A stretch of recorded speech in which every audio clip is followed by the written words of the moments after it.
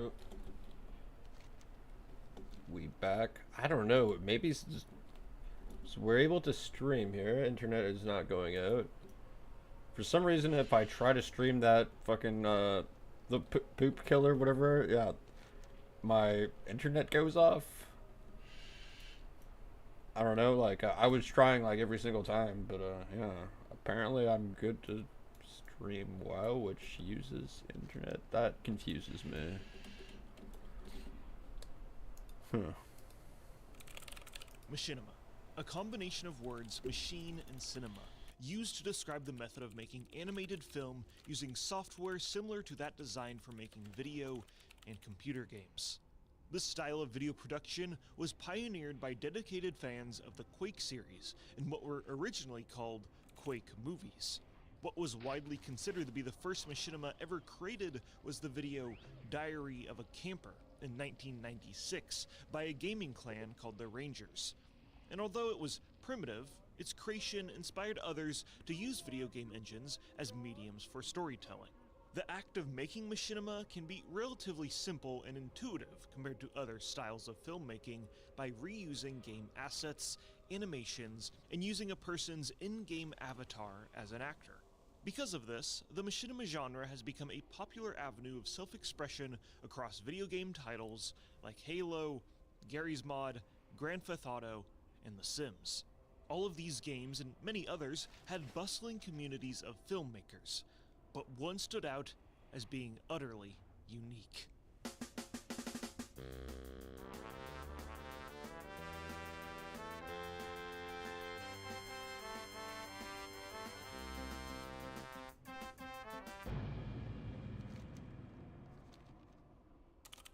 The year is 2004.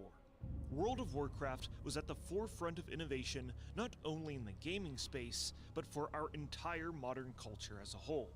For many people, it was their first experience playing an MMO, and in turn, their first experience with the full potential of the internet and being able to connect with anyone and everyone all across the world.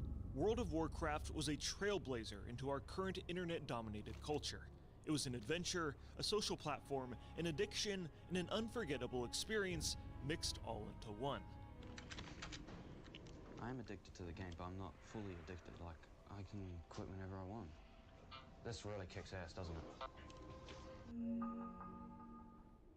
For everyone at home, what is machinima? Machinima is animated filmmaking within a virtual 3D real-time environment.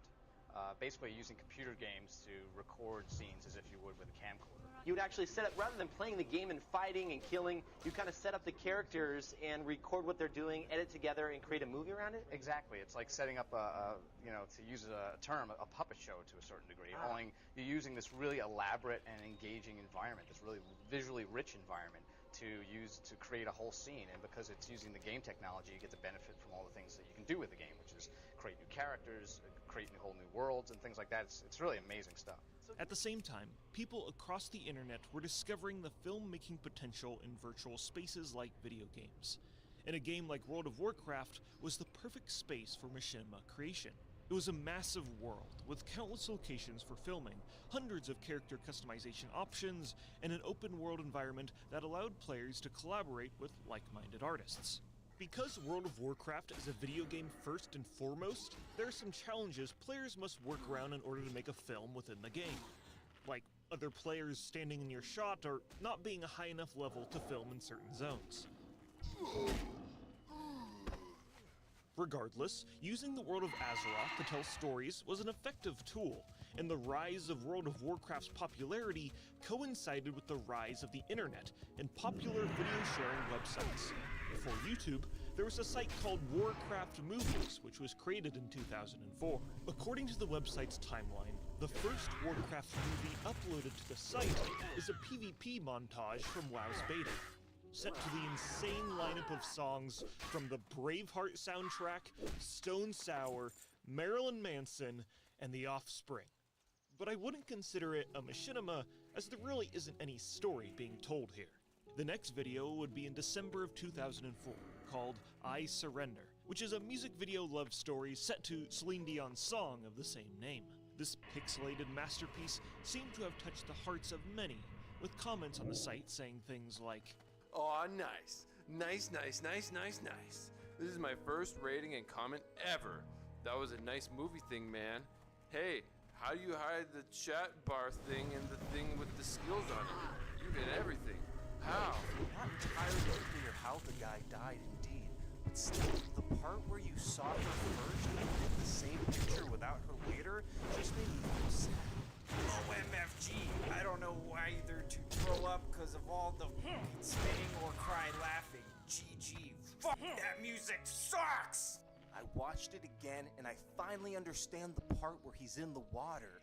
He jumps, and when you see him in the water, he's a spirit. Once again, I nearly cried. This really makes you think about life and death and how unfair it all is.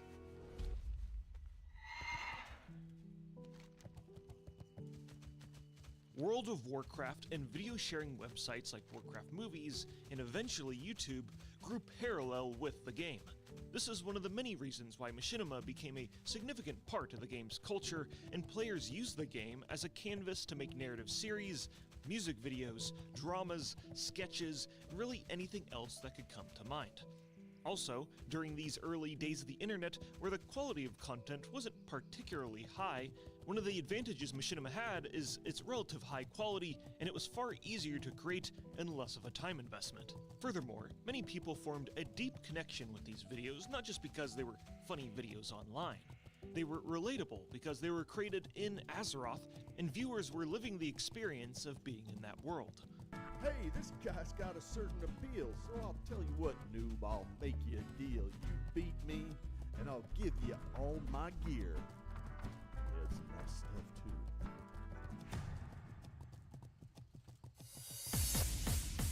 The popularity of WoW Machinima was recognized by Blizzard during the first ever BlizzCon.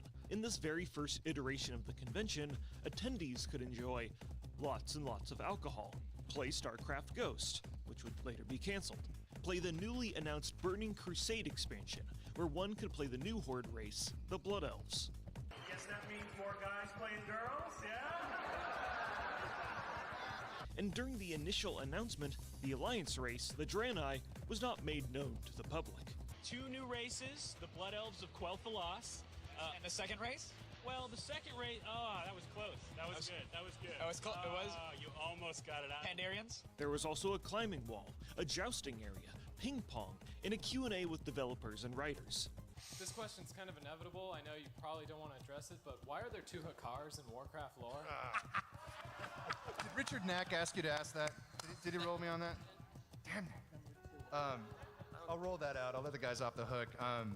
The answer is, my bad.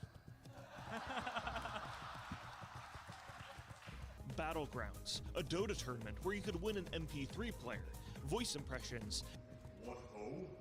Stop clicking me. Remove. and most importantly, Jonathan Davis from Korn made an appearance. But the event we'll be focusing on in this video is the first ever WoW movie contest held at BlizzCon. This movie contest was sponsored by Nvidia and Asus, and 5 winners of the contest would be credited by their in-game names and the guild they were a part of. All 5 of these winning machinima films were premiered at BlizzCon, the first one being Condemnation, a story about a group of guild members rescuing a lost gnome in Duskwood. You pathetic whelps! You think you can save your town with the help of an inept gnome? I think we may have located the source of Ticket's disappearance. Another was called Rise of the Living Dead, where a group of undead attack Alliance players in the Deep Run tram. I will taste your flesh. There was also Wish Upon a Paladin, where a paladin is transported into a genie's bottle. I wish my gear wasn't so bound to me. That is a good wish. That was a very good wish. Another was called Return, a story of a soldier returning from war only to find his home destroyed. This is an important one that we'll be talking about extensively later in the video. You there, young man. How was the road? This guy actually ended up working for Blizzard for this video that was made. Romgar. What do you mean, old man? The road is as it always is. Do you not know the way? I I know my way well enough, lad. And lastly, there was Zinrath, the movie. How do I know I can trust you? Trust me. Do you know who I am? I am.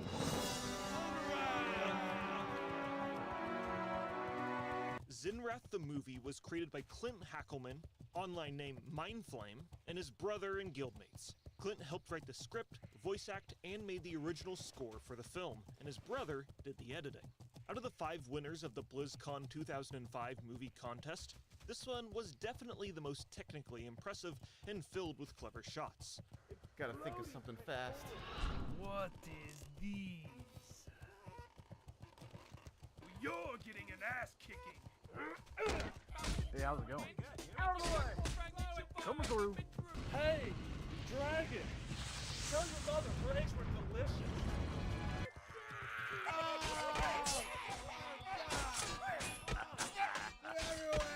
If you look at those videos now, the quality really isn't that great.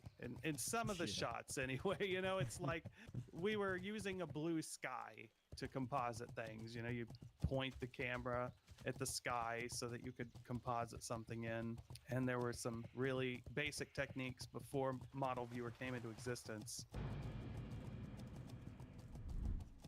WoW Model Viewer is an open source program created by UFOZ and Dargic in June of 2005, and it would change the WoW machinima landscape forever. The program was relatively simple. It would search through your game's client and allow users to see every model, character, weapon, and spell graphic in the game. This completely revolutionized how WoW machinima was made. No longer were machinima artists bound to the confines of the game's limits. Now they could create practically whatever they wanted by filming an in-game background and then compositing a character over it. This, coupled with people using another program called WoW Map Viewer, or creating their own personal servers to do whatever they wanted in the world, allowed artists to push the limits of filmmaking in Azeroth. WoW Model Viewer allows artists to make a type of machinima that is incredibly unique compared to how machinima was made in other games. The limitations of making a film in a video game were heavily subdued, and now only an artist's imagination was the limit to what they could create. Mindflame and friends would put this to the test with their next machinima, created for another Blizzard movie contest in collaboration with Xfire. This video includes almost 100 player characters, 10 voice actors, an original score of 15 tracks, and over 1,500 hours of work. It is the illegal Danish Super Snacks. Harkenite Reaper! Ho! I'm out of here. I and many others are of the personal belief that the illegal Danish is the best machinima ever made. While many sections are filmed in-game, the scenes filmed using WoW Model Viewer highlight the potential of the program by mixing objects and characters and repurposing a model's use into something wholly different that was never intended by the developers. For example, we can look at the main antagonist of the video, who's made up of a gnome mech, a gnomish gear repurposed to look like a Gatling gun, a dwarf model head, and glasses that have this graphic from the Deep Run tram overlaid onto them. This is just an example that with a little bit of creativity, a machinima artist can combine an amalgamation of assets to make practically whatever they desired. And the illegal Danish also wasn't just technically impressive, it was also the most quotable machinima in all of Warcraft history. So there I was, in the Silithus Desert. There's an imposter amongst us, and he touched my ass. What the fuck? Among Us. This is not the time for dwarven river dancing. Are those the pants? Pants? The healing pants? This film was wildly popular, gaining over 700,000 views on Warcraft movies alone, and the second illegal Danish movie, Illegal Danish: Escape from Orgrimmar, released 2 years later and garnered 500,000 views in the first 24 hours. And the popularity of Mindflame's work allowed him to make content creation his full-time job, which was unheard of at the time. One of the main methods of monetization for his work was selling the original music created for his videos on iTunes. You got to play WoW. You got to play WoW. You got to play WoW. You got to play every day. But because of the obtuse legality of monetizing films made within a copywritten video game, Clint was severely restrained on developing other revenue streams when making content online, but he was motivated to make it work. And I wanted to do it legally, so I spent quite a few years just going around the country, meeting up with attorneys and video game developers, and worked with Henry Lowood at Stanford University to gather together a bunch of game developers to put together a prototype of a machinima licensing agreement that everybody could use, and kind of came to this agreement between the game developers that we won't sue you. That's what they told us. They're like, well, we won't sue you, but you still can't profit.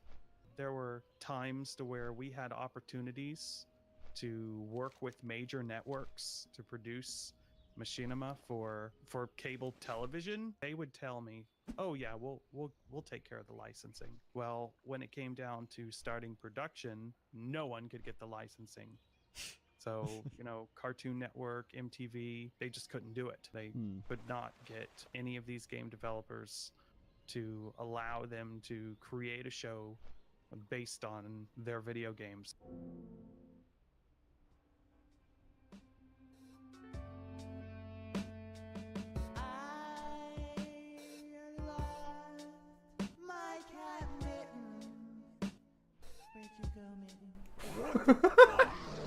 Mindflame continued to create WoW Machinima until the Cataclysm expansion, and during his career, he branched off and created his own website, did live streaming and Let's Plays, and nowadays, he has taken a break from creating content online and is learning to play Christmas songs on the ukulele.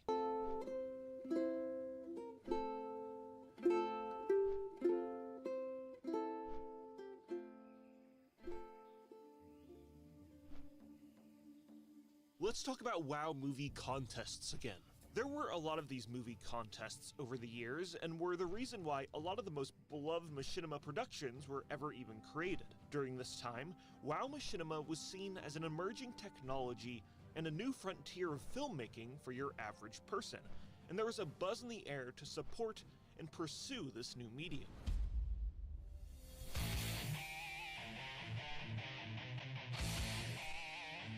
I can play all of this on guitar. It's actually not that hard. Easily, the most iconic contest was the Rogues Do It From Behind music video contest, sponsored by Comcast. This was a song made by the Elite Tauren Chieftains, a metal band composed of Blizzard employees. ETC perfectly frames that this was a different era in the history of Blizzard. Yeah, the main art director, he's like the vocals for that band.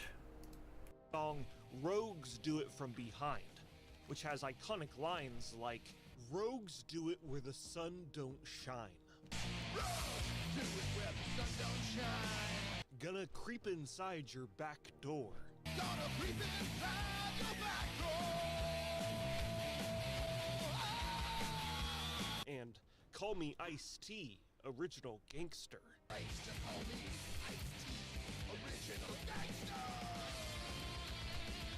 This contest was actually split between US and EU.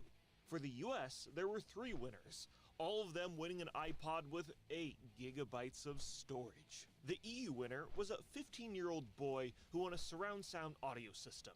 Now, typically these contests were a collaboration effort between Blizzard and other companies like Comcast or Alienware.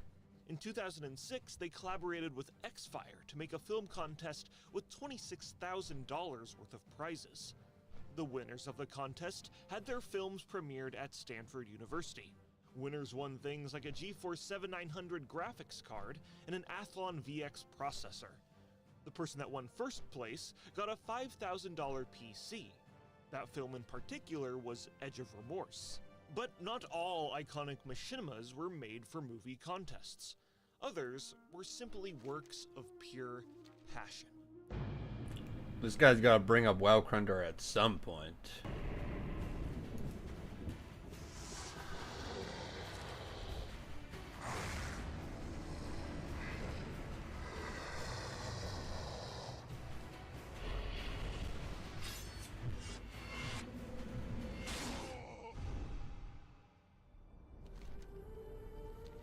Tales of the Past is the most ambitious WoW Machinima series ever made. This is a 3-part series which is almost 2 hours and 30 minutes long and includes a complex storyline that intertwines with Warcraft lore, has large-scale battles acted out by players, and has surprisingly well-made anime combat fighting scenes.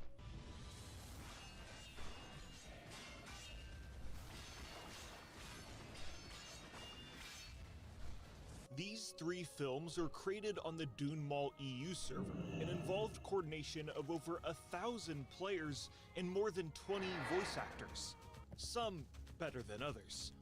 Demons have controlled us. The Alliance has ordered us around. This time, we must stand alone. Yimmer, we have to get out of here. Use the teleport now. No, Blazer. I mustn't live. What are you talking about? It will all be explained. That mic quality. You're burying your backpack. The final battle scene in Tales of the Past 2 required over 500 players from both factions, more than 10 raid leaders coordinating over Ventrilo, and kill squads of players that would camp trolls trying to interfere with the film's production. And this whole server-wide collaboration crashed the server multiple times. The third film, Tales of the Past 3, has been viewed on Warcraft movies over 6 million times, making it the #1 viewed machinima on the site. A lot of the scenes, the combat ones especially, hold up even to this day and are just an incredible, over-the-top spectacle of machinima creation. One of the things I appreciate most in these films is the clever use of animations. Another advantage World of Warcraft machinimators have is a wide selection of emotes to use. In WoW Model Viewer, you can combine different emotes together and have the bottom half of a model doing one emote and have the top half doing another.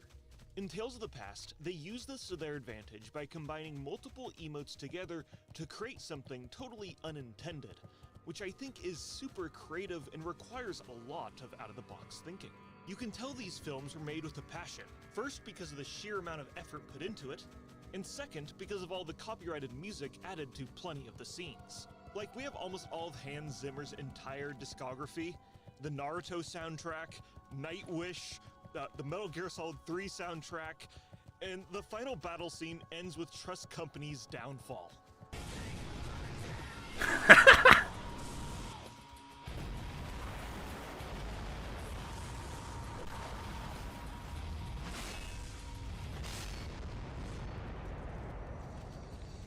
But Tales of the Past has earned its spot as one of the best machinima projects ever created, not only for its technical prowess, but also the server-wide collaboration that was required and the community it fostered. And yeah, the banger soundtrack of badass songs.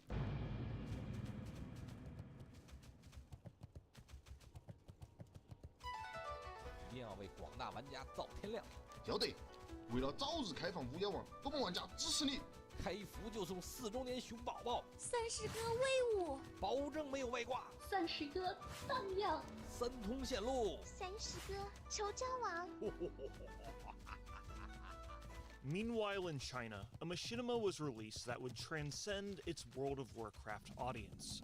The film, War of Internet Addiction, is a Chinese anti-censorship film made by a user named Corndog. It was uploaded January 21st, 2010, and used World of Warcraft as a framing device for the difficulties Chinese players of World of Warcraft were facing. 世风日下，我是看在眼里，疼在蛋上。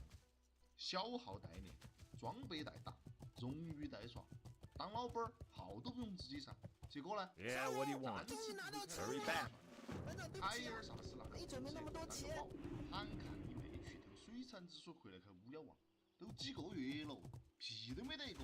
The big thing that separates how the West plays World of Warcraft compared to China is that Chinese servers are not hosted by Blizzard. It's third-party companies that host official Chinese World of Warcraft servers. The Shanghai-based game operator called The Nine was given exclusive rights to host the game. That is until April 2009, when the license was moved to NetEase, so Blizzard could get a higher cut of royalties. This transition resulted in a rocky game experience for Chinese players.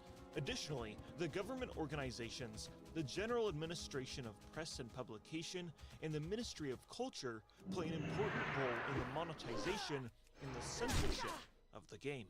One of the most glaring instances of censorship is the removal of anything related to death, skulls and bones. One of the more hilarious methods of censorship found within the ultimate Chinese World of Warcraft client are all of these grim assets simply being turned into loaves of bread. All that is to say, when the World of Warcraft expansion Wrath of the Lich King came out, there was a lot of censorship that needed to be done. So much so, the expansion was released in the West on November 13th of 2008, and it wouldn't be released in mainland China until August 31st of 2010. The Machinima, The War of Internet Addiction, was released between these two dates and voiced the frustration of Chinese players who loved World of Warcraft but were unable to play the new expansion because of their government censorship laws and because of the bureaucratic chaos of third-party companies and government organizations all trying to profit and control the operation of this live service game. Even to this day, Chinese players have to deal with this negotiation chaos, and in January of 2023, the game servers were closed entirely after a failed negotiation between NetEase and Blizzard, and were only recently reinstated on August 1st, 2024. Additionally, the War of Internet Addiction also criticizes the Green Dam Youth Escort, which is a mandatory software installed on computers that censored online content and harvested data from users. During this time, the concept of internet addiction in the youth was a hot topic in China. In July of 2008, the state-ran television channel, Chinese Central Television, premiered a special about a man named Dr. Yang, who believed a cure for internet addiction was the practice of electroconvulsive shock therapy, also known as CET. Families would spend around $800 per month for their children to be treated for their internet addiction with psychiatric medication and ECT. The War of Internet Addiction also heavily criticized this method of treatment, and the film's cinematic finish ends with all of the WoW players across China summoning a giant spirit bomb to defeat the symbolic version of Dr. Yang.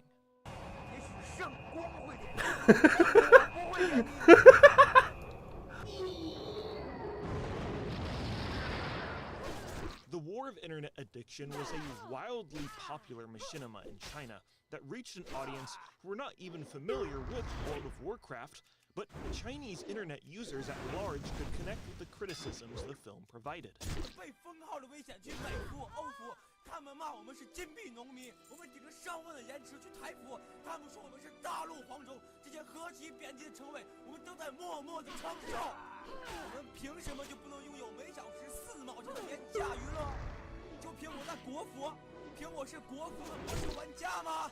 And although it was censored on various websites, its popularity could not be contained, and would later win the Best Video Award at the Tudo Film Awards. The Machinima's Wikipedia page cites that the video was even more popular than James Cameron's Avatar during that year, but there really isn't any source to this claim, but regardless, I think it shows the popularity of the film in mainland China. The War of Internet Addiction showcases the possibilities of machinima. The very game Chinese players are passionate about also gives them the tools to articulate their struggles in an entertaining manner in a filmmaking style that is not as artistically intensive as something like traditional animation. That is to say, the rudimentary art form of machinima can be used to bring attention to the voices of the powerless with simple yet effective storytelling. And I think the War of Internet Addiction should be recognized by the Warcraft machinima community at large for its cultural significance.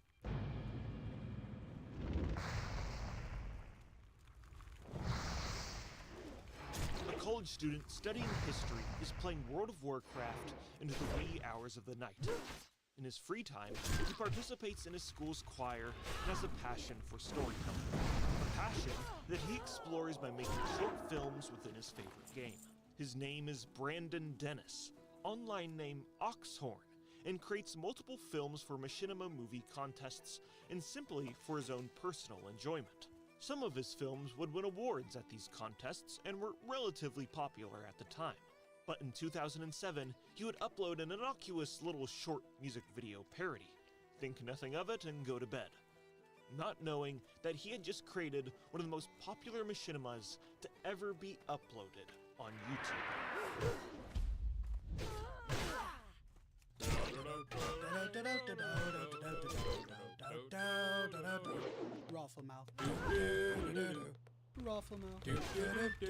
Oxhorn's parody song Rafflemau has almost 18 million views on YouTube, making it the second most popular WoW machinima on YouTube.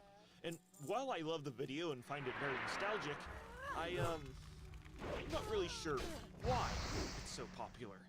If I had to guess, it's because non-WoW players and children enjoy it. It's like the World of Warcraft version of the Duck song, pretty much. Oxhorn was one of the most popular and consistent WoW machinima creators, making multiple shorts, movies, and songs. Stay away from those crooked elves that look like women and they smell like hell. So if you would take my sound advice, keep a distance of at least 10 feet. One of my favorite pieces of Oxhorn's work is his Inventing Swear Words series. The series' namesake is based off the invented vocabulary of swear words used throughout the series. I think we need a new swear word to add to our repertoire. I've been mulling it around a bit and I've come up with bloit. Bloit? Bloit. Bloit? Bloit. Why bloit? It does sound too much like blit, one of the ones we made up last time. In the early stages of Oxhorn's machinima career, he made videos on the side while working a bloating Amazon job editing spreadsheets. But one day, he got an offer that he could not refuse. Someone reached out to me while I was working at Amazon and they said, "Hey Oxhorn, I love all your videos. If you fly to San Francisco, we'll give you a job and pay you like 3 times what you're making now to make movies for us." And I'm like, Who's that? WeGame. And they were developing a software that could hook into the video game that you're playing, allowing you to either record video game footage to your hard drive or allow you to publish it to their website. Oxhorn was hired by WeGame to simply make the videos he was already making and upload them to WeGame to attract more users to the site. And at first, it was amazing. A culture of young, upstart creatives pushing to make something big with an endless hunger for success. But as time passed, reality started to set in. Like, the founder of the company was 19 years old, okay? Oh, wow. I was older than him when I went to go work for him. And we all loved games, and he thought that he could take on YouTube. And we tried, all right? This was 2007, 2008. I fly down to San Francisco. Man, we tried hard. It's like I've never been in a work culture like that since. And it was one of the best experiences of my life. But then, of course, the housing crisis of 2008 happens. All of his investors pull out, and suddenly we're stuck in downtown San Francisco with this office that's like $200,000 a month in rent, with a startup company that's starting to take off. You know, it's starting to look good, but absolutely no fuel left in the fire. Despite the tribulations Oxhorn faced, he moved back to his hometown and continued to make WoW machinima. And he also sold merch, sold his original music on iTunes, had a beard care website, published a book, and had a weekly live stream.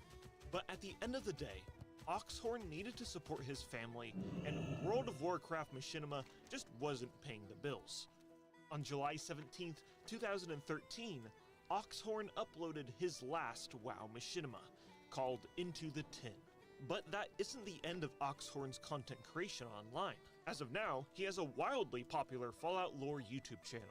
So I tip my hat, not only to a creator who inspired me to get into WoW machinima, but also a fellow lore YouTuber. Now, let's talk about Blood Elf rap music. Nim. Hi, my Yep. name is... Who? My name is... My name is... Nim, baby. Starting in the Burning Crusade, a phenomenon I will describe as Blood Elf rap music permeated through the World of Warcraft community. The figurehead of these World of Warcraft Blood Elf rap music videos was the warlock named Nim. Just looted. The popularity of Nim's music and Blood Elf rap parodies are truly a product of their time.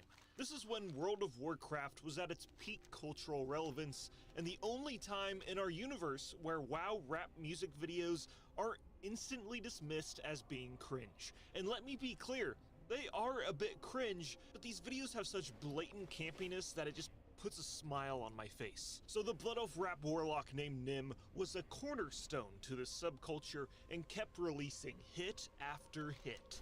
And then there's Gigi and a couple other dudes, like the Drew guys. They're like, Drew.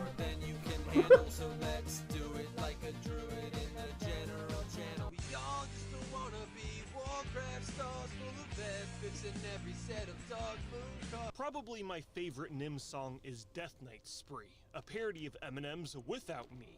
But this is still the game for me, making machinima Warcraft movies. But does Blizzard really need more money? And we're about to see a Death Knight Spree. And it's my favorite because I get to dive into World of Warcraft machinima diss track drama.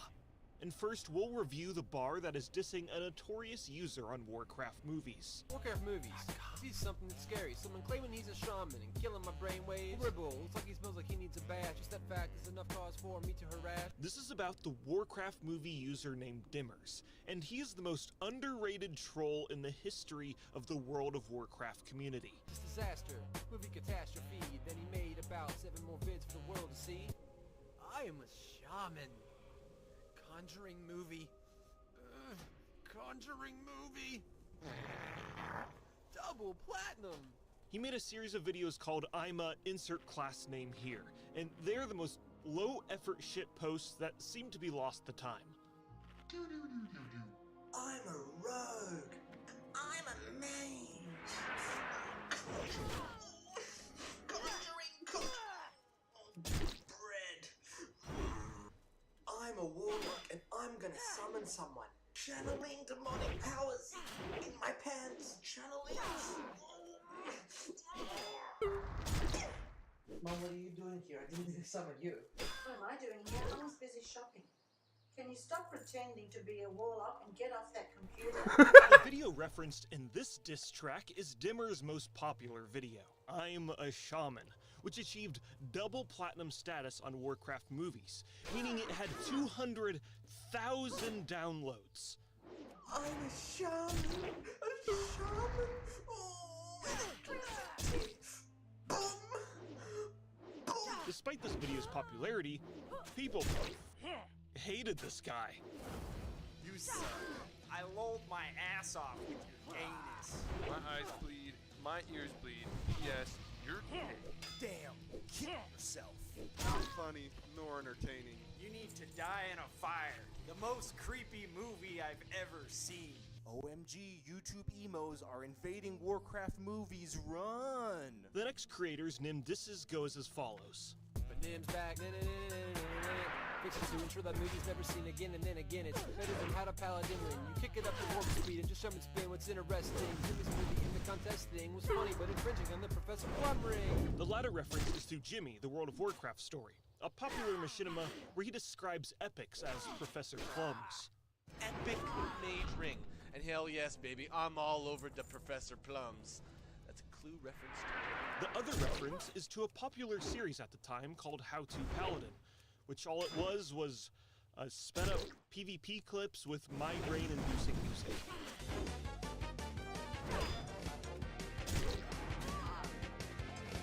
This has almost 200k views on YouTube. But Nim wasn't the only World of Warcraft rap artist either. Who could forget artists like Summer Gale? You smile and say, "Ni hao," and pump some gold. Ni hao, that's my fur ball. Or the swag of the Druid Boys. Yeah, the Drew boys. Drew! We can't forget the slick bars of Gigi, aka PvP Girl. Oh yeah, Gigi. Oh yeah, also, Gigi, aka PvP Girl, had an app that you could buy on the App Store. Well, I have an iPhone app featuring 13 of your favorite PvP girl songs, including many of the collabs that you've heard and loved over the past couple years, as well as a chat feature which allows you guys to chat with the other fans as well as myself. All of this for only $2.99. Now, I could talk about WoW Machinima music videos all day, but let me just talk about some of my favorites. We gotta talk about Ulduar by Summer Gale and Cranius, which is just such an earworm of a song.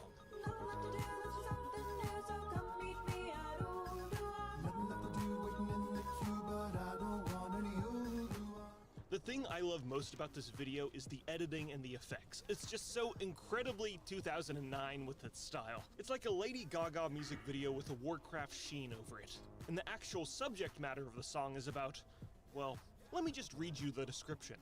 Ulduar has a bit of a Romeo and Juliet theme, where the PvEer, sung by Summergale, is dating the PvPer, sung by Cranius. He's a punk and a bit of a rebel. She's a highly skilled and geared raider. She wants to bring him along to her playground of choice, the newest, most challenging raid instance. He wants nothing to do with it, and wants to show her the dark side of PvP. Another favorite of mine is Honor Kills. This is by the Azerothian 6, a parody of the real rap group D12. That's the Drew Boys, Nim, GG. I forget the other guys. And it features the best of the best. We got Nim, we got GG, aka PvP Girl, we got Decision, Abandonation, Dominion, and Red Eye.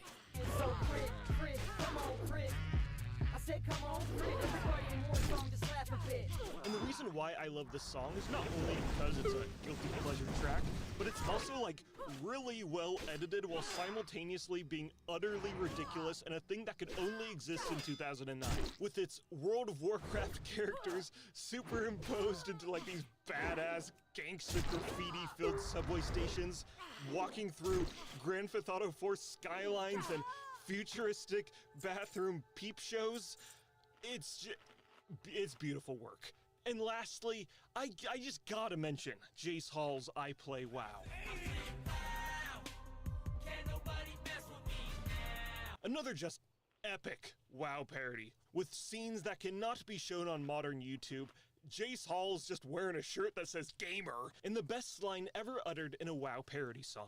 And while people like to hate and discriminate and be mean, in my world we work together to defeat the Lich King. Doesn't matter if you're black, white, ugly, or fat. Everybody be kicking booty in the World of Warcraft. And all of these WoW music creators have disappeared off the face of the internet for the most part. The only creator that I know of that is still active is Sharm, and you gotta respect maintaining that passion for over 17 years. Other than that, Gigi, aka PvP Girl, is also active and is now posting anti-Zionist documentaries on her World of Warcraft music video parody channel.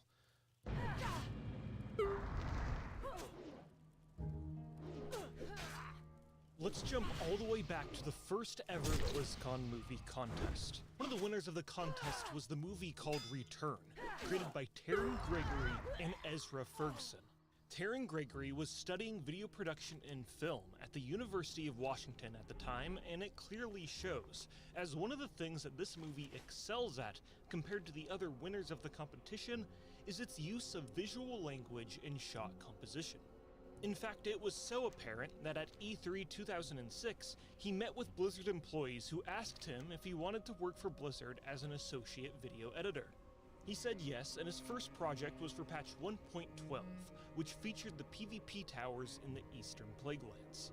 He would later work on site at South Park to help in the creation of their WoW-centric episode. Scroll over him with your mouse cursors! And right-click!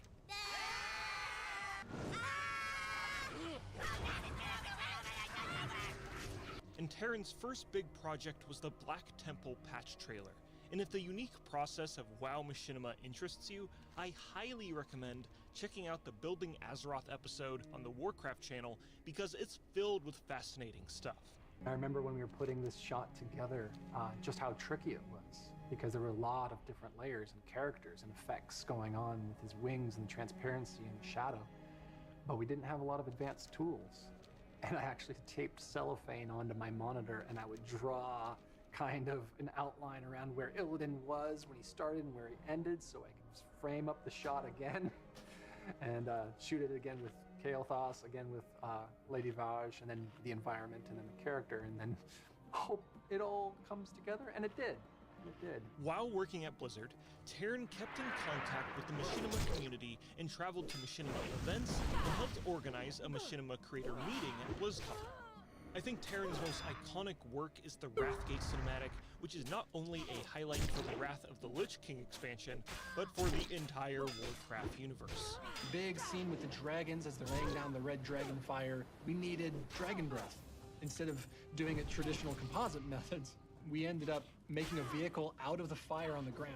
The pillar of fire breath would sit in the seat of the fire, and then the dragon would attach to the pillar of flame. And the whole thing was now a car.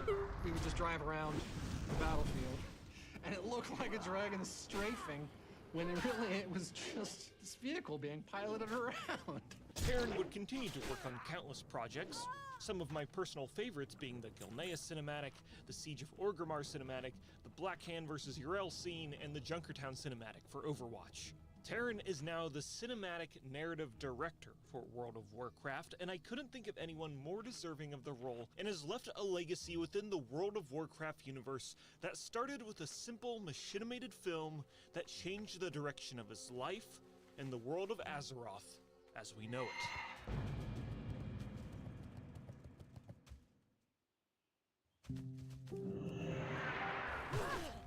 What I would consider to be the second generation of WoW Machinima creators are the channels that were making films between 2011 and 2018 roughly. WoW Crender These time. were influential in their own right and carried on the legacy of WoW Machinima, but who, in 2025, is still making WoW Machinima? Well, I'd like to shout out a couple of creators still making stuff. The Lost Codex is a WoW lore YouTube channel that creates storybook-style videos covering the history of the Warcraft universe told with an in-universe twist, and also has a great use of visual effects. Our Emperor had a holy vision of a great battle, a clash between dark and light. We call it Renilash, the final battle. Gorak's Guide makes animated shorts focusing on classic WoW and animates all of the characters by hand, and has an incredible eye for slapstick comedy and pushing these ancient models to their limits.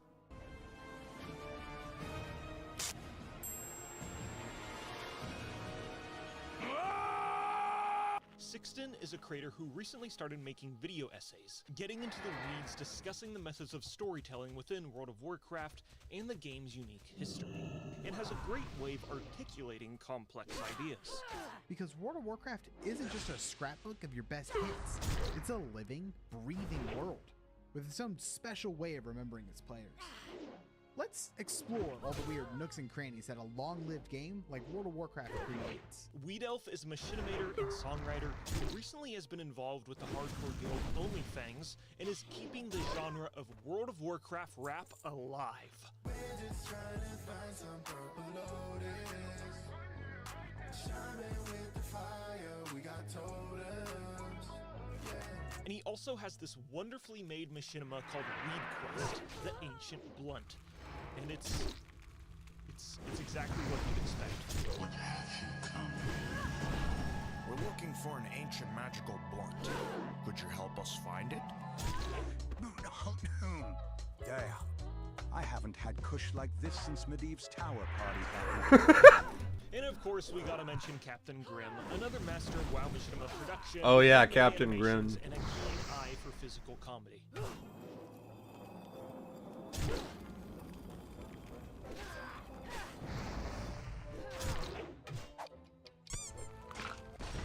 And there are just so many others, and some that I'm sure I'm forgetting. And additionally, over the past 20 years of World of Warcraft history, there are so many other prolific videos and creators that I can talk about, but this video is already getting really, really long. Like, I didn't even mention Spiffworld, who is my favorite WoW Machinima creator of all time, and my biggest inspiration to get into the space. And I'd love it if you went into the comments and said what your favorite WoW Machinima is, whether I mentioned it in this video or not. This video is a work of passion to tell the history of the art form, and I'd love if the comment section reflected that.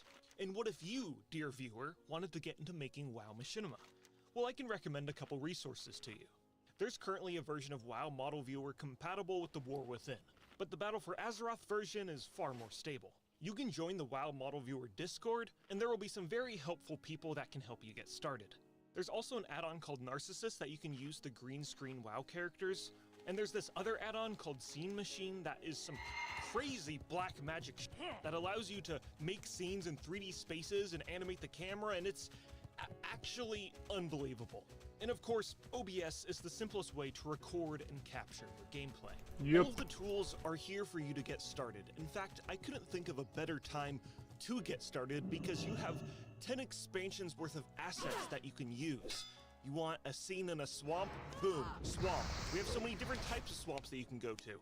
You want a scene in the mountains? We got so many different zones in the mountains. Want a certain type of house? We got a lot of different types of houses that you can make a film in. You want a chair in your house? We got a million different types of chairs. So many chairs. There are so many assets in this game. It has inadvertently turned it into like a Microsoft 3D movie maker from the 90s. Like, the world is at your fingertips here, and you don't need to make a single asset to make a cohesive movie. Am I the only one that thinks this is crazy? In the early days of Machinima, it was seen as its own specific art form to make music videos, short stories, and films. But now we're in 2025, and the way people consume content online is vastly different than what it was back then. Nowadays, Machinima could potentially be your full-time job, but the algorithm-based consumption of content online pushes creators away from making films and instead making more recognizable YouTube videos. That isn't to say Machinima is dead. Rather, it has the ability to take a new form and bleed into other content for the game, like class guides, video essays, lore videos, and news updates. So while what we recognize as old-school Machinima may be lost to time, the art form can innovate into the type of content that is consumed today. And for the past 20 years, World of Warcraft Machinima has become an iconic part of the game's player culture, blending creativity with in-game mechanics to craft compelling works of art.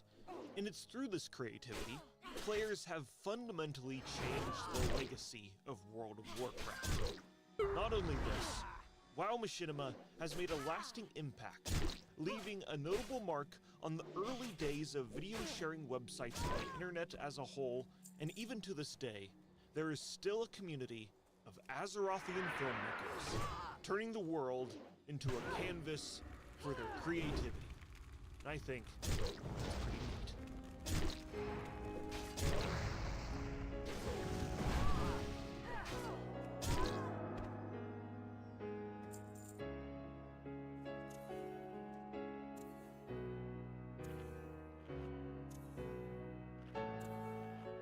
Does Platinum WoW have anything like else like recently? Lost playable race. You know what, let's give that a listen.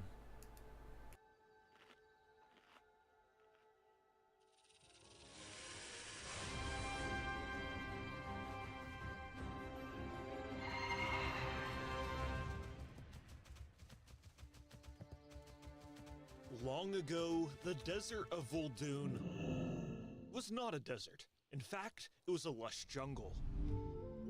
These forests were the lands of the wild snake god Sethralus, which was worshipped by Sethrak and trolls alike. Great was the lowest power, harnessing the elements of lightning and dominion over the rich lands of Vol'dun. But during these ancient times, the trolls accidentally woke the old god beings called the Aekir, starting a war that would change Azeroth forever.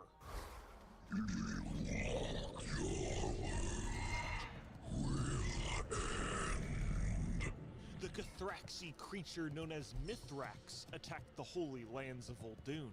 Its power was vast, threatening to bring this world to ruin.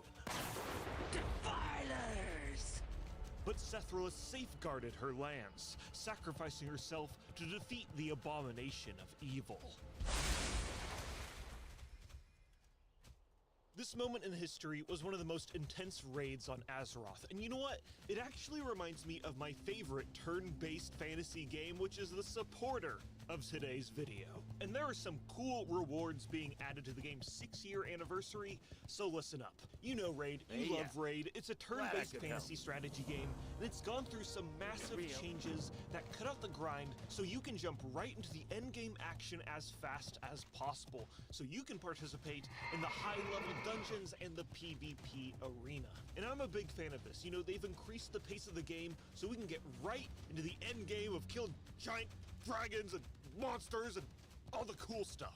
You can kickstart your adventure into Raid by clicking the link in the description or scanning the QR code to get the epic Zargla hero, and after downloading the game with my link, you can use the promo code SUPREME6 to get Supreme Gaelic. And it's not done there. Then you can use promo code Monkey King to get the legendary champion Sung Wukong, and then if you log into Raid for 7 days, you get Alice the Wanderer. Everyone is getting legendary champions here, and if you want in on the action, you have to scan my QR code, and you can join me in-game as well. I'm Platinum Wowza, and you can join my clan, the Platinum Pals. Again, you don't want to miss the crazy amount of rewards and the epic adventure of Raid Shadow Legends' 6th year anniversary. So scan my QR code and jump into the action. Thank you, Raid, for sponsoring this video.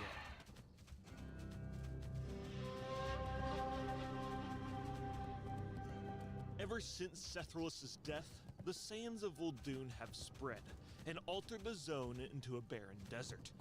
The trolls left the inhospitable region, but the Sethrak remain stalwart in defending the holy land of their god. Within the Titan pyramid of Atul Aman, the corpse of Mithrax was locked away. The Keepers were formed.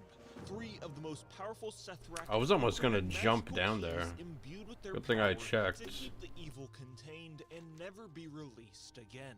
These keepers were named Solthis, a powerful sage, Vorik, a symbol of wisdom and clarity, and Korthek, known for his strength and tactical genius.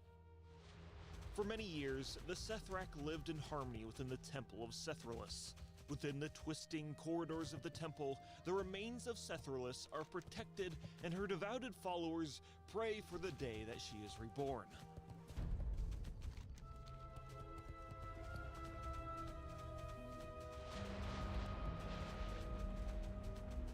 But some Sethrak grew impatient for her return.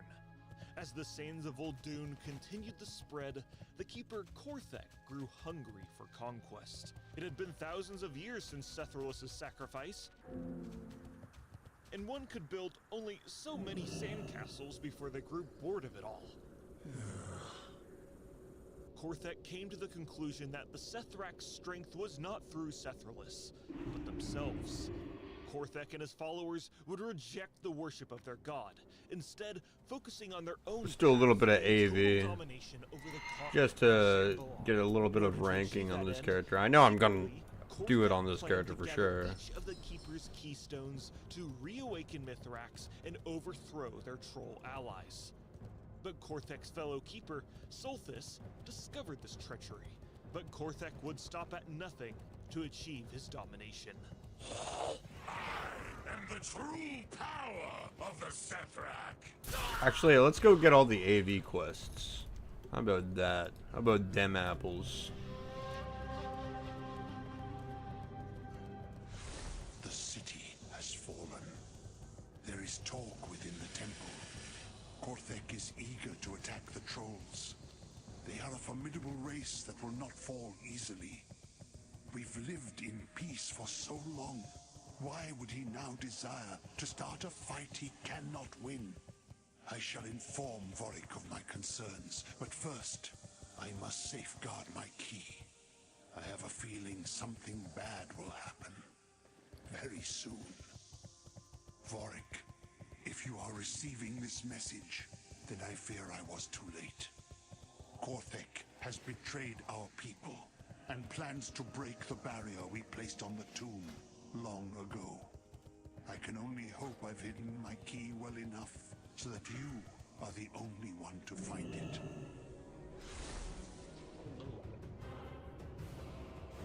You face the might of Korthek, the Eternal Emperor. The new self-proclaimed Emperor Korthek took control over the Temple of Sethralus, and his followers were named the Faithless. They enslaved the other races living within the dunes, and even expanded the desert's borders into the neighboring lands. For the glory of the Sethrak Empire, we are not bound to the lower. Our strength strength is our own!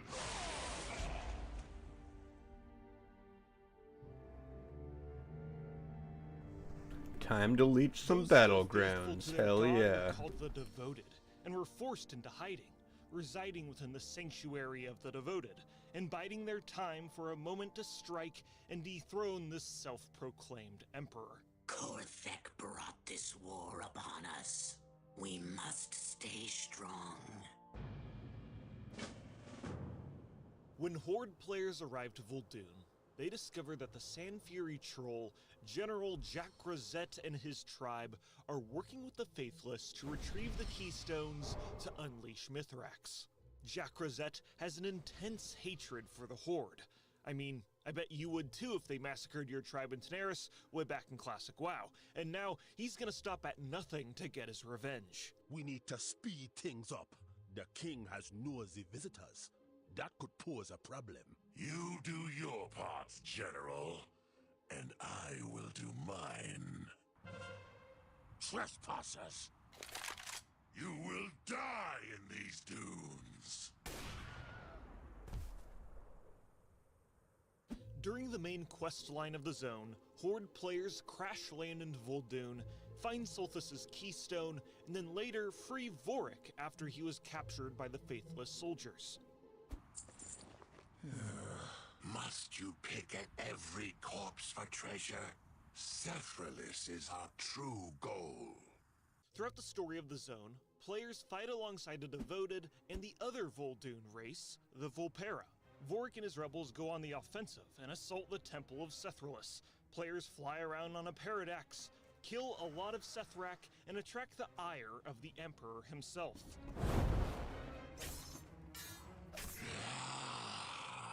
Come forward and answer for your crimes, Korthek. Are you so afraid, old friend, that you hide while your people suffer? Come and end this, Korthek. I wonder, Vorik, if you're here, who's guarding the keys in your temple? What have you done, Korthek? Ensured my victory, no matter what happens here. General Jack Rosette already has my key, and by now, I suppose he has yours as well. He will raise Mithrax, and we will conquer all of Azeroth! You fool! Mithrax cannot be controlled! Yeah! No! I did not force anyone to follow me, Vorik. How? You can just hang outside in the sun all day tossing a ball around. Or you can sit at your computer and do something that matters. Make Love, Not Warcraft is arguably South Park's most iconic episode. It was voted the #1 episode in their Year of the Fan Poll, holds an insane 9.5 rating on IMDb. Oh yeah, and just won an Emmy, you know, no big deal. South Park. Make love, not Warcraft. Many people consider this the greatest episode of all time. Even people who don't usually watch South Park or play World of Warcraft still adore this episode. So how did this happen? How did this episode end up becoming South Park's magnum opus? How did they convince Blizzard Entertainment to help them make it? And why did co-creator Trey Parker beg to have this episode polled the night before it aired? Lucky for you guys, I have all the answers. Not only am I a South Park nerd, I'm also, unfortunately, a World of Warcraft nerd, which is probably exposing the fact that I haven't felt the touch of a woman in years, but that's irrelevant. The point is, I'm finally making a video where I can be considered an expert in the topic I'm covering. Yeah, no armchair analysis for this video, no hours of research, learning about a religion, a health condition, nope. Just straight up neckbeard knowledge for this one. Before we break down this episode and how it came to be, we should first start with the question, what is World of Warcraft? Anything can slow the explosive growth of the intoxicating game called World of Warcraft. teenager hooked on violent computer games. He's playing them an incredible 16 hours a day. Ready, guys?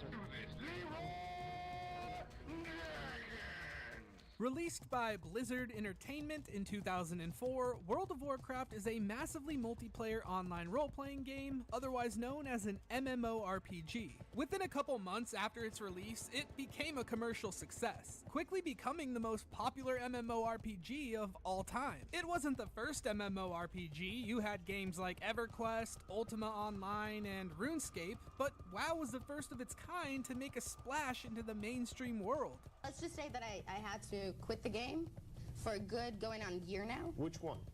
World of Warcraft. A game like World of Warcraft is a lot different from your typical video game. There is no real end to it. You don't just buy it, beat it, and then move on to the next one. These are games that could essentially last forever. Assuming a healthy player base, MMORPGs will see consistent updates, expansions, even mechanics within the game to keep people playing longer. As you can imagine, all of this is a recipe for gaming addiction and real-life neglect, which is exactly what South Park is satirizing in this episode. They're not ripping on people who play these games, just the people who let it take control of their lives. Have fun with it and then do other stuff. Even the people, when we did this episode in conjunction with the people at Blizzard, even they were like, boys, some of these people are losers that play this game all the time. So how is World of Warcraft holding up today, nearly 20 years after this episode released? Well, it's very much still alive. As of making this video, Blizzard has released 10 different expansions of the game and has made close to $10 billion. The game currently has multiple versions that you can play. WoW is no longer just one single game because starting in 2019, they released Classic WoW. And this classic version has led to seasonal servers, hardcore servers, and one server stuck in time from the year 2006, which is actually the version of WoW the boys are playing in this South Park episode. The most popular version according to viewership is hardcore, where if you die in the game, you die in real life. Okay, but in all seriousness, if you die in this mode, your character is gone forever. Don't run, finish! Finish! Don't run, finish! Tyler. Now that we have a basic understanding of what World of Warcraft is, let's talk about how this episode came to be. Yeah, with Warcraft in particular, I remember half our office was playing it. I mean, it was everyone, you'd go by computer screens and it was either South Park or Warcraft. This is one of the rare ideas for the show that just happened naturally. Most South Park episodes involve hours of brainstorming, looking into pop culture, world news. This episode came out of Matt and Trey noticing their animators playing WoW while at work. And Trey Parker, being a massive nerd, he decided to try out the game as well. And I mean, World of Warcraft was a great game and did a lot of things for the industry, but like after about 20 hours of playing it, I was like, this is kind of the same thing over and over again, and I got bored with it. Thankfully for us, Trey didn't get addicted to the game, but he did still want to make an episode about it. There were some glaring concerns though. Most importantly, how would they do the animation within the game? The conversation started during the production of Season 9, right after the famous Trapped in the Closet episode came out. Dad, Tom Cruise won't come out of the closet. Trey held a meeting with the studio, seeing what could be done about creating a World of Warcraft episode. He wanted the in-game stuff to be full 3D, not the animation style that defines the normal South Park look, and not only that, he also told them he wanted this to be the finale episode for Season 9. This means that they would have 2 weeks to figure out how to do all of this animation while still working on another episode in the meantime. Remember, this is back when South Park was doing an episode in just 6 days. Trey was told some bad news that this was not realistic at all and maybe not even possible to do within 2 weeks. So the idea was scrapped for almost an entire year. Thankfully, they didn't give up on this episode forever, and the conversations continued the following season. Instead of creating their own animation just to make this episode, technology supervisor JJ Franzen suggested trying to shoot the in-game stuff, well, actually in the game. Franzen had been following Machinima off and on for years, and he knew some of their creators were getting decent results out of World of Warcraft. He ended up showing Trey a Machinima short film made in World of Warcraft called Return. It obviously looks dated now because it's a re-upload and from 2005, but this little film was enough to show Trey that it could be done. Once their hearts were set on making this episode happen, they figured there was nothing to lose and might as well see if Blizzard would help them out with it. Blizzard was absolutely thrilled with the idea, despite knowing that their game could be massively made fun of. They were on board from the start. The next day, they sent over 3 people with a Game Master client and started shooting some test footage. The test went okay, but Trey Parker, being a perfectionist, did have some issues. He wanted to have lip sync that would match the character's words and more accurate facial expressions, which the in-game emotes couldn't accomplish. Getting Blizzard's full permission to use their in-game assets, they used a program called Maya, which would allow them to edit the in-game character models to be a lot more smooth. And now that they had animation that would please Trey and the overwhelming support of Blizzard, history would soon be made. Now that we have a basic understanding of World of Warcraft and how this episode came to fruition, it's time to break it down. But first, do me a solid and check if you're subscribed. Considering my abysmal upload consistency, this might be the only way to know when a new video drops. On that note, I am done being shameless. Here is South Park's most iconic episode. Bathroom! What, huh? Bathroom! Bathroom! The episode begins in World of Warcraft, in one of the most iconic towns in the game, known as Goldshire. Dude, I just took the biggest crap. If you've played WoW before, you know what goes down here. If you haven't, well, let's just say this is where the role players hang out. Some of us lost our innocence in this very town. The boys are annoyed with Cartman for taking way too long to get back online. Relatable, honestly. Kyle urges them to get moving so they can start finishing some quests. Stan then gets interrupted by his dad, who suggests he should be out socializing instead of sitting on the computer all weekend. I am socializing, Artard. I'm logged on to an MMORPG with people from all over the world and getting XP with my party using TeamSpeak. Oh yeah, the days before Discord. I was more of a Ventrilo user, but yeah, back in the day it was either TeamSpeak or Ventrilo, and everyone had a headset mic that sounded like they were underwater. You are going to DPS very, very slowly. Maximum nostalgia for the mid-2000s gamer right here. After Randy leaves the room, we get a glimpse of Stan's screen on the game. So one thing I'll mention now to get it out of the way, South Park got a lot of stuff wrong in this episode in terms of accuracy to the actual game. The levels of their characters, to the gear they're wearing, the towns and spells they call out. A lot of stuff doesn't make sense if you're comparing it to World of Warcraft. Personally, this doesn't matter to me at all, despite being a WoW nerd myself. I don't think it makes the episode any less amazing. I just thought I would mention this because I'm not going to correct all of their mistakes, because the truth is, if you're a WoW player, you already know, and if you're not, well, then it doesn't matter. As the boys are on their way to finally start playing, Stan recognizes another player in the game, who instantly starts emoting on them. They tell Kyle this guy was killing them last night while they were trying to finish quests. Kyle assures the boys that it's fine, because he can't kill them unless they agree to duel. Well, that turns out to not be true. Oh my god, he killed Kenny! You bastard! And he proceeds to massacre them all. We then get to see the face of our antagonist, who actually doesn't get a name this episode. On the script, he did have a name though, and it was Noob's Boner. Good one, guys. His actual name was later revealed to be Jenkins in a frequently asked questions post on South Park Studios, but I never heard Matt or Trey ever refer to his actual name other than what was in the script. The name Jenkins is obviously a reference to the viral video Leroy Jenkins, which I showed earlier in this video. Now for the most interesting part of this character. Like most characters in South Park, which are inspired by real life people, this one is too. And no, it's not this guy. Sick cosplay though, rest in peace. His real inspiration was actually a senior project manager at Blizzard at the time named Joey Ray Hall. Hall led the team that helped South Park with this episode, and was perfectly happy being depicted as the neckbeard loser. Oh, and if this isn't interesting enough for you, this man is also the father of YouTuber slash Twitch streamer Pirate Software. No, my dad didn't inspire the WoW guy from something. My dad is the WoW guy from something. Yeah, there's so much random lore throughout this episode, and we're only a few minutes in so far. Lock in, guys. After getting killed by Jenkins for 2 nights in a row, the boys decide to call Blizzard customer service to complain about it. The employee says the game is designed so players can't kill each other unless they agree to duel. Yeah, well, this guy does it anyways. He's a goddamn butthole. We learn that the boys aren't the only ones getting griefed by this player, and it's gotten so out of hand that Blizzard is actually having a meeting about it. They suggest basic stuff like having him banned and removed from the servers, but this man is apparently so god mode he's actually able to kill Blizzard admins. I've actually seen someone say they don't like this episode because of how unrealistic this storyline is with Jenkins being too powerful, which is kind of ridiculous. Like, come on, we're watching a show with crab people, talking feces, and Mormonism being the correct religion. Having a character in WoW being able to kill admins isn't that crazy. One of the employees gets up in a panic saying that he has to get home because his kids are playing World of Warcraft right now. Your kids' characters are already dead. No, they just started playing!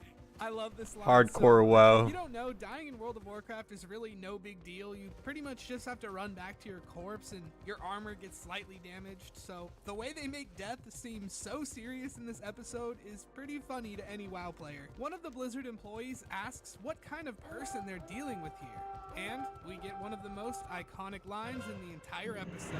You're dealing with someone here who has absolutely no life. How do you kill that which has no life? The boys decide to take matters into their own hands.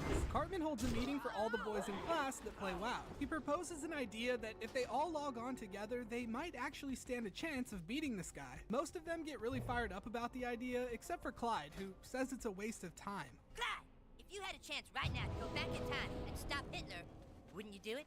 I mean, I personally wouldn't stop him because I think it was awesome, but you would, right? This is easily one of my favorite Cartman lines in the entire show. It just perfectly embodies who he is at his core. I feel like you can't have a top South Park episode without a little bit of unhinged Cartman, but maybe that's just me. Clyde says that he's just gonna stop playing, and Cartman goes on to say that a lot of people stopped playing when Hitler rose to power. The French. Are you French, Clyde? No. Voulez-vous coucher avec moi, Clyde? All right, I'll do it. You know, everyone always gives France a hard time about World War II, but I don't know, man, those were some methed up Nazis. A blitzkrieg fueled by amphetamines sounds pretty horrifying. Just a random shower thought, don't mind me. After Clyde agrees to help, Eric tells them all to log in at 7:30 so they can take this guy down once and for all. I don't play World of Warcraft. Butters, you said you're on your computer all the time. Yeah, but I'm playing Hello Kitty Island Adventure. The way he's smiling after he says that is so cute for some reason. So what if I told you Hello Kitty Island Adventure is a real game? Because it is. Well, it wasn't during the time this episode was released, but as of 2023, there's in fact a pretty popular game with this exact title. According to the game's creators, this is just a coincidence. They deny any type of inspiration from South Park. I'm not buying that out of the hundreds of people who worked on this game, none of them knew this name was used in an episode of South Park. This line from Butters was actually turned into a pretty big meme back in the day as well. Whenever someone complained of something being too hard in a game, a common roast was, well, you should just go play Hello Kitty Island Adventure. Some people were even saying this despite not seeing this episode. My point is, this line reached well outside of the South Park fandom. We get a scene of Randy, who has apparently made his own World of Warcraft account. His work buddy Nelson walks up and asks if he's playing a computer game. No, Artard, it's an MMORPG. The good old days when Randy was easily a top 3 character. I'm not like a massive hater of his modern day character like a majority of South Park fans are, but I do miss Randy in his prime. After schooling Nelson on what World of Warcraft is, I braved the Fargo Deep Mine, defeated the Bloodfish at Jared's Landing. Looks like that guy just killed you. the next scene shows us that the boys have followed through with their plan, and they've now gathered together to try and take down their griefer. We get to see all of the characters from the boys in the class, which I find pretty cool. All right, Eric, you can count on us. Timmy! A funny little detail is that Jimmy and Timmy are the only ones here who are wearing default level 1 gear. I have to imagine that they did this on purpose, but I guess we'll never know. While Cartman is giving a speech to hype up the boys, we learn that Butters has joined the game. From hey, fellas! Boy, this is neato, huh? Butters, What the hell are you doing? This is one of the inaccuracies that was almost certainly done on purpose. Obviously, Butters wouldn't be able to get all of that gear right away. I just wanted to bring up the fact that some of the mistakes even Trey would have been well aware of after 20 hours of gameplay. So it's likely that he sacrificed accuracy within the game to make a better joke, which is obviously the right thing to do. Cartman proceeds to bully our poor Butters into creating a new character. Meanwhile, Jenkins is massacring innocent players nearby. They suddenly spot him and start preparing for battle. Roll over him with your mouse cursors! And right click!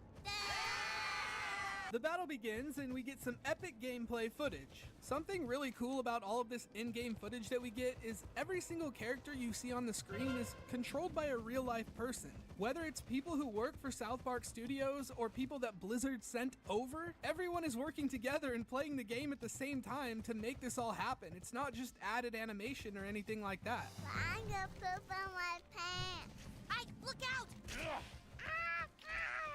A nerd fact here, Ike is actually the player in their group with the best gear. Most boys in the class are wearing a mishmash of leveling gear, but Ike is wearing the Devout set, which you can only get from endgame dungeons. God, I sound like a virgin. Anyways, I do wonder the thought process. Somebody at Blizzard probably thought making Ike, who literally poops his pants, have the best gear was a pretty funny inside joke. Oh yeah, this scene also gives us this gem. Alright, Clyde, hit him with your crossbow! Hit him now, Clyde! Clyde! Clyde! Randy makes an appearance wanting to play with them, but by this point, the battle is already lost. This causes them to rage quit, and the boys decide to stop playing World of Warcraft. Except for Eric Cartman, of course. He's a lot of things, but he's no quitter. When someone wrongs him, he will go to extreme lengths to make that person suffer. He proposes them a wild idea that if they can't finish quests, they should just stay in the forest killing boars. Kyle lets him know that's insane because boars only give 2 experience points each. Do you know how many we would have to kill to get up 30 levels? Yes. 65,340,285. Some of you watching might be wondering if this is actually possible within the game. It is, actually. Because I'm going to tell you anyways. A YouTuber named Classic Yeah. Lens made a video over 5 years ago and proved that it is technically possible to kill boars all the way to level 60. However, you would have to move around a bunch and kill many different kinds of boars all over the world. You wouldn't be able to sit down in one spot grinding them over and over again because there's a cap on XP if you're too high level against the monster you're killing. Just over-explaining something that doesn't matter at all, it's what I'm best at. Eric somehow convinces them to go through with this boar genocide plan. He's even calculated an entire schedule where it will take them over 7 weeks if they limit themselves to only 3 hours of sleep per night. I've seen some degenerate gamers in my years, none as dedicated as our heroes Stan, Kyle, Cartman, and Kenny. We get a quick update of the Blizzard staff who are pretty much in full panic mode. They come to the realization that if they don't stop this guy soon, Gentlemen, this could very well lead to the end of the world of Warcraft. No! No!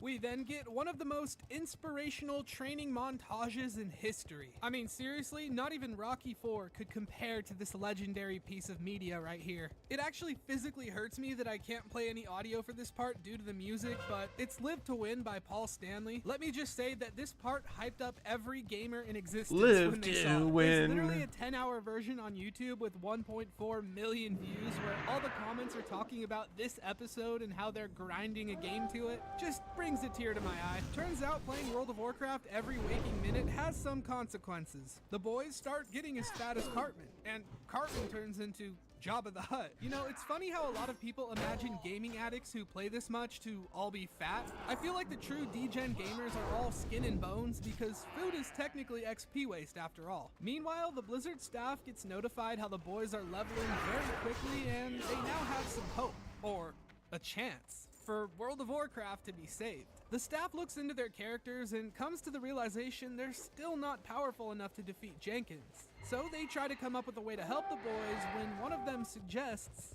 "What about the sword of 1,000 truths?" Quiet, Thomas. We aren't even speaking that sword. We're told that when World of Warcraft was created, there was a sword 4 Horsemen, so right? powerful it was removed from the game and stored on a 1 gig flash drive. The prophecy tells that one day players worthy of the sword might reveal themselves. Where is it? Who foretold this This one, Hungry and Cold. He's in accounting. That's what they used for the Sword of I a don't know Thousand why Truths. This part is so funny to me, just some random employee from accounting. The staff now has a goal to get this sword to the boys before they start the battle. The boys, being unaware of this, have already started preparing on their own. I love the little detail of Kenny having the most out-of-date computer. Kyle mentions that this fight could last for over 12 hours. What if they run out of food? Ma'am? Yes, hon. More Hot Pockets. Right away, hon. That's uber cool. The boys start hunting down Jenkins and they spot him in Goldshire.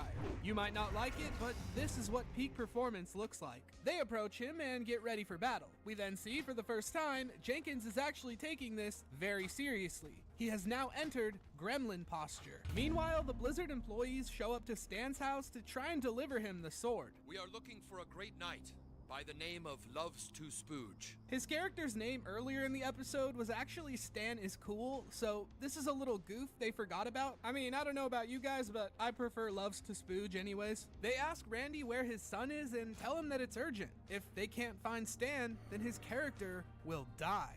Oh my god. They find out that Stan isn't home and they ask Sharon and she tells them he took his computer somewhere to play that stupid online game. They tell her that if they don't find Stan, his character is going to die. So what? So what? One of the Blizzard guys says that if they can get to a computer, they can deliver the sword to Stan in the game. The only problem is, I don't have a World of Warcraft account, do you? No, I have a life. Randy, being the only one with an account, takes upon the responsibility to deliver this legendary weapon. Now they just have to get to a computer that works. Please, it's an emergency! Come on! By this point, the boys are very deep into their battle. Suddenly, Kyle gets injured. He apparently has a serious case of carpal tunnel. Quick, we need men gang! After pushing Kyle to keep on fighting, another issue arises. I'm gonna have diarrhea again. You can't go to the bathroom, you're stacking Sunder Armor. What Stan says here actually makes sense. Sunder Armor is an ability Cartman's character would have and be expected to use as a warrior. See, it's not like they got everything wrong. Anyways, Cartman has a solution to his diarrhea issue. Mom, bathroom! What, hon? Bathroom! Bathroom! That's a big boy. Doesn't even lie. Right back to gaming, a true warrior. Here. While driving, Randy spots a Best Buy and rushes inside. Got to sign in. I've seen this episode like 20 times and I've never noticed until analyzing it that the kid here is wearing Chin Pokemon merch. Am I the only one? There's also a sneaky reference to the Burning Crusade, which was WoW's first expansion being advertised at this time. The boys are losing the fight pretty badly by this point and Stan runs away to heal, when suddenly Randy arrives with the sword. How do you hand something from one player to another? As he hands it off, Randy is ruthlessly murdered. But with this new sword that will completely drain his mana, the boys now have the upper hand. Looks like you're about to get pwned. Yeah! This is followed by some elite roleplay by Randy and Stan.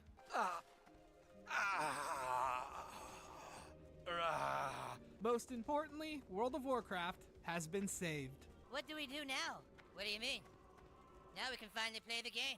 Another iconic line that lives on outside of the South Park fandom. The end credits roll and Make Love Not Warcraft would go down in history as the best gaming episode There's actually in all of television. what you calls it? An achievement called that, where you hug an enemy player's corpse before they release. Let this go on the air because I don't want the South Park legacy to be ruined, and this show is going to ruin it because it's so bad. I just went home and I was depressed and couldn't sleep, and I got up the next day and they're like, dude, people really like that show. And it was about World of Warcraft. It pretty much boils down to Trey being a perfectionist as well as suffering from imposter syndrome. It's not uncommon for him to hate his work. For this episode in particular, it was such a different type of production. He was deep in his head and overthinking it. There's a lot I couldn't cover during the analysis, so let's speedrun some of the other cool stuff about this episode. The Sword of a Thousand Truths is not a real sword, but the model for it is. The Hungering It's called Cold. The Hungering Cold, and it comes from the last raid of 2006 called Naxxramas.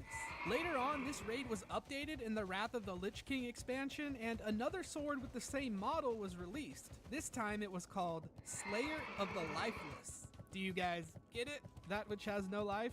Slayer of Lifeless? It also has a note on it that reads, Foretold by Salzman. When the achievement system in the game released, one of the first to be added was called Make Love, Not Warcraft. They also referenced the I already episode said and that. dialogue throughout the game. If you couldn't tell, Blizzard loves this episode just as much as we do. Out of all the employees who were playing WoW at South Park Studios, Junichi Nishimura was considered the best player. This is an ex-roommate of Trey's who he later hired as an animator. He also did some voice work for South Park, most notably in the Chinpokomon episode. Oh, you must have very big penis. The storyline for Jenkins comes out of a player apparently logging into their alpha test server that wasn't a part of the team working on this episode. Start their own server so that the people in the office and them could all get on it and do what we needed to do for the show. And at one point while we were doing that, this random character just showed up and started running around trying to kill people. This episode is permanently free on South Park Studios, just like it's permanently free to click the like button on this video. Oh god, that was terrible. You gotta ask though, otherwise people won't do it. All in all, this is probably South Park's most well-known episode. It's my second favorite of all time. The only reason it's not first is because I'm obsessed with Christian rock hard, which hey, speaking of, I made a video on that episode too, which should be popping up on your screen right now.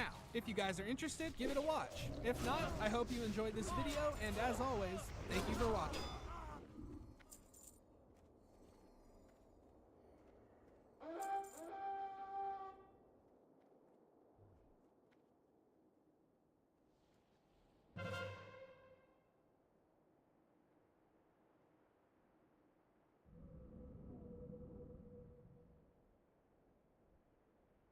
"25 years ago, the creator of The Simpsons unleashed a brutally honest, unflinching look at the future. It was outlandish, mind-bending, a little heartbreaking, and all kinds of funny. Shut up and get to the point! Futurama is a pillar of adult animation, so it's hard to believe that the executives at 20th Century Fox never liked any of it. They demanded changes throughout its inception, then doomed it with a terrible time slot, confounding the showrunners as to why it had to turn into a shit show.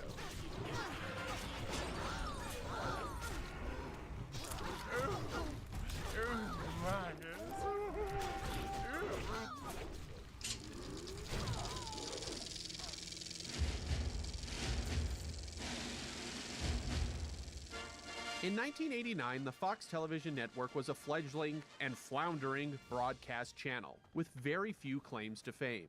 The Simpsons changed all of that.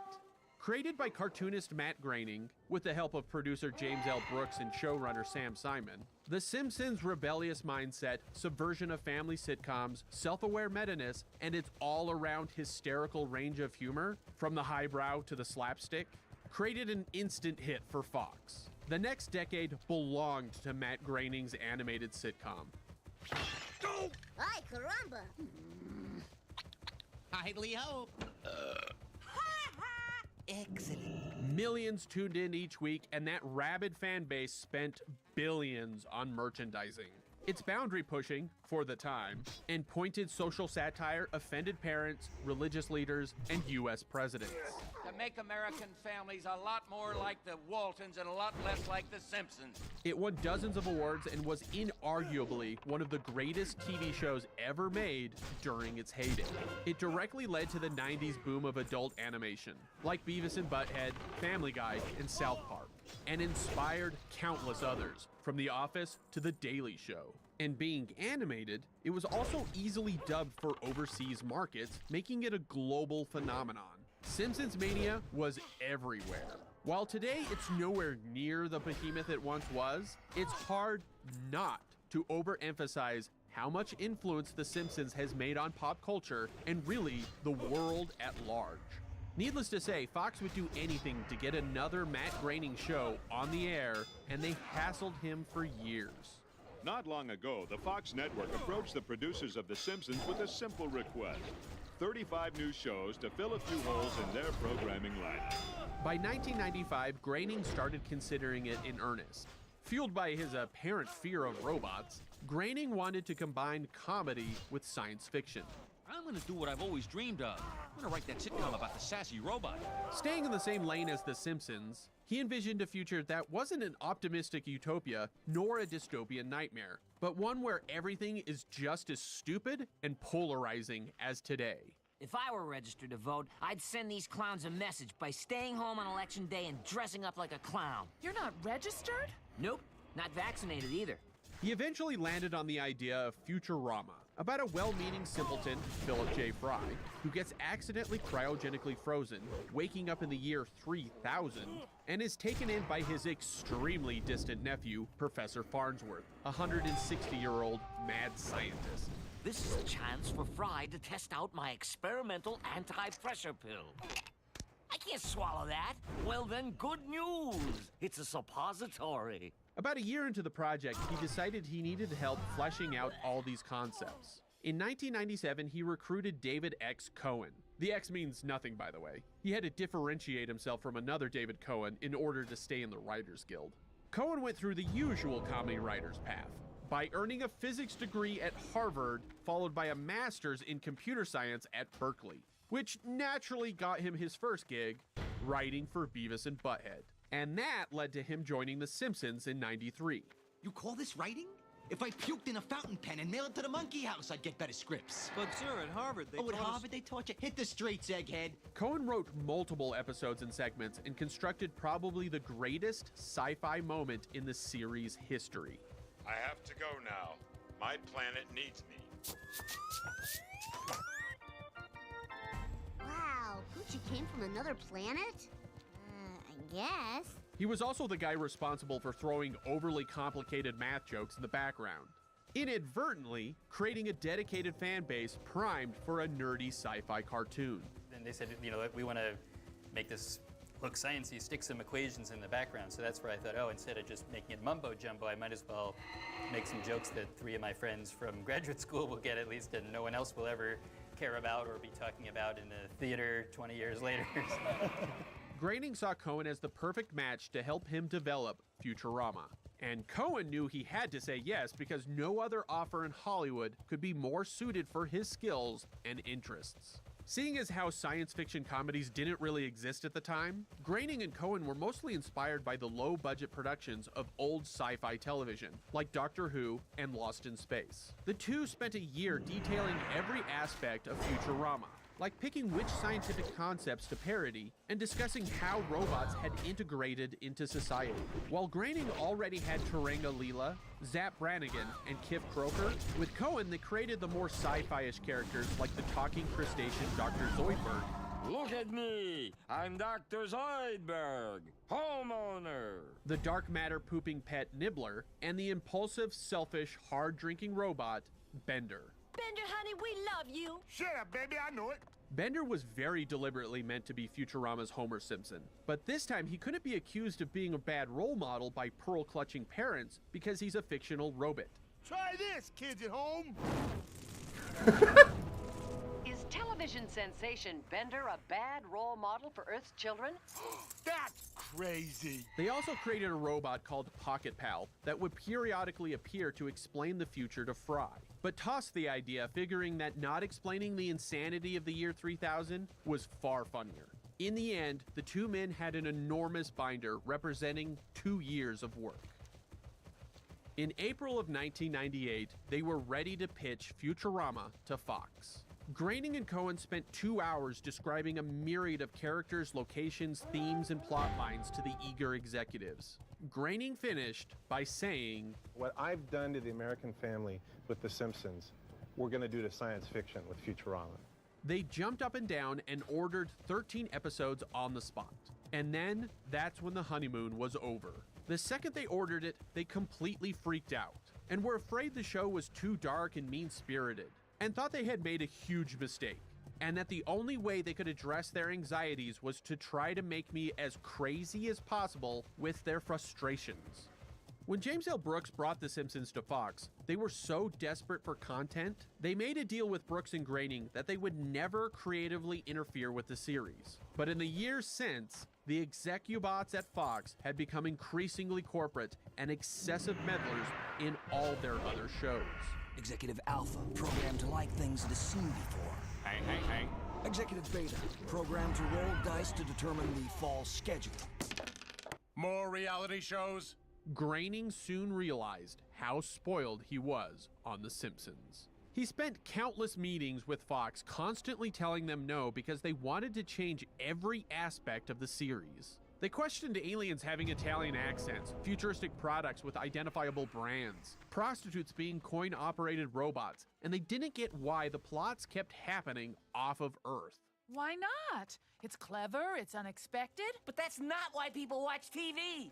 Clever things make people feel stupid, and unexpected things make them feel scared. Fox also didn't approve of him selecting Rough Draft Studios to handle the animation, even though the company was founded by Simpsons veterans. Groening called the experience the worst of his career. He already resented the idea that Fox thought the success of The Simpsons was a product of their efforts, and wasn't afraid to arrogantly point at his yellow family as proof of what happens when creatives are left alone. Again, Groening's Simpsons built the network and made them billions. He assumed he'd get some leeway. Even his chosen cast weren't safe from the mindless tampering. Initially, Charlie Schlatter from Diagnosis Murder was set as Fry, and Mad TV's Nicole Sullivan landed Leela. But quickly thereafter, Fox abruptly fired both of them with no reason given. The part of the story I remember, which is so cringeworthy for actors, is that Charlie called Nicole and said, "My agent just called me and they have fired me." And then Nicole goes, "Hang on 1 second, I'm getting a call." Oh. Anyone who's worth their salt has been fired at some point, like I have, and you guys, yeah. So it's sometimes it's not the right fit or whatever. Or some executives feel like they need to pee on your show. Caught off guard, Groening and Cohen had to go with their runner-ups. Him! Since Billy West was already cast as the professor and only auditioned for Fry, they gave him the role. As for Leela, in came Katie Seagal, who had just finished Married with Children, which, fun fact, Fox canceled publicly before telling the cast and crew. Tragically, they also lost Phil Hartman. Groening created the role of Zapp Brannigan specifically for him. After his unexpected death, Billy West also took the part, modeling his performance on Hartman.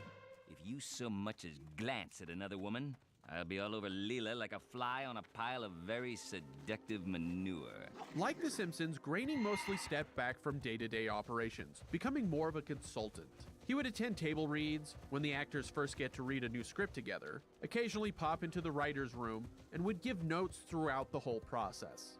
David Cohen was always intended to be the series showrunner from day one. He filled the writer's room with Simpsons alums. Nearly all of them had science or math degrees, 3 of whom had PhDs, which made them perfect for getting the most out of science fiction. Say nerd! Nerd! At that time, to make a single episode of Futurama, or The Simpsons, took around 9 months. After the writing was finished and the actors had recorded their lines, US-based animators would draw roughly 1,000 keyframes for each episode. The writers would give notes, changes were made, then the animatic was sent to the South Korea studio, where they'd animate the entire thing, about 20 to 25,000 frames. But unlike The Simpsons, Futurama was colored digitally. In fact, the series used a wide range of computer techniques for the final product, from the straightforward 3D effects of the Planet Express ship to the hidden lip-sync alterations for dialogue replacement. When the pilot was finished, Fox was furious to find out it wasn't, to them, anything like The Simpsons, meaning they were literally expecting a family of 5 in space. You see, TV audiences don't want anything original. They want to see the same thing they've seen 1,000 times before. In a last-ditch effort to placate the studio's concerns, Groening and Cohen purposely produced the 3rd episode, I Roommate. The network really was freaked out by the show with the suicide booths and the lobster creatures and Bender being so antisocial. And so again, this was our show. Just to tone things down, this script was written specifically to their specifications. And their reaction, David? Worst episode ever. So even bound by all the notes axed of them, Fox still didn't like the show. Groening finally put his foot down, saying he would no longer listen to their gripes and that they'd produce the series just as independently as The Simpsons. Futurama debuted Sunday, March 28th, 1999.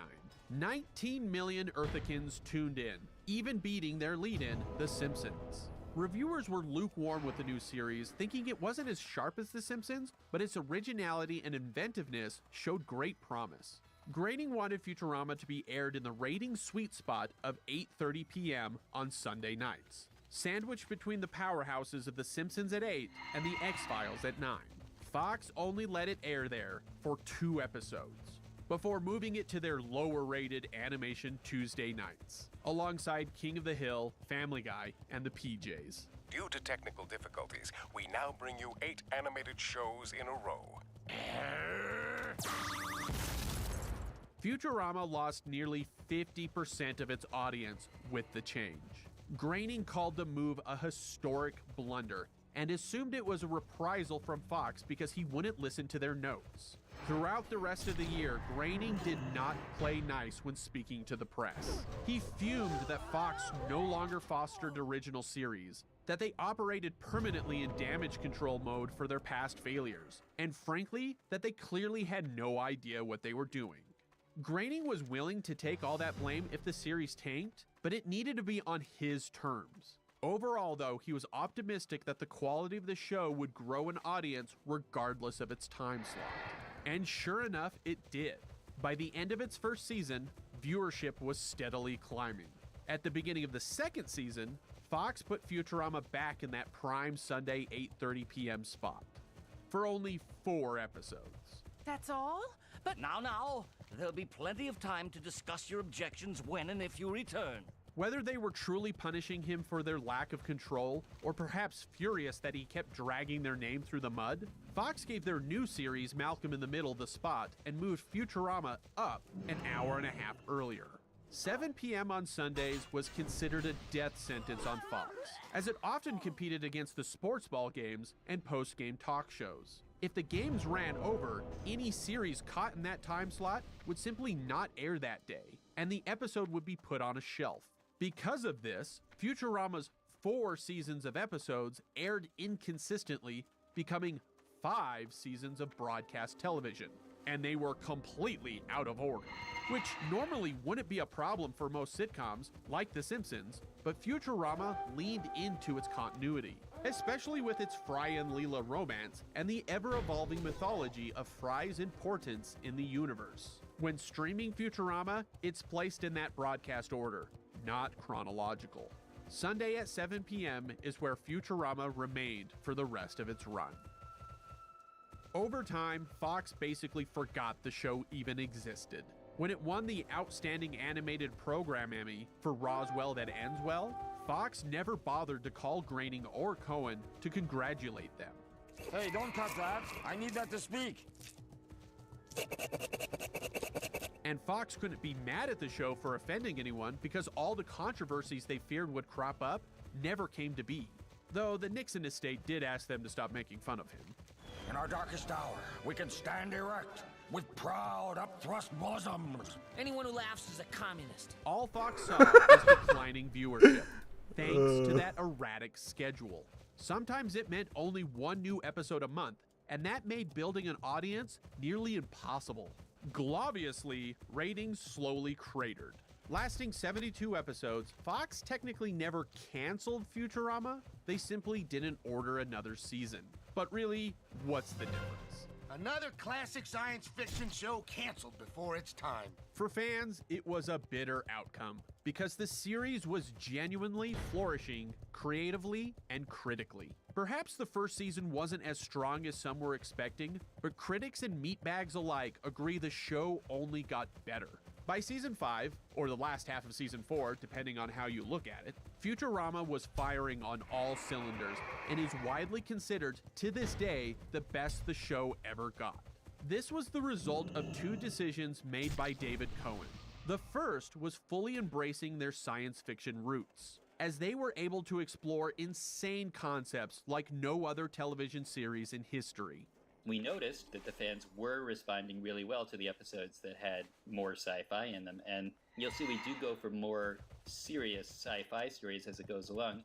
And the thing that was very surprising to me, a lot of those I believe ended up being our funnier episodes as well, and that's what we didn't know we could do at first, just to do a story which was a real sci-fi story, but also be a good comedy story or a good touching story. The second was getting audiences to cry.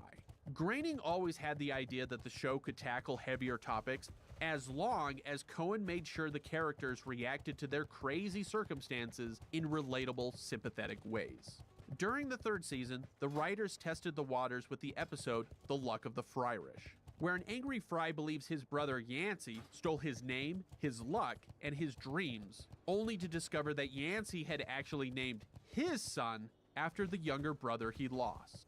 Son, I'm naming you Philip J. Fry in honor of my little brother, who I miss every day. I love you, Philip. And I always will. The episode was so well received, it gave Cohen the confidence to push things even further, culminating in perhaps Futurama's most infamously devastating episode, Jurassic Park, where the audience learns Fry's dog spent the rest of its life patiently waiting for Fry to return. This poignancy put Futurama in a league of its own, above all other animated sitcoms of its time, even The Simpsons, and has never quite been given the credit it deserves for paving the way for other adult animation to dig a little deeper and tug at those heartstrings. Writer Ken Keeler was given the unenviable task of writing the finale. The Devil's Hands Are Idle Playthings aired on August 10th, 2003.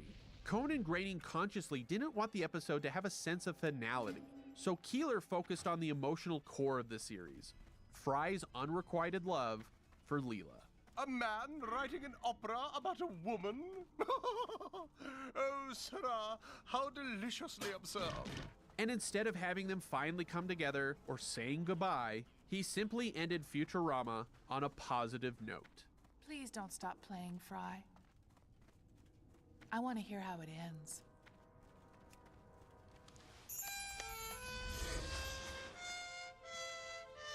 Blood and thunder. Drink. Groening, Cohen, and the rest still had stories they wanted to tell, and always held out hope that Futurama could return. But one thing would need to change.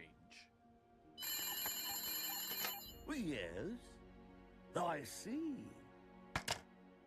Good news, everyone! Those asinine morons who canceled us were themselves fired for incompetence.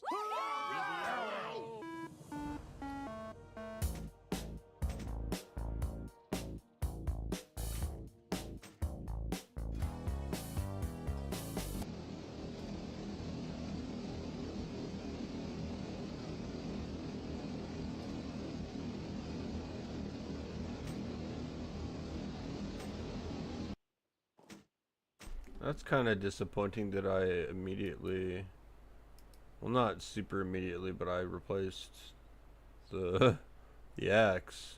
I'm gonna have to like respec so I can get a pole arm crit instead of axe crit. This is my new. Wow, that kind of pops off. Wait, what? Oh yeah, that's because of the crit. Yeah, I would have 16.8%. I think.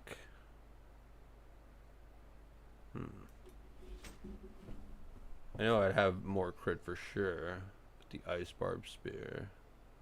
I just gotta level up on wolves next game. Oh, we got another quest to turn in. Yes. Loktar. Yeah, Loktar Ogar. May your blades never dull.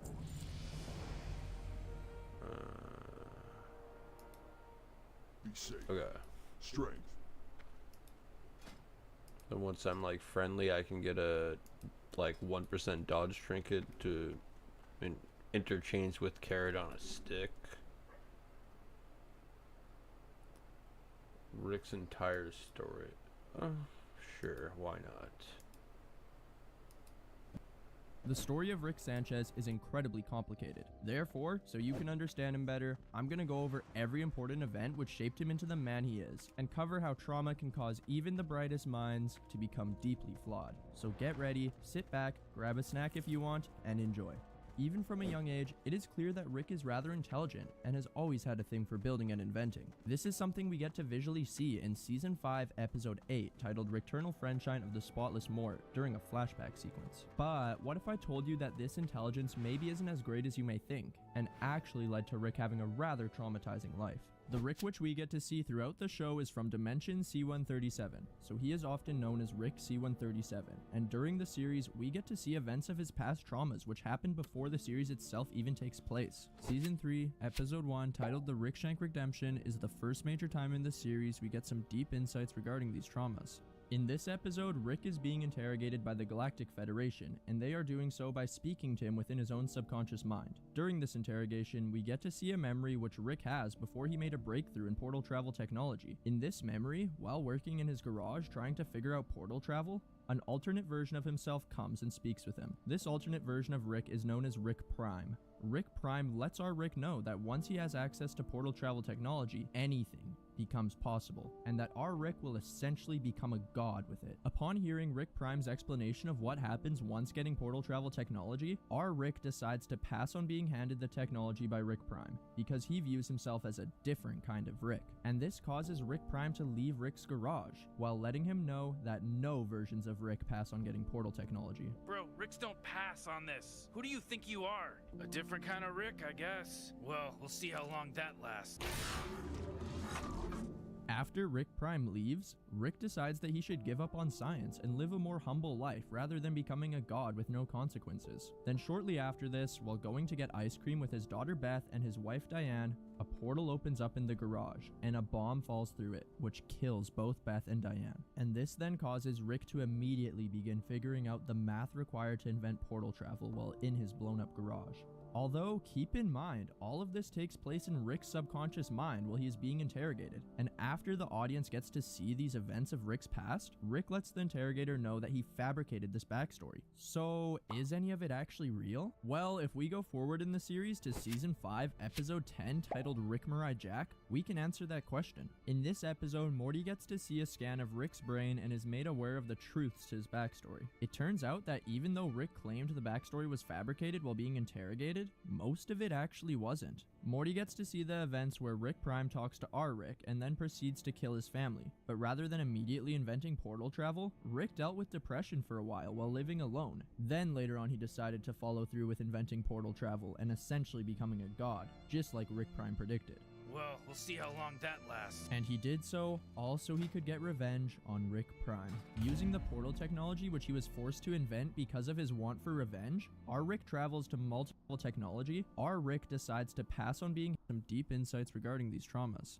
In this episode, Rick is being interrogated by the Galactic Federation, and they are doing so by speaking to him within his own subconscious mind. During this interrogation, we get to see a memory which Rick has before he made a breakthrough in portal travel technology. In this memory, while working in his garage trying to figure out portal travel, an alternate version of himself comes and speaks with him. This alternate version of Rick is known as Rick Prime. Rick Prime lets our Rick know that once he has access to portal travel technology, anything becomes possible, and that our Rick will essentially become a god with it. Upon hearing Rick Prime's explanation of what happens once getting portal travel technology, our Rick decides to pass on being handed the technology by Rick Prime, because he views himself as a different kind of Rick. And this causes Rick Prime to leave Rick's garage, while letting him know that no versions of Rick pass on getting portal technology. Bro, Ricks don't pass on this. Who do you think you are? A different kind of Rick, I guess. Well, we'll see how long that lasts.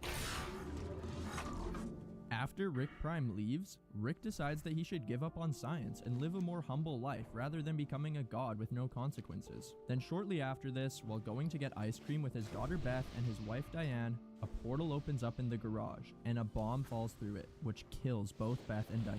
And this then causes Rick to immediately begin figuring out the math required to invent portal travel while in his blown up garage.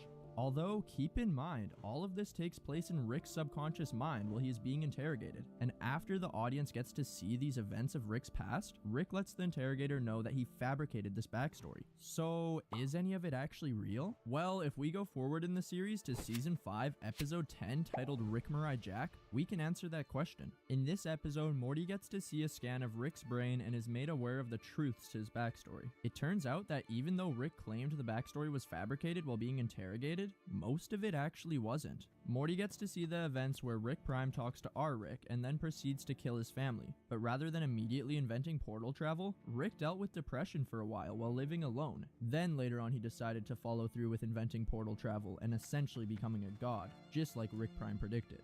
Well, we'll see how long that lasts. And he did so, all so he could get revenge on Rick Prime. Using the portal technology which he was forced to invent because of his want for revenge, our Rick travels to multiple realities and begins killing countless Ricks, hoping that one of them is Rick Prime. He even bombs a giant gathering of Ricks who are angry over him killing alternate versions of them across multiple realities. And doing so makes tons of other Ricks submit to him out of fear. Wow. Rick really is becoming like a god. Because of so many Ricks realizing the godlike power of Rick C-137, they decide to construct a citadel with him, where Ricks and Mortys are able to reside, hang out, and get along with one another. Although Rick C-137 doesn't really seem to care for the citadel and only cares about his mission for revenge, which leads him to eventually find Rick Prime's original dimension, so he then purposefully crashes into Prime's garage, and it turns out Rick Prime abandoned his family. I mean, we do know that Rick Prime doesn't have any attachment to anything. Imagine going anywhere, anytime with nobody able to stop you. Sounds lonely. Lonely? Dude, you have yourself. Your infinite selves. It's a non-stop party where all the guests are the only person we like. So it does make sense why he'd do this. Because Rick C-137 can assume that Rick Prime will never come back to his original family, he decides to take his place, living with an adult version of Beth and her family.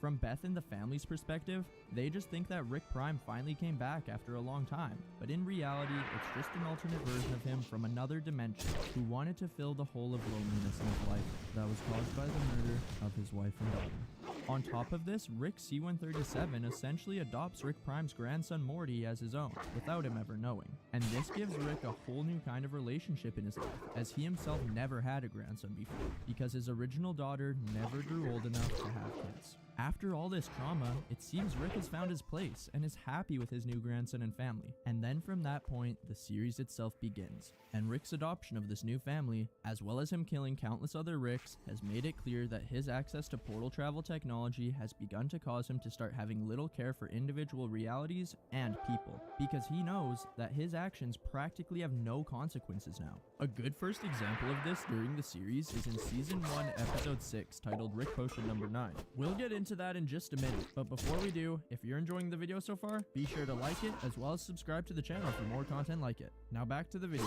While living in Rick Prime's reality with his family, Rick C-137 shows us the extent of which he started taking advantage of this consequence-free life. In this episode, because of a love potion which Rick made Morty going horribly wrong, a worldwide apocalypse is caused. So Rick decides to take Morty with him to live in a new dimension, where they take the place of their dead counterparts and bury their bodies in their backyard, all while their new family is left unaware of this. Because this is Morty's first time experiencing something as crazy as moving to a new reality, he seems traumatized by the entire situation. But Rick is completely unfazed, as he's already done this before. I mean, even the Morty he's been living with isn't his grandson, so why would he be traumatized at this point? And he's fine with killing countless alternate versions of himself to get revenge, so something like this is normal. And it's all because nothing matters to him anymore. Speaking of him killing alternate versions of himself en masse, in Season 1, Episode 10, titled Close Rick Counters of the Rick Kind, the Citadel of Ricks, which I mentioned earlier, apparently has no trust for Rick C-137 because of the killings which Rick committed in the past. So they arrest him and bring him to the Citadel, where they blame him for some recent killings of Ricks which have been going on. And they then scan his portal gun, and it appears that he's been traveling to the places where these Ricks have been being killed. Rick C-137 claims that it's a setup, and that he's innocent. But the Citadel still wants to punish him. So he and Morty make an escape and then go on a mission to track down the real killer. This causes them to end up finding the lair of the killer, which has a bunch of Mortys strapped to the outside of it, being purposely put through agonizing pain. I fiddled with a concept like this once. On paper, Morty, on paper. I mean, you could accomplish the same result with like 5 Mortys and a jumper cable. which I also wouldn't do. I think this may just be Rick expressing how little attachment he really does have for everything, including Morty. When in the lair, they come across the Rick who's actually behind the murders. He's called Evil Rick. As well, he has a sidekick called Evil Morty. Evil Morty later becomes a very important character in Rick's story, and we'll talk about him more later, so stay tuned for that.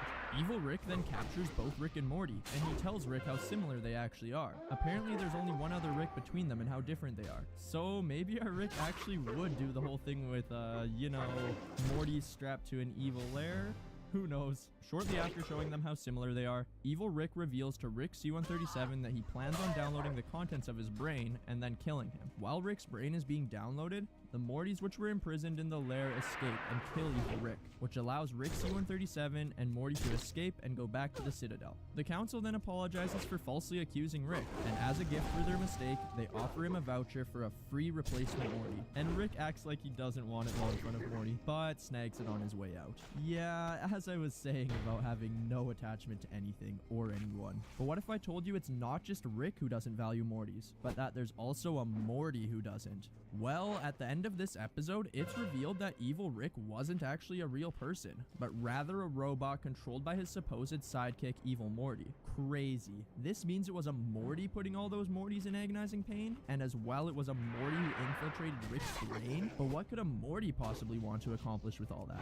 Well, I'll get into the details of that later in the video. So first, let's continue to go over Rick's character development throughout the series. Even though I've talked lots about how selfish Rick can be due to the fact that he's essentially a god after inventing portal travel, he may actually not be completely self-centered, because in Season 2, Episode 10, titled The Wedding Squanchers, Rick and his entire family have to abandon their home due to him being hunted by the Galactic Federation. While hiding on a new planet, Rick overhears Jerry talking to the family about how they should just turn Rick into the Federation so they themselves can live good lives, and that they should do so because Rick has only ever been selfish and probably wouldn't sacrifice for them. But Beth, Morty, and Summer disagree and believe they should stick by Rick. We love Rick! For the most part. Yeah, you don't love people in hopes of a reward, Dad. You love them unconditionally. And Beth mentions how she doesn't want him to leave again, which is referring to Rick Prime originally abandoning them, as she's completely unaware that her original father actually never returned, but rather that it was Rick C-137 who's been with them. Seeing his new family's support causes Rick to finally do a selfless act, which is turning himself into the Galactic Federation so his adopted family can live good lives. Rick, I can handle it if you go, but you'll break Mom's heart, and I won't forgive you for that. Where's the van, Morty? Although he's fine with sacrificing for Morty, Summer, and Beth, Rick clearly has something against Jerry, because while turning himself in, he says this. Hi, my name's Jerry Smith. I'm from planet Earth. I know the whereabouts of Rick Sanchez, the wanted criminal. If we come back to Earth, can my family have a normal life? We only want Sanchez, sir. Your family will be fine. Thank you. I'm Jerry Smith, and I love sucking big, sweaty boners and licking disgusting, furry testicle sacks. Honestly, though, Rick's dislike for Jerry is somewhat understandable, because even after he turns himself in, while the entire family is sad about Rick doing so, Jerry seems happy. Although, soon enough, Jerry will regret this happiness and wanting to betray Rick. I mean, come on, you're wanting to betray a man whose entire life purpose involves getting revenge. So I think it would be safe to assume Rick might be completely fine with getting revenge on you, Jerry. And Rick does in fact do so. First thing that's different, no more Dad, Morty. Let me explain how. Coming back to the episode I mentioned earlier, Season 3, Episode 1, titled The Rick Shank Redemption, where Rick is being interrogated by the Galactic Federation. During the episode, Rick manages to escape interrogation and overthrow the Galactic Federation by destroying the economy. By changing a 1 to a 0. After doing so, he comes home to Beth and Jerry, and Jerry is mad about Rick's return. So he tells Beth to choose between him or Rick, and Beth chooses Rick over him and gets a divorce.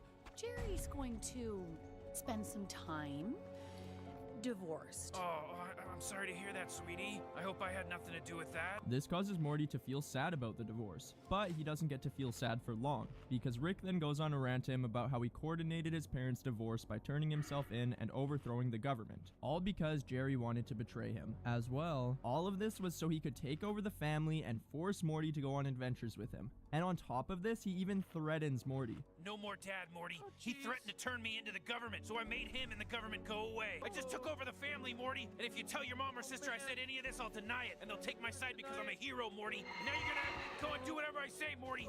Forever. Yeah, so I guess what I was saying earlier about Rick potentially going through a character arc of becoming more selfless due to developing emotional attachment to his family wasn't necessarily so true after all. And he only continues to prove this by doing even more crazy selfish things, such as giving Beth an existential crisis. In Season 3, Episode 9, titled The ABCs of Beth, Beth realizes how much she is like Rick and that her intelligence can make her feel insane. Or maybe actually be insane. Look at some of the you were asking me to make you as a kid. Ray guns, a whip that forces people to like you, a taser shaped like a ladybug, a fake police badge, a pink sentient switchblade. Hi, Beth. You've gotten taller. Shall we resume stabbing? And the list goes on. To help Beth cope, Rick suggests that she should leave her universe and do as she pleases, kind of like what he himself did, and that's why he's even having this conversation with her in the first place. But he doesn't mention this part to her. She doesn't want to go along with Rick's idea because of having to take care of her kids. So Rick lets her know that he can make a clone of her to take care of everything, while she does anything she wants, anywhere she wants. If nothing matters, why would you do that for me? I don't know, maybe you matter so little that I like you. Or maybe it makes you matter. Maybe I love you. Maybe something about your mother. It sure is starting to seem like Rick's immense power has made him constantly confused by his own nihilism. After a moment of thought on Rick's clone idea, Beth makes a decision. I know what I want to do. But in this episode, we aren't shown what decision she actually makes. So later on, I'll talk more about what her decision really was, because it does get revealed in a later episode. So keep watching, and I'll get into that soon enough. Funnily enough, it turns out not even Beth is actually sure which decision she made. As in Season 3, Episode 10, titled The Rickchuri and Morty Date, Beth calls Rick wondering if she is or isn't a clone. And Rick at first tells her she isn't, but then follows up with an interesting response. Just to be sure, you're not pretending to be convinced you're real because you're actually convinced you're a clone, and you're now terrified that becoming self-aware would mean I'd have to terminate you. No. Okay, glad I could help. See you soon. Clearly that isn't a satisfying response. And it causes Beth to go to Jerry's house to talk with him about it, which ends up leading to them getting back together with one another. Although after they get back together, the family decides to leave Rick and hide away from their house because they're scared he'll kill Beth if she actually is a clone. But their hiding doesn't stop Rick, and he shortly shows up with a gun. Don't worry though, Beth. I brought this here to kill Jerry. Oh! Jesus Christ! Except he doesn't do so, and just wants to get on with things and go on adventures with Morty. But Morty tells him that he won't go with him on adventures, and is staying with the family. Nothing you think matters matters. This isn't special. This is happening infinite times across infinite realities. After this, Beth mentions how things can go back to how they were in Season 1 of the show. Maybe you are a clone. It's not like Rick would tell us. But Rick just seems annoyed by this comment and clearly is beginning to devalue the family more and more. I mean, they aren't even his actual family anyway. Now that we got to see the results of Beth wondering if she's a clone or not and how Rick reacts, you're probably wondering, is there actually even a clone of Beth? As I mean, it's actually not 100% known if the Beth I just talked about is a clone or not. Well, in Season 4, Episode 10, titled Starmort Return of the Jedi, another version of Beth visits Rick and is rather mad because she is also wondering if she is or isn't a clone. This Beth is known as Space Beth, and she's wanted by the Galactic Federation. So when they come after her while she's with the family of Rick C-137, the Federation is unsure if her or the other Beth are the one in criminal, and even Jerry is confused as well. Wait, so there are two of them. More importantly, which one is mine? Neither. Chauvinist. Because of this confusion, the Federation arrests both of the Beths. So the family goes to save them, and after doing so, Rick reveals that he erased his own memory to forget which Beth is real and which isn't. As well, he saved the memory on a device to be replayed so that they could find out the answer at a later point. But both Beths and the rest of the family decide that they don't want to know who's real. So Rick then decides to rewatch the memory himself, and it's revealed that during the time I mentioned earlier, where it was unclear to the audience if Beth decided she wanted to be cloned or not, that Beth gave Rick the power to make a decision on if she should get cloned or not, and that he decided to go through with it and clone her. Maybe he did this so he could have a version of his daughter which he can relate to better, at the expense of the sanity of both her and her clone. What do you think? Let me know in a comment down below. When Rick realizes that this was the decision which he made, it causes some self-reflection. Holy shit, I'm a terrible father. Maybe a little bit, Rick. Maybe a little bit. Even though Rick has done many horrible things like this, and seems to not value Beth as much as he should, I mean, he literally has abandoned another version of her and left her in an apocalyptic world, so Let's hope maybe he at least has a secret deep bond with Morty, because he's never abandoned this version of Morty. Well, that's actually only the case up until Season 5, Episode 9, titled Forgetting Sarek Morchel, where Rick abandons Morty just to replace him with 2 crows. Yeah, 2 literal birds. And even after seeing the terrible state that Morty ends up in without him, where he ends up losing his own hand, Rick still decides to leave Morty in order to continue his adventures with 2 crows. And Morty is crushed by this. Even in the next episode, which is Season 5, Episode 10, titled Rick Mirai Jack, Rick is still with the crows and comes across Morty, who is now 40 years old. So supposedly Rick has been adventuring with these crows for like 26 years. 40-year-old Morty just wants Rick to come back home, but Rick doesn't want to and only does so once he ends up having a falling out with the crows, which causes him to finally come back to Morty. So yeah, basically it took a breakup with literal birds for him to decide to come back. Yikes. When Rick does come back, it turns out Morty used an aging serum to emotionally blackmail him and isn't actually 40 years old. Kind of figured, and I totally get it, Morty. I'm done with the 2 crows. So now that Rick got back together with Morty, only due to the fact that his crows betrayed him, he decides to take Morty to the Citadel in order to de-age him. Brace yourself. The process does also break every bone in your body. Wait! And while at the Citadel, they end up meeting President Morty for dinner. Then at dinner, President Morty reveals to Rick and Morty that he is actually Evil Morty, the same one I mentioned earlier. And he explains the reason that he's evil is because he wants to take down the central finite curve. This causes Morty, and probably some of you, to wonder what is the central finite curve. I'll answer that soon. And Rick seems disturbed that Evil Morty is aware of what the central finite curve is, and makes the connection that Evil Morty got a full brain scan of him during their encounter with Evil Rick back in Season 1, Episode 10, which is one of the episodes I mentioned earlier. Us as the audience were already aware of Evil Morty doing this, but Rick and Morty weren't up to this point. After revealing all of this, Evil Morty uses Rick's brain scan to show Morty how Rick's treat Mortys as disposable across the multiverse. Wow. And right after this reveal, Evil Morty hacks all portal gun travel and lets Rick and Morty leave his office. Rick is worried and assumes that Evil Morty is going to use the knowledge which was scanned from his brain in order to break the central finite curve. And Morty still has no idea what that means because Rick hasn't explained. So he gets annoyed that Rick isn't giving him any straight answers, which causes Rick to decide, screw it. And by using the brain scan device he stole from Evil Morty's desk on his way out of his office, he lets Morty see his entire backstory of the time before he began living with him and essentially adopted him as a grandson, which is the same scene I mentioned earlier in this video. After seeing Rick's backstory, Morty feels bad, but Evil Morty then shows up and instantly begins to reveal what the central finite curve actually is. He explains how Rick separated all universes where he's the smartest person from all the ones where he's not, and how the suffering of countless Mortys is a result of this, all because Rick views himself as a victim due to his wife and kid dying. And Evil Morty no longer wants a part of it, so he decides he's going to break free from this limited branch of reality and explore the multiverse. This is what makes Evil Morty evil, because he doesn't want to put up with Rick and is sick of him. Therefore, at this time while he lives within the central finite curve, where Rick is the smartest man in every accessible universe, by default, he is viewed as evil. If I've been sick of him, you've been evil too. This speech from Evil Morty causes Morty to reflect on what kind of person Rick really is. Rick, did you really leave the crows for me? Or did you come back because they dumped you? There you go, kid. Now you're Evil Morty too. Sooner or later we all are.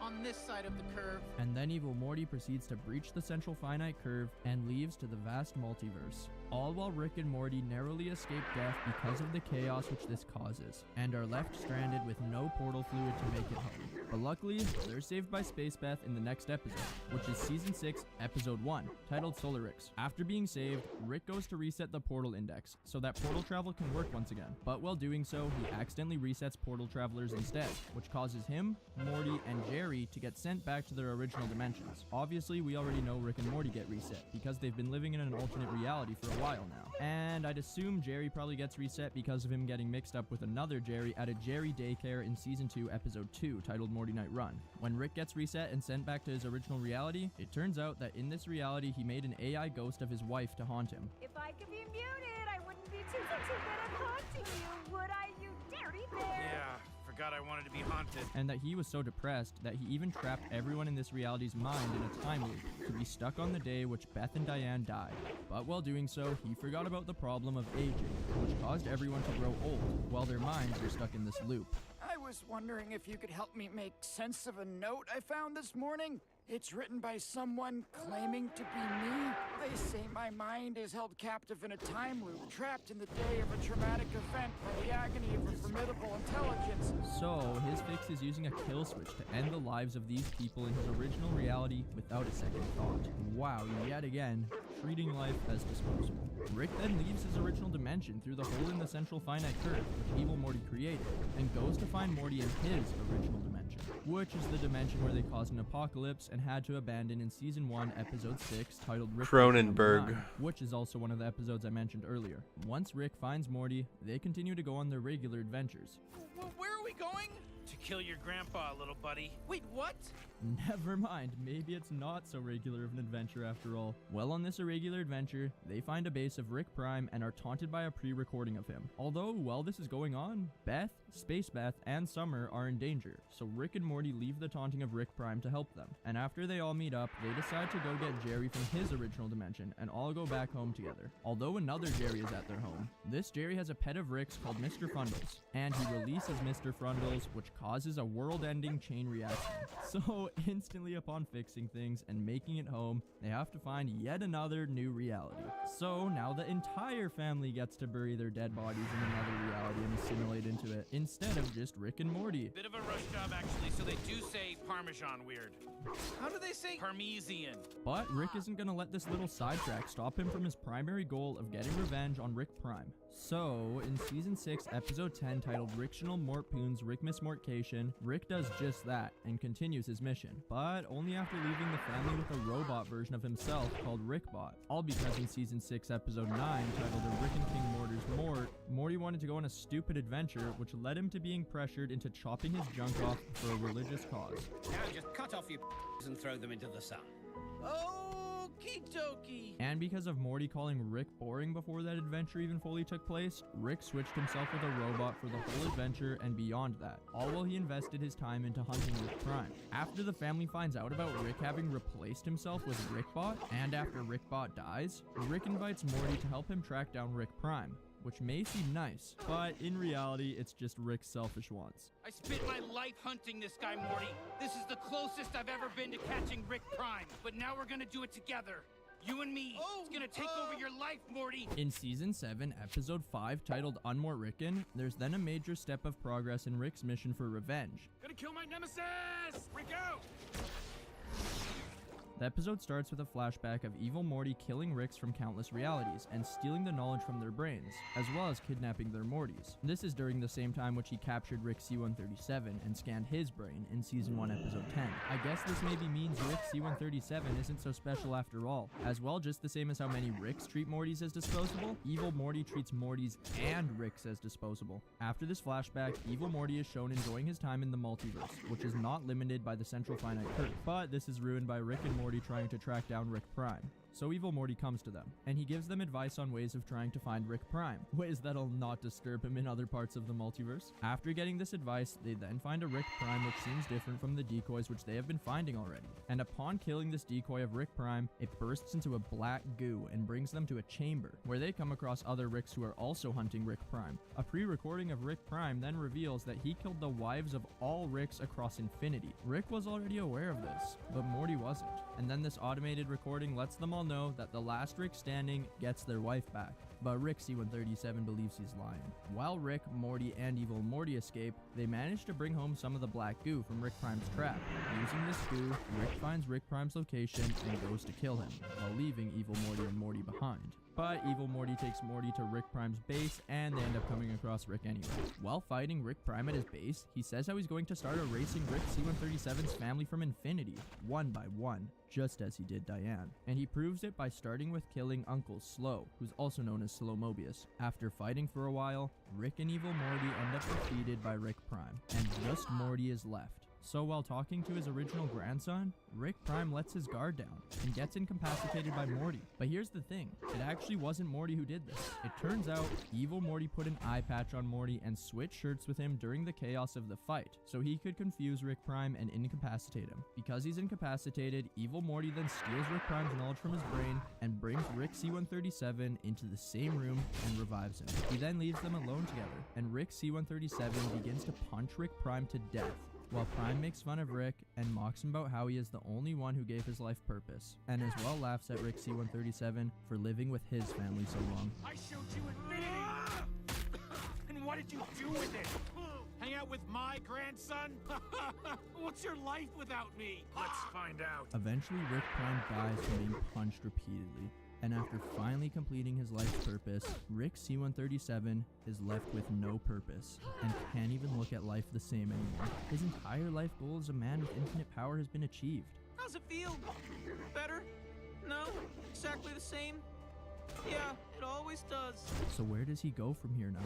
Well, maybe after completing this major goal, Rick's new purpose will become this. I'm not driven by avenging my dead family, Morty. That was fake. I'm driven by finding that McNugget sauce. I want that Mulan McNugget sauce, Morty. If it takes 9 seasons for 97 more years, Morty, I want that McNugget sauce. Maybe that'll make him feel better. Anyway, after this, Evil Morty tells Rick and Morty to leave him alone and mentions how he can end the Rick experiment anytime he wants by killing all Ricks across infinity, just as Rick Prime did to Diane, because he now has Rick Prime's knowledge on how to build such a weapon. After making such comments like this about ending the Rick experiment and how it never feels better, it makes you think, has Rick been a pawn in Evil Morty's larger scale plan across the multiverse? Is Rick C-137 just another number in Evil Morty's grand villainy of revenge against Ricks? Has Evil Morty seen Rick's exact same revenge plot with other Ricks before? Is this Evil Morty's first rodeo with events like this or not? Or maybe even Rick Prime was just a pawn of Evil Morty this whole time? Did Evil Morty really just now obtain the plans to build a weapon which can end people across infinity? Or has he actually always known how to do so? Maybe that could be part of the reason why he destroyed the weapon after events unfolded. Was it only because he doesn't want Rick C-137 to use it on him? Or not? What exactly does Evil Morty mean by all this?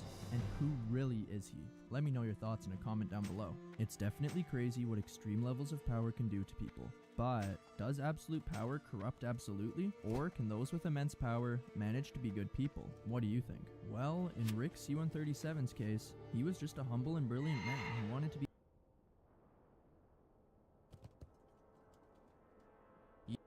Evil Morty may just be the most powerful character in Rick and Morty, even stronger than Rick himself. But how did he become so powerful? Well, I'm about to answer that, and go over every important event which shaped him into who he really is. Because although we call him Evil Morty, is he truly evil or not?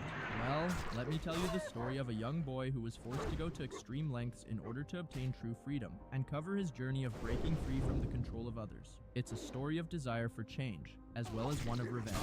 Together we'll see what can be done when you recognize the true power within self, for better or for worse. So get ready, sit back, grab a snack if you want, and enjoy. The first time we see Evil Morty in the series is when Rick comes across him in Season 1 Episode 10, titled Close Rick Counters of the Rick Kind. In this episode, Rick is brought to the Citadel and is accused of killing 27 other Ricks from other dimensions, but he claims he didn't do it and goes on a mission to find the real killer. This leads him to an evil lair with countless Mortys strapped to the outside of it, being put through agonizing pain. While in the lair, the owner of it captures both Rick and Morty. He is known as Evil Rick. During this, we get to see Evil Morty for the first time, while he stands at the side of Evil Rick as his sidekick. Evil Rick then straps Rick C-137 to a table and tells him that he is going to scan his brain to steal his knowledge and then end his life. And while this is going on, Evil Morty brings Morty to a prison cell with tons of other Mortys. As he's being put in the cell, Morty suggests that they rescue all the other Mortys together, but Evil Morty says this to him. It would be pointless. Mortys have no chance of defeating a Rick. Not so fast, Evil Morty. That's not exactly true.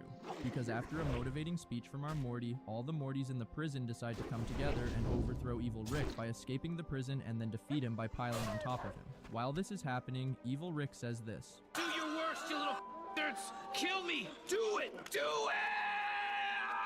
It does seem weird that he would want this, and I'll explain why he does soon enough.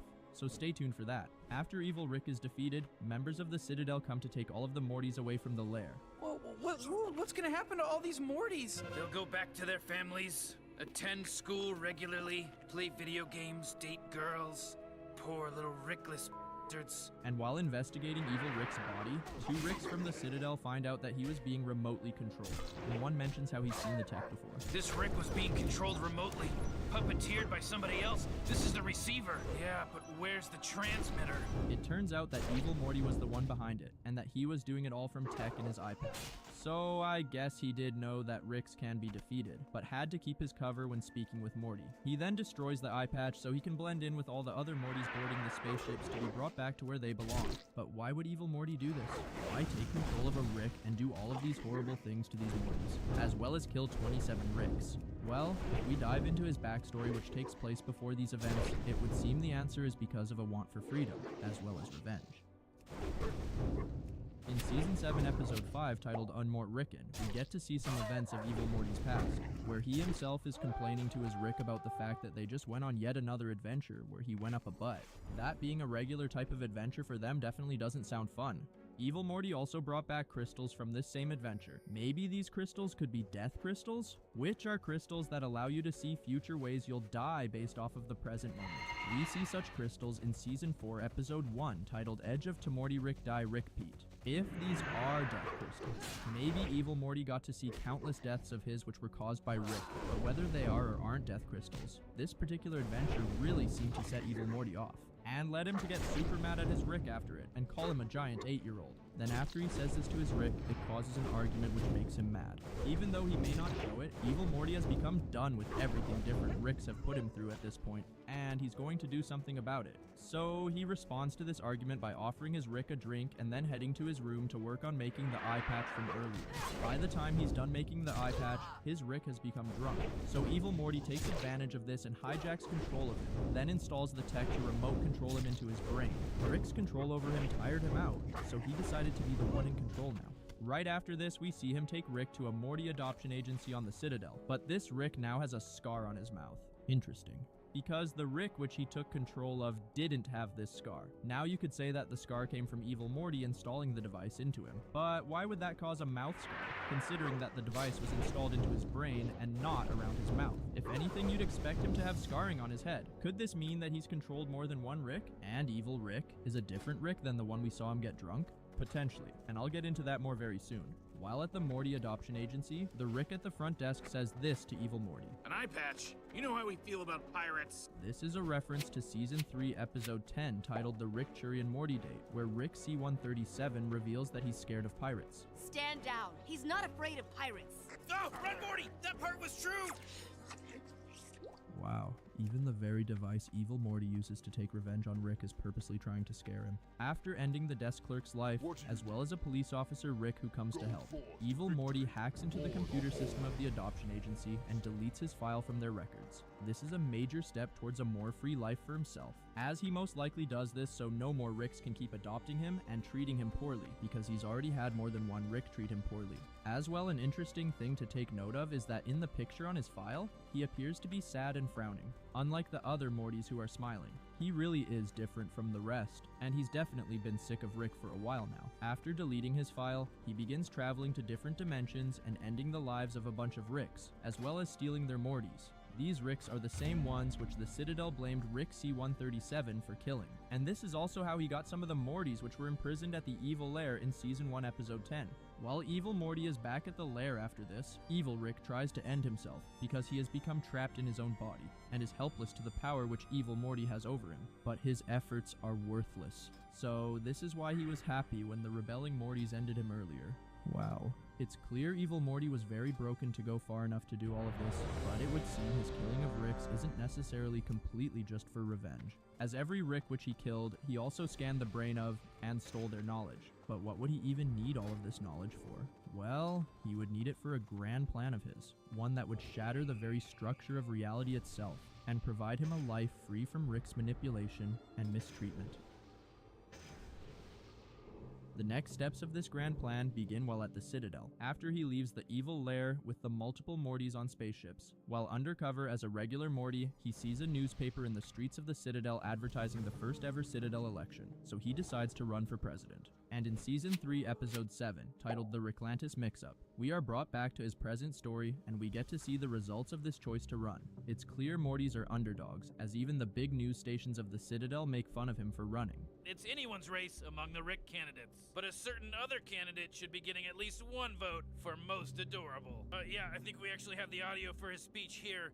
Oh, geez, oh man, I'm gonna lose the election and stuff. I mean, Mortys have never had any power or influence in such a place as the Citadel, and this is exactly why his campaign manager believes that they should pull out of the race. But Evil Morty disagrees and feels confident about the soon-to-come presidential debate. During the debate, the Ricks who are running alongside him make fun of him, but he stands his ground and gives a speech on how he doesn't see a divide between the Ricks and Mortys of the Citadel, but rather the division he sees is between the Ricks and Mortys who like the Citadel divided and those who don't. He explains how he sees Mortys in schools at the Citadel who are taught by Ricks that all Mortys are the same, because of Ricks feeling threatened by what makes them unique. As well how they give guns to Mortys so they can fight each other in the streets, instead of fighting the real injustice. But also how it's not just the Mortys who are affected. There are also Ricks working in factories who are making a fraction of their boss's salary, even though they are identical people with the same IQ. The Citadel's problem isn't the homeless Mortys or outraged Ricks. The real problem is the Ricks and Mortys who are feeding on the Citadel's death.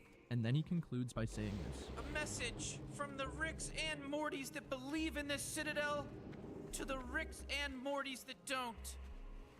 You're outnumbered. After the positive results of this speech, he fires his campaign manager who didn't believe in him, and soon rises to the top of election polls. It is clear he wants to connect to the Ricks and Mortys of the Citadel, and make a difference. Even when asked about who his original Rick is during an interview, he responds by saying how he views every Rick as his Rick. Campaign manager Morty sees this same interview on TV while at a bar after being fired, and a random Rick dressed as a detective hands him secret documents, which cause him fear while watching. So much fear, in fact, that he tries assassinating Evil Morty during his presidential campaigning, but the attempt fails and he is arrested. All while this is going on, we get to see firsthand the issues of the Citadel which Evil Morty mentioned in his campaign speech, such as when a Morty police officer vaporizes an entire house full of criminal Mortys, rather than giving them a fair trial. And his response when asked about it by his partner, who's a Rick, is this. What happened? Same old story. Morty's killing Mortys. After this event, the same Morty cop is shown trying to take a bribe from a crime boss Morty, but his partner stops him from doing so and tells him that he's under arrest, which causes a shootout with the crime boss. The Morty cop then shoots the crime boss after capturing him, because he doesn't want him to talk about the bribe, and then tries to shoot his partner Rick as well, which causes him to get shot by this Rick. While getting arrested after this incident, when the Rick cop is asked what happened, he says this. Same old story. Rick's killing Mortys. Wow. It's very clear the extent which Mortys are victims on the Citadel. Mortys view the default narrative as Mortys killing Mortys. Same old story. Morty's killing Mortys. And Ricks view the default narrative as Ricks killing Mortys. Same old story. Rick's killing Mortys. We even get to see another example of the truth of Evil Morty's political debate speech involving the mistreatment of Mortys, when we are shown Mortys in a school being brainwashed by their teacher, who's a Rick. This is a great adventure. This is a great adventure. I love being your new Morty. And then some of these same Mortys are discussing their theories on a hidden wishing portal in the Citadel, and all the nice places it could possibly lead to. But one of them named Slick says this. Yeah, I bet it goes nowhere. I bet it's a big hole where the Citadel dumps all its broken dreams. It turns out he has this negative view on things because he is an experimental Morty who was given a drama implant, and can't help but be negative. These Mortys soon after find out that the wishing portal is a real thing, and in order for their wish to come true, they'll have to give up something very important. So Slick says and does this. Morty wishes never come true. Not on the Citadel. I wish anything about this life would change. Well, I hope you're putting something pretty important in there. Me too. But I doubt it. Right after this wish is made, Evil Morty wins the election and begins rebranding the Citadel. Holy crap! Slick's wish came true! Now that Evil Morty is president, he meets with the deep state of the Citadel, who are a bunch of Ricks that control everything behind the scenes, and one of them lets him know that he has no true power and that nothing will change, despite his presidency. So Evil Morty asks them all to raise their hand if they agree with this Rick, and he has everyone who raised their hand killed. It would seem he has more power than even the deep state thought. Something about Evil Morty is different. Evil Morty's guards then end the campaign manager Morty's life by dumping him out of an area, while he was trying to expose the secrets of who this new president really is today. But on the other hand, the Rick officer from earlier is set free under Evil Morty's new presidency. Interesting. Could it be because he was someone who actually believed in justice? Then at the end of the episode, we see the bodies of the deep state Cop Morty, the Rick who hosted the presidential debate, Big Morty the crime boss, the detective Rick who gave campaign manager Morty the secret files, and campaign manager Morty, all having been thrown out of the airlock by evil Morty's guards, as well as plenty of other bodies. And the secret files which campaign manager Morty received are shown blown open with pictures of evil Morty having a Rick which he is controlling, while also wearing a suit. This means that he must have taken control of yet another Rick after evil Rick died, because he was only ever wearing a suit while running for president, and while being president, and not while evil Rick was alive. This Rick in the secret files is not evil Rick, and evil Morty is seemingly behind much more than we may have initially thought, and maybe even everything. Now is the time for action. Now that evil Morty has control of the Citadel, he has become even more powerful than he already was, and he uses this power to push himself towards his ultimate goal: freedom. The next steps in his plan take place during Season 5, Episode 10, titled Rick Mirai Jack, when he invites Rick C-137 and Morty Prime to dinner. While at dinner, evil Morty asks Rick about bringing down the central finite curve, and when Rick doesn't tell him anything, evil Morty decides to trap them in their chairs and show them parts of the brain scan which he took from Rick while puppeting evil Rick in Season 1, Episode 10. Rick then makes a comment about how he must have gotten this information from the encounter with evil Rick, and evil Morty responds by making fun of Rick's biased labeling, and how he uses the word evil to describe the Rick which was remote controlled. Evil Rick, I love it. Smartest man in the universe, with an ego so big you can just grab it like a joystick. Morty Prime then apologizes to Rick for getting them in this situation by accepting to go to dinner in the first place, and evil Morty points out that this apology from Morty is something that Mortys are bred to do, so he doesn't blame him for essentially worshipping Rick. Evil Morty understands because he is aware of Rick's deep secrets, after all this brain scanning he's done to many of them. So he then proceeds to give Morty Prime some insight on the deeper truth by letting him see part of Rick's brain scan. He shows Morty Prime how there's an entire market at the Citadel for Mortys, and that Ricks steal DNA from Mortys to constantly make clones of them across infinity for their own personal pleasure. There's factories for managing both the production and death of Mortys, and this is a sick process going on across countless realities. This is why we're with them. This is why we're alive. Right after this is revealed, evil Morty lets both Rick and Morty escape, but as Rick is about to walk through his portal, he notices the smug look on evil Morty's face. So he tests the portal by throwing one of evil Morty's guards through it, and the guard dies. It turns out that this is the only time Rick's portal gun has ever been hacked by someone. So the fact that evil Morty was able to do it really says something. Even after this, he still decides to let Rick and Morty freely escape, all while telling Rick this. You can't outrun your past, Rick. Although it wasn't just Rick's portal gun he hacked, because right after Rick C-137 and Morty Prime leave his office, he makes an announcement across the Citadel saying nobody leave, everybody stay, which causes panic and makes Ricks and Mortys want to leave. And it turns out that every portal gun at the Citadel was hacked, so all the Ricks and Mortys trying to leave end up dying, because of every portal gun being hacked, and evil Morty's questioning about the central finite curve from earlier. Rick C-137 assumes that evil Morty is going to try and use the Citadel's dimensional drive to blow the central finite curve, meaning they'll have to get out of the Citadel fast. So they try to go and get portal fluid which hasn't been tampered with from the main source in the Citadel, but evil Morty has already begun draining it all. During this, they come across evil Morty again, who is already at the dimensional drive, and he shows Morty how Ricks are responsible for building a wall around infinity, which separates all the universes where Rick is the smartest man alive from the ones where he's not, and this is what the central finite curve is. He points out how Rick has done this because he views himself as a victim due to his traumatizing past. And evil Morty no longer wants a part of it. He no longer wants to be a victim of Rick's selfishness, and he wants to leave to a place of freedom. That's what makes me evil, being sick of him. If you've ever been sick of him, you've been evil too. This is the exact bias that evil Morty pointed out earlier, when Rick referred to the Rick which evil Morty controlled as evil Rick. He did so because of his own personal bias, and in the central finite curve where Rick is the smartest man and manipulates Mortys for his own pleasure infinitely. A Morty who simply wants freedom and doesn't want to be a part of it is by default labeled as evil. Evil Morty pointing this out causes Morty Prime to reflect on Rick's mistreatment of himself. There you go, kid. Now you're evil Morty too. Sooner or later we all are. On this side of the curve. And evil Morty then proceeds to flood the Citadel with hacked portal fluid, so countless Ricks are killed. Usually when Ricks die, their consciousness gets uploaded into a new clone body due to Operation Phoenix, which is a protocol Rick has in place so he can never die. Operation Phoenix is something which is covered in Season 4 Episode 1 titled Edge of Tomorty Rick Die Rick Heat, where Rick dies many times. but each time his consciousness gets uploaded into a new body and he continues living. But while the portal fluid is flooding the Citadel and killing tons of Ricks, Operation Phoenix won't save them this time, as Evil Morty even hacked Operation Phoenix and made it transfer their consciousnesses into clone vats near the dimensional drive, so all of the Ricks and Mortys could be killed, and he could use their blood to power the drive, which would break the central finite curve and open a hole into the multiverse. While preparing to leave, Evil Morty offers Morty Prime to come with him if he'd like, but Morty Prime chooses to help Rick instead, and it turns out the supposed extra seed in Evil Morty's spaceship was a toilet anyway. He then launches himself into the black hole, which will free him from the central finite curve and bring him to the multiverse.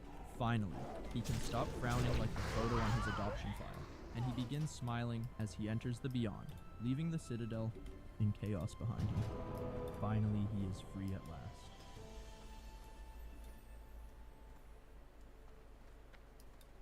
But not for long.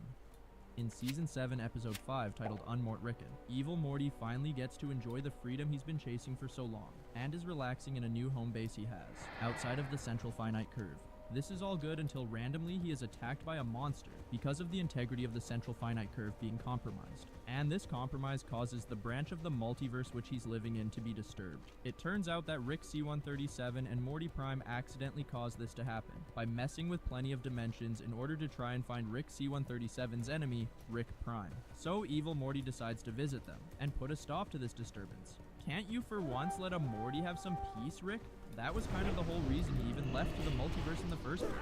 I don't live here, which is why it's insane that you're still bugging me. Because Evil Morty doesn't want to deal with Rick, he gives him a tip to make the process more efficient, without disturbing him in the multiverse. This change causes them to find a decoy of Rick Prime, which brings them to a trap of Primes. And after outsmarting the trap while working together as a team, Rick gets a new lead on finding Rick Prime, because of some goo which he got from the trap. Even after this, Evil Morty still chooses to stick around, because he is aware of Rick Prime having a weapon called the Omega device, which can wipe people from infinity, and Evil Morty does not like the idea of someone else having this weapon, because that would mean that he himself could be wiped from infinity by it. Rick then goes to kill Rick Prime on his own, and Evil Morty doesn't trust in Rick's ability to do so he decides to follow along and bring Morty with him to Rick Prime's base, where all of them end up fighting Rick Prime together. During this fight, Rick and Evil Morty are both defeated by Rick Prime, and Morty Prime is left in an awkward reunion with his grandpa. But during the time where Rick Prime puts his guard down, Morty Prime stuns him, which incapacitates him. But it turns out that during the chaos, Evil Morty switched shirts with Morty Prime, as well as put an eye patch on him to confuse Rick Prime, and faked being his grandson. Now that Evil Morty has Rick Prime incapacitated, he does what he's done to all the other Ricks, and steals his knowledge with a brain scan, as well as deletes his Operation Phoenix backups. During this brain scan, Rick Prime recognizes how intelligent Evil Morty is, so he offers him to be his sidekick, and tells him how they can be like Batman and Robin. I don't need a Robin. Clearly, Evil Morty is aware of how much more powerful he is than even people such as Rick Prime.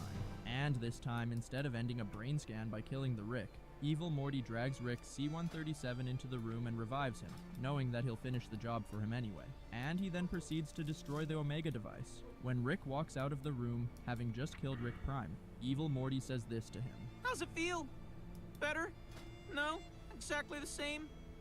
Yeah, it always does. Now, why would he say this? Has Evil Morty seen these exact events with another Rick before? Events regarding Rick getting revenge on his lifelong nemesis just to feel nothing?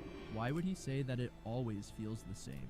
Could Rick C-137 just be another one of the countless Ricks which Evil Morty has manipulated in order to obtain revenge on Ricks across infinity? Maybe that's why when Evil Morty helped Rick and Morty to more easily find Rick Prime, instantly right after this they got sent to a trap. I mean, during the same conversation after defeating Prime, Evil Morty briefly shows blueprints of the Omega device, and then mentions how he can end the Rick experiment anytime he wants. Did he really just now obtain the blueprints to the Omega device? Or has he had them for a while? Why else would he call it ending the Rick experiment? You'd think that calling it an experiment could potentially mean that my theory about him doing the same kinds of things to Rick across infinity might just be true. To Evil Morty, maybe Ricks are just a toy to play and mess with, just as how we as the audience usually see Morty as the one who Ricks play and mess with, for their own personal pleasure. That could be why Evil Morty consistently lets Rick C-137 escape, even while Rick is actively wanting to try and kill him. I mean, remember why Evil Morty even wears an eye patch in the first place? It's to control a Rick. And we know that based on the secret files which campaign manager Morty received, Evil Morty controlled at least one other Rick besides Evil Rick during his time running for president. Maybe he's wearing the eye patch to control Rick Prime, and to fake out Rick C-137. That Prime was the one who caused his trauma, even though it may have been Evil Morty all along. Could it be Evil Morty who used the Omega device to kill Rick's wife across infinity? It does seem kind of weird that Rick Prime would essentially kill his own wife across infinity, so it easily could have been Evil Morty puppeting him to do so he himself wouldn't have to take any blame, but rather Rick Prime takes the blame. We do know that Evil Morty is aware of what could happen if he himself was to use the Omega device on someone and be blamed for it. Using a weapon like this doesn't get you left alone, Morty. Think I want a bunch of vengeful summers coming after me? And why was Evil Morty even wearing an eye patch at all during his time with Rick C-137? If the whole purpose of the eye patch is to control people, it's quite possible he probably just wants to be left alone to enjoy his freedom, all while still being able to mess with different Ricks across infinity as a form of revenge with little repercussions. And his ultimate goal could just be enslaving as many Ricks as possible, and using them as a weapon so he can stand a chance against the most powerful Rick of all, Rick C-137. It's okay, he's free to go. He's the Rickest Rick. We'll never see him again. He isn't just the Rickest Rick, but he's also the man who interferes with Evil Morty's freedom and peace, which he doesn't appreciate. I don't live here, which is why it's insane that you're still bugging me. Rick may be playing a game of checkers in the central finite curve, but Evil Morty is playing chess in the multiverse. And further evidence of this ultimate goal is in Season 4, Episode 6, titled Never Ricking Morty, where Rick and Morty are getting drained of stories they have by a villain named Storylord. And after draining Rick of many stories which are not important to him, he finds a story which is sacred to Rick, and this makes Rick start to panic. So Storylord then asks him this. What's wrong, Rick? Don't you want to see how your story ends? And then we get to see a giant army of Ricks, Mr. Meeseeks, and male Gazorpazorps, with an evil Mr. Poopy Butthole, as well as Evil Morty leading them all to kill Rick and Morty, with all Ricks being controlled by Evil Morty's eye patch. And things seem hopeless for Rick and Morty, but... There's always someone there for us. Who? My best friend and personal savior, Jesus Christ. What? Yeah, Morty, I don't even know. I beg your pardon?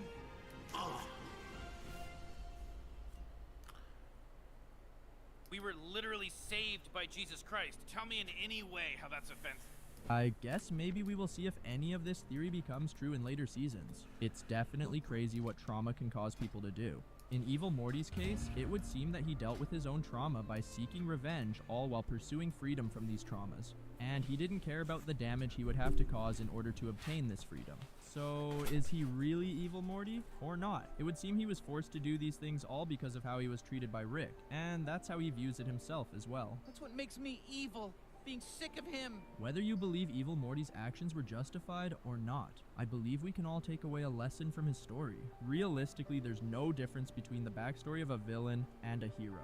Both heroes and villains experience trauma and mistreatment from others, same as how all of us do. But the thing that causes us to call one a villain and one a hero is the fact that the villain takes their trauma and thinks to themselves, I was mistreated and caused trauma, so now I must get my revenge and mistreat the world right back. As for the hero, they take their trauma and think to themselves, I was mistreated and caused trauma, so now I must make sure that no one else experiences the same things I went through. Do you want to be the hero or the villain? It's your choice. If you enjoyed this video, you'll probably enjoy one of my videos where I explain Rick's entire story and go over how trauma can cause even the brightest minds to become deeply flawed. Or you can check out this other video of mine, which YouTube thinks you'll enjoy. Both options are on the screen right now. As well, be sure to like the video and subscribe to the channel. And remember to ask yourself if you want to be the villain or the hero. Have a good one.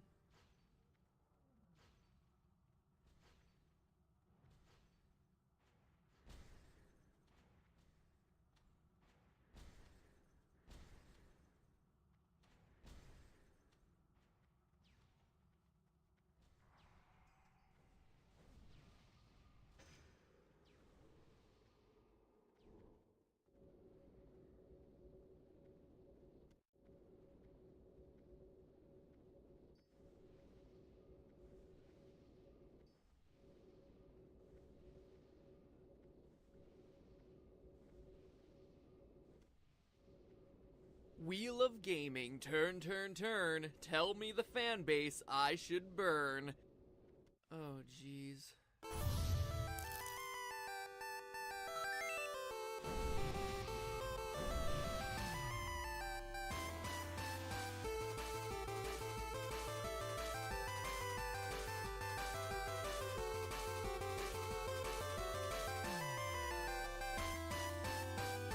Hello, Internet. Welcome to Game Theory, the show that unwittingly manages to offend a new subset of die-hard video game fans on a regular basis. Speaking of which, that's why today we're talking about the absolutely absurd physics of Zelda's hook. But yeah, that's Majora's Mask. It's definitely one of the darkest Zelda games out there, and I love it. Anyway, I'm Peanut Butter Gamer, and I'll see you guys. Excuse me, Mr. Butter Gamer, you appear to be on the wrong channel. Huh? How'd that happen? YouTube glitch. Oh, YouTube glitch. While we're on the subject, can we talk about how videos don't reach subscribers? Or comments requiring Google Plus. So, since you're here, you mentioned Majora's Mask? Oh yeah, I just finished it again. It's definitely one of my favorite Zelda games. It's so dark and creepy. Right? Like, who would think that Nintendo would actually release a game about Link dying? Wait, say that again? Well, it's just a theory. Oh, a game Oh, thief. slow down there, Peanut Butter Jelly Time. Let's not jump the gun here. Have you heard about the Majora's Mask grief theory? Well, it sounds kind of familiar, but why don't you go ahead and fill me in just in case? Well, basically there are 5 major realms of the game, right? Yeah, there's Clocktown, Woodfall, Snowhead, Ocarina Valley, and Great Bay, not in that order. So, each area... Wait, let me get this out of the way here. Ugh. Give us some room to breathe. As I was saying, each area in the game features some aspect of loss, right? But the way the game's NPCs handle these losses differ from one location to the next. In fact, how the characters handle their personal losses and the order in which you confront them perfectly match up with what's known as the Kubler-Ross model of grief, which basically says that when someone is confronted with death, they go through 5 very distinct emotional phases: denial, anger, bargaining, depression, and acceptance. DABDA for short. Link's adventure starts in Clocktown, where all the people are in denial. Notice how, even though there's a moon that's going to crash into the world, killing everyone in 3 days, no one seems to care. In fact, they're planning a carnival. Take a quick peek into the mayor's office and you see Muto the carpenter calling anyone who's scared a coward, saying that the falling moon is just a groundless theory. A game thief. Nope, still not yet. Appreciate the enthusiasm though, but still no. Still not yet. Oh, and there's the Swordmaster, who even says he's gonna slice the moon into pieces. Not the most effective strategy. A perfect example of denial, or stage 1 of the Kubler-Ross model. Then there's the Deku Palace in Woodfall. Here, the princess has gone missing. And how does the Deku King respond? Obviously by raging against a monkey. Man, monkey abuse just seems to be a thing around here lately. Anyway, he jumps to the conclusion that this monkey is the culprit and must die as a punishment. The thing is, the monkey's innocent. The Deku King is just angry, lashing out at anything and anyone because he doesn't know what else to do. And thus we see the second stage of grief manifested. You mad, bro? Yes, he is. Stage 3, I got this. Snowhead features the Gorons, a tribe who just lost their leader, Darmani. When you meet his ghost, he begs Link to use his magic to bring him back to life. He's bargaining. Darmani is actively trying to make a deal to prolong his life just a little longer, thinking that Link can provide some backdoor solution to the inevitability of his death. And when those bargains fail, you get depressed. Stage 4. This is when a person realizes that there's no escape and that there's nothing that they can do, so they instead retreat inward, disconnecting from the world. And it's at the Great Bay that Link meets Lulu, a Zora who's lost her eggs. She's a mother who's lost her children, and to cope she just stands there, staring out into the distance, silent. And finally, Link makes his way to Icona Valley, a valley filled with death, sure, but also a place of acceptance. First, you have Sharp, one of 2 composer brothers who you help come to terms with his mistreatment of his sibling. But also, more symbolically, you have the Stone Tower Temple, which has you climbing upwards towards the heavens and obtaining enlightenment, here illustrated by the item of the dungeon being the light arrows. Link has journeyed through the Valley of Death, passed through the other 4 stages, emerges, and here he ascends into acceptance. There's even the Garo Master, a creature that is described as emptiness cloaked in darkness. If this game is all about overcoming grief, fighting this guy is a pretty literal interpretation. He even commits suicide once you defeat him, an enemy who refuses to accept death on anyone's terms but his own. And when you really stop to think about the whole repeating 3 days gameplay mechanic, that in essence is how grief can feel. Like you're trapped in time and can't move forward. It paralyzes you from moving on with your life. This grief theory does make a lot of sense, but what is Link grieving? I don't see why you'd say he's dead. The game starts off with him roaming the Lost Woods. He in literally search of Navi, falls who flew away like at the end of Ocarina of Time. a very Anyone with tall Water height searching that for would her probably is kill beyond his me, but ass. Link is Like, a weird kid, so whatever. Wouldn't it make more sense for him to be grieving over her loss? Maybe she died, or maybe he's just sad about losing her. Yeah, maybe. But in my mind, there's more evidence to suggest something even darker. I propose to you that throughout Majora's Mask, Link is actually in purgatory, the waiting room of the afterlife, and that the it's called game Terminus, represents his like a journey to accept terminal. his death and move on. First, look at the name of the place, Termina. That's not even subtle, Nintendo.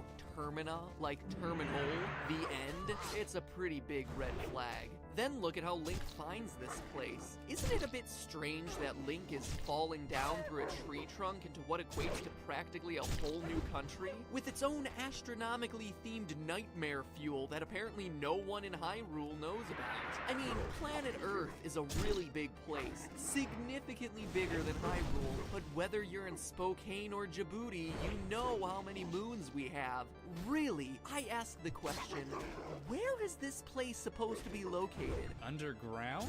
Then how was there a sky? And remember, Link supposedly fell a really long way to end up here. If that's the case though, he would have died. Granted, there's a lot of creative license in these games, don't get me wrong, but Nintendo has always taken falling very seriously in 3D Zeldas. Even the animation that happens while you fall feels a bit surreal. Like a bad LSD trip ripped straight out of Alice in Wonderland, which, spoiler alert, ends up being all a bad dream. And now that you mention it, where did Epona go? You see them run into this tree, and I guess they could just jump from one stump to the next, but does Epona also live through that huge fall? Even if she does, Skulka would have to transport her over this water, through this cave door, and over these deadly platforms, all for her to end up at Romani Ranch later in the game. And he'd have to do that all before Link arrives so that he'd be ready to hover there all cool and Magneto-like.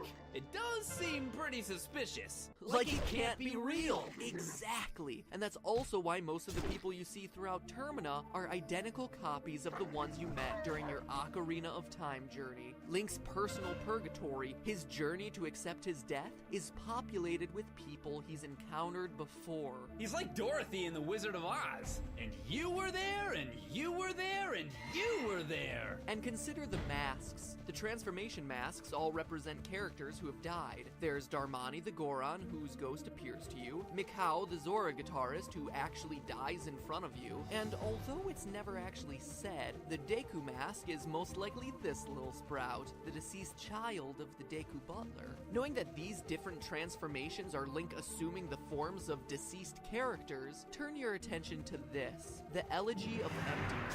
It's a song you get late in the game that allows you to create statue clones with your current form. In a lot of ways, they're like funeral effigies, standing there as a memorial to the dead. Now, if the only masks that allow you to create a clone using this song are the ones that are related to dead people, and Link is somehow able to create a clone of himself, that would seem to mean...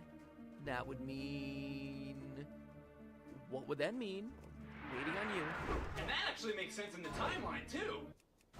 Okay, we'll keep moving on then. Well, Majora's Mask comes before Twilight Princess according to the official Zelda timeline, right? And in Twilight Princess, there's the hero Shade, a Stalfos-looking creature who has officially been confirmed in Hyrule Historia as the spirit of the hero of time, aka Link in Majora's Mask.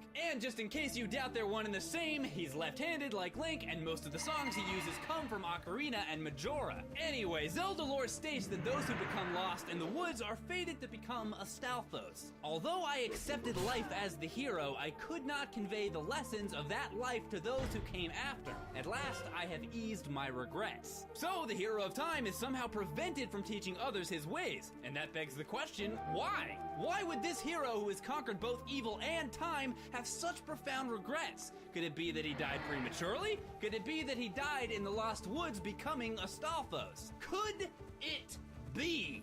Probably. It's also worth pointing out that the hero's shade saying, "Believe in your strength," directly mirrors what the Happy Mask salesman says to Link throughout Majora's Mask. Believe in your strengths. And speaking of the Happy Mask salesman, he provides what I think is the strongest proof of this theory. Do you happen to remember the first line he says to you in the game? You've met with a terrible fate, haven't you?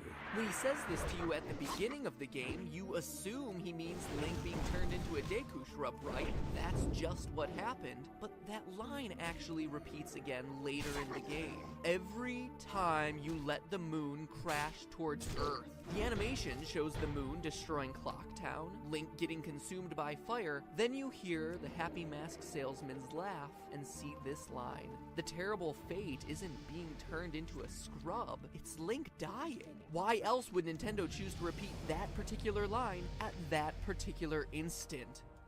Yeah, I got nothing. So him riding off into the fog at the end is Link accepting his fate and moving on? That's definitely one way to interpret it. Ultimately though, dead or not, the reason this game is so incredible is that it's bigger than itself. It's symbolic of much larger and mature topics, allowing for any number of interpretations really. It's deeper, more somber, and incredibly more artistic than other entries in the series. More like other games just in general. Definitely. And in a lot of ways, the gamer sees what the gamer most wants to see in this sort of game. Have you suffered a loss as a child? You'll respond to those moments in the game.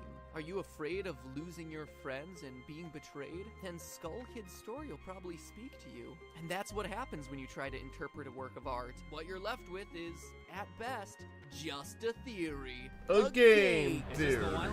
Can I say it this time? Now was the... Yeah. Okay, good. A game theory. And hey, we're through here, but before you go, subscribe if you haven't for weekly theorist videos, and then click on your favorite mask to enjoy some more PBGB time over on his Zelda month. Anything you'd like to close us out with, Mr. Peanut? The Zelda timeline is broken. Again! While Echoes of Wisdom recently received an official spot in the Zelda timeline, Breath of the Wild and Tears of the Kingdom are yet to receive the same definitive level of treatment. But don't worry, loyal theorists, because today, I'm here to fix that. Hello, Internet! Welcome to Game Theory, the show that's finally found the Triforce of Courage to talk about the Zelda timeline. This is one of those game franchises I've been wanting to cover for a while, but it's an intimidating challenge to say the least. In 2011, Nintendo released the Hyrule Historia, containing a definitive timeline of when every game in the franchise took place, only to then release the Zelda Encyclopedia 7 years later that changed it all. And as more Zelda games came out, people wanted to know more than ever where they fit into this established timeline. Recently, it's all been about Echoes of Wisdom, which seem to be combining elements from all over the Zelda timeline, causing a lot of debate as to where this was supposed to take place. Thankfully, good guy Nintendo came out a few months later to give it an official spot in the timeline, showing us that they do still care about the timeline, and that games are going to continue to be added to it. But that then begs the question, why haven't they done the same thing for Breath of the Wild or Tears of the Kingdom? The creators have said vague things like it's at the end of the timeline, but which timeline? Then a few months back, this image was presented at a Nintendo event displaying Breath of the Wild and Tears of the Kingdom to be in its own separate place, not connected to the rest of the timelines, which brought this debate back to the forefront. Which one is it? Is it at the end? Is it separate? Is it so far in the future it's basically separate? Their response? It's up to the player's imagination. What? No, that's not how this works, Nintendo. You can't just say that one set of games are definitively in this one specific place in the timeline, but then for others just say it's up to interpretation. If you're going to be definitive about one, there has to be a definitive answer for the other. And so today, I am going to do what Nintendo won't. I'm going to do what we have done, 3 times on this channel already, and figure out the definitive timeline for The Legend of Zelda. Because actually, I believe there is a solution solution that can dig Nintendo out of this hole and set them up for success in the future while also keeping us, the fans, happy and content with a cohesive timeline. So, let's get started. As a quick refresher, how the timeline currently works is that after a couple of games, we reach the events of Ocarina of Time, and thanks to time travel, the timeline splits into 3. One of those is the child timeline. After Link defeats Ganon, he returns to his original timeline where he was a child, leading to games like Majora's Mask and Twilight Princess. Then there's the adult timeline, the one Link traveled to defeat Ganon and subsequently left when he returned to the child timeline, leaving this timeline saved but without a hero, leading to games like Wind Waker and Spirit Tracks. Finally, you have the downfall timeline. This is where Link failed to defeat Ganon, and so Ganon takes over and the world turns to ruin. This is the timeline where games like the original Legend of Zelda, Link's Awakening, and recently Echoes of Wisdom take place. According to Nintendo, it sits right here, after Triforce Heroes, but before the original Legend of Zelda. Fun side note here, I actually had a whole theory written about the timeline placement for Echoes of Wisdom months before this announcement, and actually, I came to the same conclusion.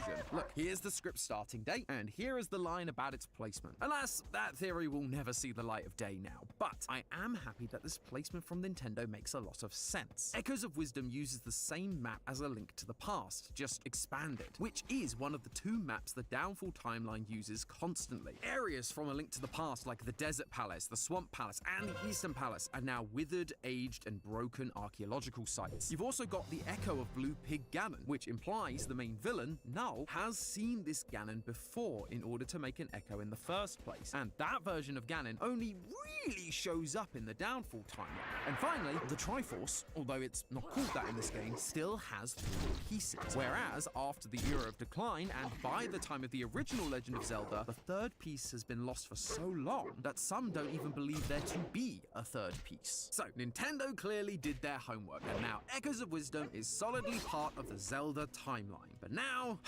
let's take a look at the real problem children in this timeline: Breath of the Wild and Tears of the Kingdom. As I mentioned earlier, there's a bunch of comments about it being at the end of the timeline, and in the Creating a Champion lore book for Breath of the Wild, it also places Breath of the Wild 10,000 years into the future. And for a long time, this actually made a lot of sense to us here at Theorist. We did a whole theory about how Breath of the Wild was at the end of the timeline like we've been told, but rather than it being of just one timeline, it was of all 3 converging back into one thanks to Hyrule Warriors, allowing it to remain at the end of the timeline and far in the future, but also allowing for all the weird elements from multiple different games, like rock salt existing, which implies that the land was once completely flooded like it does in the adult timeline, the Zora and Rito being able to exist side by side rather than one evolving from the other, and the Mirror of Twilight existing alongside Lynel's and Koroks. It all made sense. However, unlike Echoes of Wisdom, Nintendo has still refused to put Hyrule Warriors into the canon timeline, which means the timelines haven't converged, and so Breath of the Wild has to take place at the end of just one of them, which doesn't make a whole lot of sense to me personally. But not only did they refuse to converge the timelines canonically, they then doubled down with the direct sequel Tears of the Kingdom. This thing is filled with so many contradictions, it not only ruins its own placement in the timeline, but also ruins the established order of the current confirmed timeline as we know it. One of the major issues comes from how the Kingdom of Hyrule was said to be established. Up until Tears of the Kingdom, we believed what the Hyrule Historia told us. After Skyward Sword, the people living in the sky came back down to the surface and, quote, the descendants of the goddess Hylia, who was reincarnated as Princess Zelda, established the Kingdom of Hyrule. However, in Tears of the Kingdom, Zelda travels through time to the past, because things weren't confusing enough after doing it the first time. Now, we have to have 2 entries for Tears of the Kingdom, one in the present and one in the past. But anyway, when Zelda meets King Rauru in the past, he says this: "We are the king and queen who founded Hyrule after all." So wait, was it Zelda from Skyward Sword who founded Hyrule, or was it King Rauru? These 2 things don't seem to be able to work together, or at least that's what I thought, until Nintendo released the Tears of the Kingdom Masterworks, because inside this Japanese-only book is a breakdown of the Zonai timeline. After the world was created by the 3 goddesses,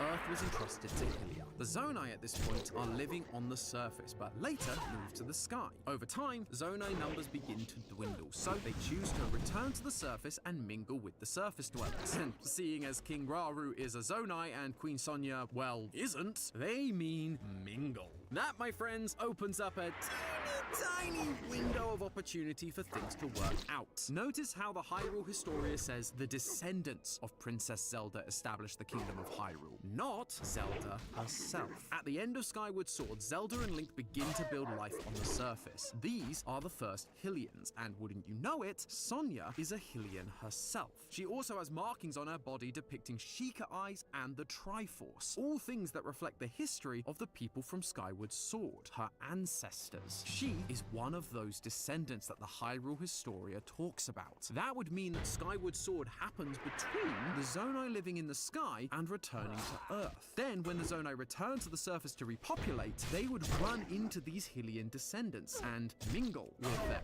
eventually establishing Hyrule and leading to the events of the past in Tears of the Kingdom. But if that's true, why do Rauru and Sonia not recognize the names Link or Zelda? Link? That is not a name I have heard. Sonia is clearly versed in the history of the events of Skyward Sword, given her markings, so she should know about the legendary Link and Zelda, right? Well, maybe not. Throughout Skyward Sword, Link is referred to as the goddess's chosen hero. We see the same thing in Wind Waker. The Link from Ocarina of Time isn't called Link once. The prologue says he is known as the hero of time, and in Twilight Princess, they mention the hero of legend. Clearly, as time went on and the events of Skyward Sword became legend, the title stuck, but Link's real name was likely forgotten. In the real world, this happens all the time. The earliest known recorded name of a person that we have is from around 3400 to 3000 BC. The name is Kushim. However, it's unclear whether this is a name of a person or whether it was their title. Either way, one of those elements was noted down and the other was lost to time. It's also worth mentioning that in Hyrule, it's tradition that the royal family name their daughters Zelda, but Rauru and Sonia are the first king and queen of Hyrule, so this tradition clearly hasn't begun yet. It may even be that Zelda's visit to the past was what started that tradition, just something I was thinking about while writing this. So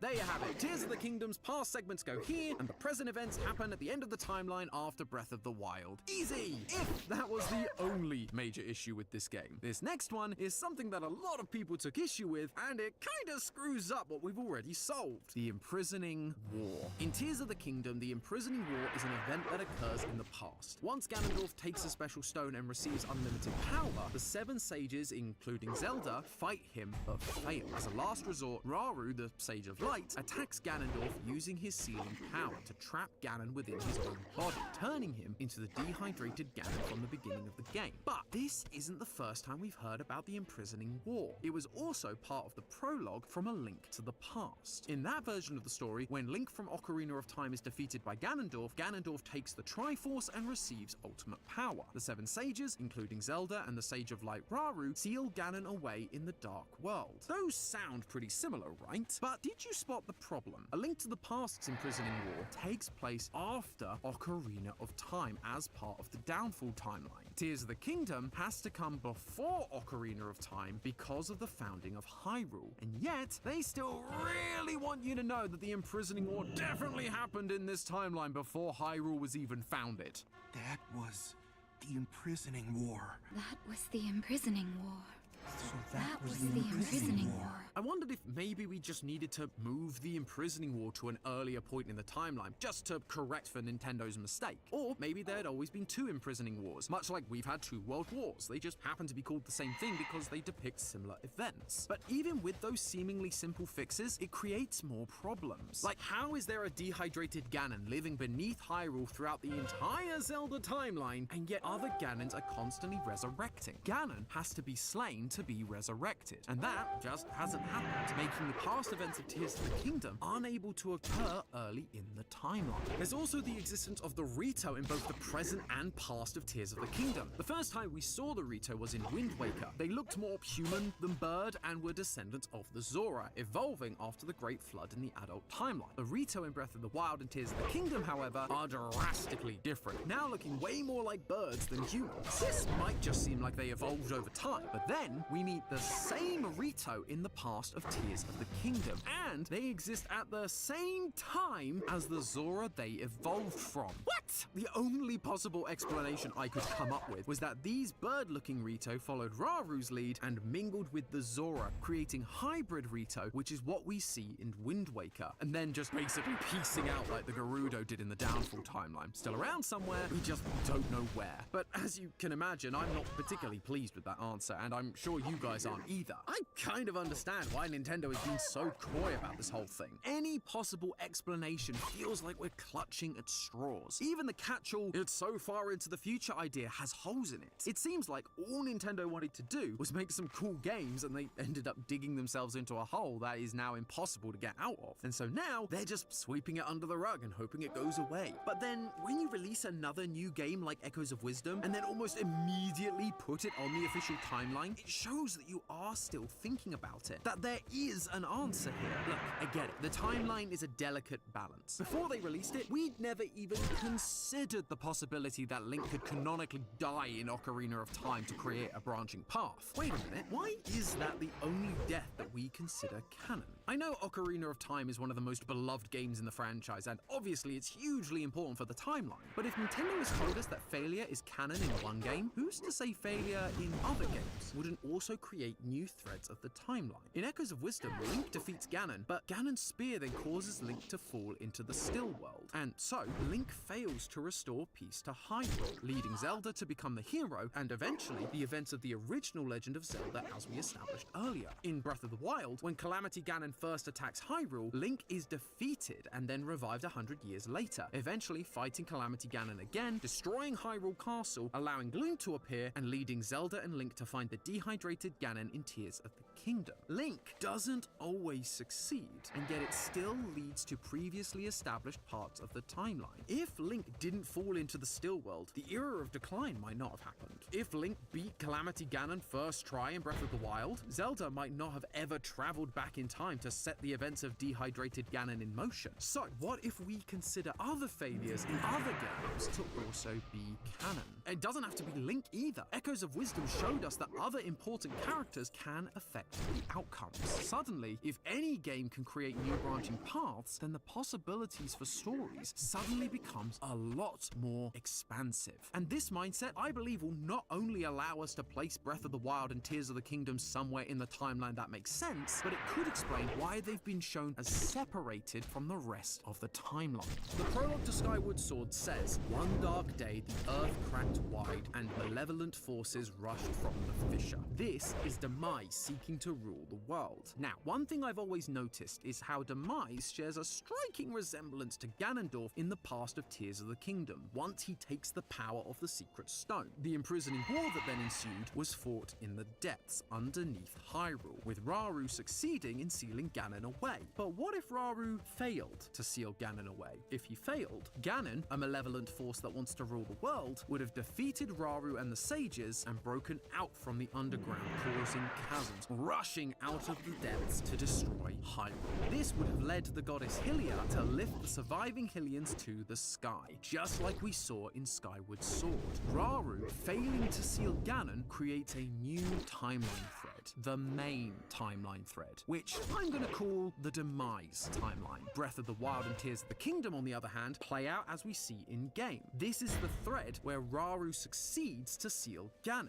and so it becomes removed from the rest of the timeline. Let's call this the imprisoned timeline. This is why Skyloft and the Zonai never interact in Skyward Sword, because Skyloft being raised into the sky only happens in the Demise timeline where Hyrule and the Zonai were completely destroyed. When Zelda and Link defeat Demise and return to the surface, there's nothing there, and their descendants begin to establish a new Hyrule. It's just been so long that there's no one left that remembers the Hyrule that once was. It's also why there are two imprisoning wars. In the Demise timeline, the first one technically doesn't exist because it failed, but the idea of it was passed down, and so many years later in the Downfall timeline, the Seven Sages tried once again, and this time they succeeded. Even the Rito makes sense in this version of the timeline. They existed in the the past alongside the Zora, and in the imprisoned timeline, they just continued existing. Wind Waker never occurs, and so no mingling with the Zora. But in the Demise timeline, they've hybridized with the Zora in order to survive the mass amount of water now present due to the Great Flood. This new branch can also have an entirely new history that we know nothing about, allowing for things to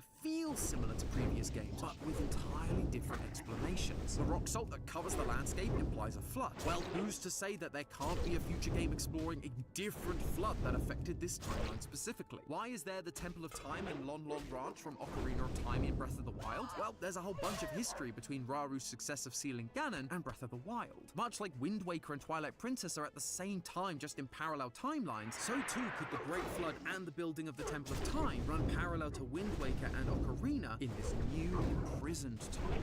So there you go, Nintendo. If you do truly believe the timeline can be interpreted in a number of ways and may change depending on the discoveries that have come to light and the player's imagination, then let me use my imagination to give you a get out of fandom jail free card. Take this web of timelines and finally place Breath of the Wild and Tears of the Kingdom in a way that works within your established rules. This will give you so much more freedom in the future. All of those failures or successes can open up the door to so many possibilities that before just wouldn't have been possible without getting the fanbase even more upset. Now all you have to do is make a great game, because almost any combination of stuff you use can fit in one of these branches. Heck, even those games you said aren't canon now could be. Hyrule Warriors, the Tingle series, Zelda CDI, all of them can now just be another one of these many branches without messing with your core canon timeline, as it were. Where in this massive web should those go? I think I'll leave that down to the loyal theorists watching to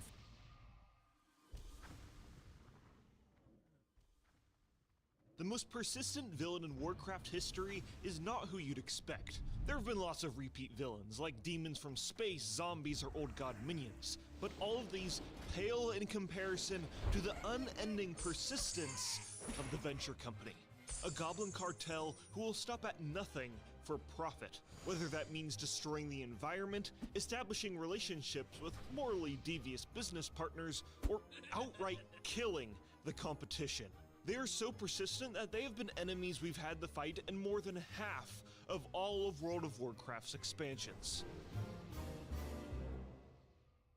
But first, the Venture Co. was introduced in Classic WoW, and the earliest appearance of them is in the Tarn starting zone of Mulgore in the appropriately named Venture Co. Mine, to pilfer the homeland of the Tarn's mountains for all it's worth. And while the Tarn are a peaceful people, they weren't going to let this go on much longer, and they attacked the Venture Co. caravans escorting supplies to the mine's entrance. So in Classic WoW and in Cataclysm, players go into the Venture Co. mine and kill a lot of Venture Co. workers, but according to the Exploring Azeroth Kalimdor book, even to this day, the Venture Company still have a presence in Mulgore.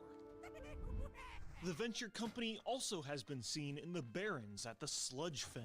One thing you'll notice about the Venture Co. that makes them different from other goblin organizations is that they are an equal opportunity employer and will hire any and all races if they're Alliance, Horde, or something in between. Well, you know, as long as they have flexible morals, of course. And by far the biggest presence the company has is in the Stone Talon Mountains, in the Windshear Crag, where they are currently underway on a ruthless logging operation and clearing every single tree in sight. The leader of this operation is actually a leper gnome named Gorenzo Wrenchwhistle, who surveys the ruthless harvesting of materials from above. Gorenzo was formerly the head engineer of Nomergon, and was infected with radiation after the city's accident. In order to mend his now rotting flesh, he has begun grafting metal and gears into his body and replacing his limbs with robotic ones. Keep in mind, all this lore is from Classic WoW, so he was a mechanome before mechanomes were cool. Which they never were, but you get what I'm saying. Gorenzo's famous invention is the Super Reaper 6000, a monolithic machine that can clear an entire forest with ease. Another iteration of the Super Reaper was also used by the company in the Wrath of the Lich King expansion in the Grizzly Hills to destroy another forest, which we'll cover later in the video, along with a lot of other crimes the Venture Co. has committed. Theft, manslaughter, embezzlement, robbery, wage theft, fraud, money laundering, tax evasion, forgery, murder, assault, insider trading, jaywalking. But in Stonetown Mountain, unfortunately, by the time of the Cataclysm, the Venture Company had to report to their shareholders that the Windshear Crag was lost, and is now fought over by the Alliance and Horde, but a few determined Venture Company employees, including Gorenzo, are still defending the water wheel.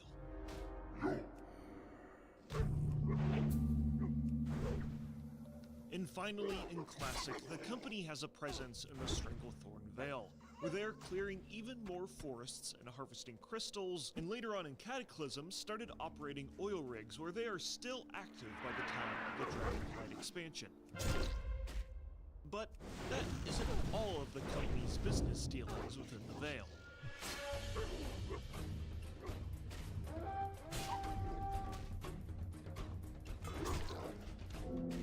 I got the best deals anywhere. Can I interest you in a payment plan? The Venture Co. has established trade negotiations with the notorious witch doctor Zanzil, who has concocted a wicked poison that can raise people in death. Which sounds like a product with a wide customer base, if you ask me. And the Venture Company started to export the product to seedy individuals across Azeroth like the Defias Brotherhood. Rogue players in Classic discover this grand conspiracy during their poison crafting questline. For the Alliance, they travel to Westfall, and for the Horde, they travel to the Barrens. The Grand Foreman of the Barrens Outpost is named Gallywix. Obviously, it isn't the infamous Trade Prince Gallywix of the Bilgewater Cartel, but perhaps it's one of his relatives, which I think is a pretty neat little detail.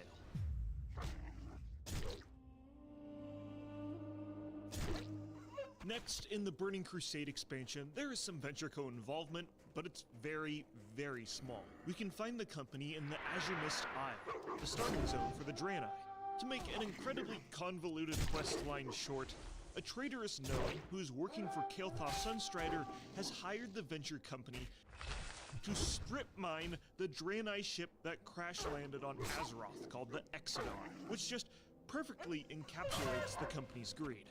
No, a spacecraft that is tens of thousands of years old, that can transcend dimensions and warp time itself. Ooh, man. I bet there's some valuable resources on there we could harvest.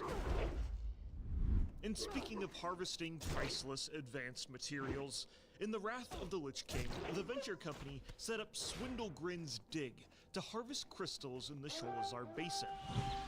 This zone was built by the Titan Keeper Freya as an area of experimentation in the creation of living things. In order to protect his petri dish of creation, 4 pillars were built to control the region's climate and protect the land from evil forces. Although they don't seem to work really well, as one of these pillars was destroyed by the Scourge, and the other is being harvested by the Venture Co., and they're digging out all of the pretty crystals.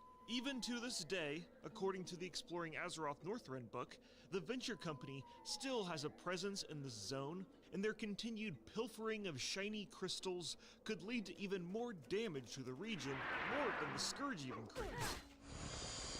And as I mentioned earlier, the Venture Co. has a presence in the Grizzly Hills, at the logging camp, and the Venture Bay outpost. Now there is a very small amount of company workers here. My favorite group of them is them in this building, just standing here. No props, no emotes, just standing in a giant empty building. Now the idea behind these two areas is that they're supposed to be like these big world PvP arenas, but nobody actually went to them. There were some daily quests, but like actual PvP did not happen here at all. The only footage I can find of PvP happening here is from 2015, and it's an RP PvP event. And again, according to the Exploring Azeroth Northrend book, the Venture Company still has a presence here after the Horde and the Alliance stopped fighting each other and left. which I think is hilarious. Like, literally every single zone the Venture Company has been in that I've mentioned, they're still there and they haven't left. It's just, like, impossible to get rid of these greedy little goobers. In the Mist of Pandaria, the company is never explicitly involved in anything on the Pandarian continent. But the Black Fuse Company goblins and the Siege of Orgrimmar might be a part of the Venture Co. Because in the next expansion, Garrosh's Iron Horde hired some Black Fuse Company mercs on an island called the Dark Tide Roost. But there's a garrison mission that says that it was actually Venture Co. mercs that were hired at the Dark Tide Roost. The only explicitly stated Venture Co. company NPCs in Draenor are in Talador, and they're operating these shredders and are dead on the ground. But this is still confirmation that they were hired by the Iron Horde. So all of this is to say, the Black Fuse Company might be a part of the Venture Co., and honestly, being heavily involved with a business partner who's a war criminal is something that I wouldn't put past them. And the next time we see the company is in the battle for Azeroth, and they have a lot of cameos in this expansion. They have an oil rig in Stormsong Valley, a presence in Vol'dun, they're trying to steal resources from Mechagon, they show up in island expeditions, they're in a random leatherworking quest in Mulgore, they steal a prized hammer from the Dark Iron Dwarves, and are part of some obscure quest line in Tenaris revolving around a robotic parrot named Feathers, which I didn't even know was a thing until now, to be honest. But by far the most prominent cameo of the company is in the Motherlode dungeon. You see, you gotta say it like that because it's in all caps. So during this expansion, the precious resource called Azerite was an incredibly powerful, hot commodity, and there was a huge swath of it that just appeared on the island of Kazan. The CEO of the Venture Co., Mogul Razdunk, is using the mine as an opportunity to get stupid rich and weaponize the Azerite and sell it to the highest bidder, and keep the margins as low as possible with the cheapest labor. Hey! Where do you think you're going? I don't want to hear no more complaints about no unsafe conditions. If you're complaining, you ain't holding your breath, so it's your own fault for breathing toxic fumes! Initially, Razdunk made a deal with the Bilgewater Cartel, the goblin cartel of the Horde, to refine Azerite for them. But at the very last moment, he backed out of the deal. You'll never take me alive! Putting the Horde at a disadvantage for the Azerite arms race against the Alliance. Hey, Mr. Blightcaller, I got some bad news. Mogul Razdunk double-crossed us. It was crazy. I never seen the green bastard back out of a deal like that. You wouldn't believe. Oh. Pull yourself together, trade prince. Such babbling does not befit a leader of the Horde. Well, excuse me, Banshee Prince. Sorry if I'm rattled after nearly getting killed. In a deal I was against making in the first place. The war chief will not be pleased. We were counting on Razdunk's methods of refining Azeroth in our war against the Alliance. That deal was more trouble than it was worth. There is an easier way to get what we want. By cutting out the middleman, if you get my drift. Indeed. Champion. Head to Kazan. Acquire the Azerite refining techniques we were promised. Noble Razdunk suffer for breaking his word to the Dark Lady. So we, the player characters, are sent to the Motherlode to do what we do best. Kill everything in sight, which includes Mogul Razdunk himself. Do you bums realize how much property damage you've done? You'll pay for that! But Razdunk's death didn't mark the end of the Venture Co. But perhaps it's for the better. Because in the next expansion, Dragonflight, the higher-ups sent Gramilla Fizzlecrank to the Dragon Isles to see if there were any business prospects to capitalize on the Isle. But you see, Gramilla, she was so captivated by the Isle's wonder, she said, no, Not this time. We don't need to pollute this place and rob it of all its resources. It's just too beautiful to do something like that. And you know what? That makes sense. This is Dragonflight, the friendship expansion, where everyone gets to hold hands and work together as one. All for the greater— well, guess what? That was a f***ing lie. Why would you ever believe anything the Venture Co. mercs say? Gramilla Fizzle Crank is a fake and a fraud because the Forbidden Reach is covered in Venture Company looters raiding the island for its priceless artifacts. And their involvement doesn't stop in the current expansion, The War Within, either. The company has committed a hostile takeover of the Cinder Brew meadery on the Isle of Dorn, and has trapped all of the molten bees and has increased mead production tenfold. The leader of this operation is my favorite Venture Co. NPC, Goldie Baronbottom, who is the self-proclaimed BEO. But you know, we go in and we kill all the Venture Co. employees in a typical fashion. They can also be seen in the Ringing Deeps where they're stealing some Titan artifacts. And finally, the Venture Co. can be found in Aj Kahet, where they've been hired by some of the Nerubians in a grand scheme to take down Queen Anzarek. The goblins found themselves in Aj Kahet because they dug through the earth from the Undermine, the goblin capital of Azeroth, and that's going to be the next featured zone in the upcoming patch for The War Within, which I'm sure the Venture Co. will have plenty of screen time in. And that's all of the company's involvement so far, which, like I said, is a lot of screen time for a faction in the game that is kind of inconsequential in the grand scheme of the universe. This isn't some big existential threat like the Legion, Scourge, or the Void. It's just a bunch of jackasses with shovels. But I think the reason why they are so common in each expansion is that they're just really easy to write into a story of a zone. For each expansion, Blizzard needs to fill zones with mobs for us to fight, and these mobs need stories for why they're there in that zone in the first place. For the Venture Co., it's so incredibly easy to write them in. Why are they there? Money.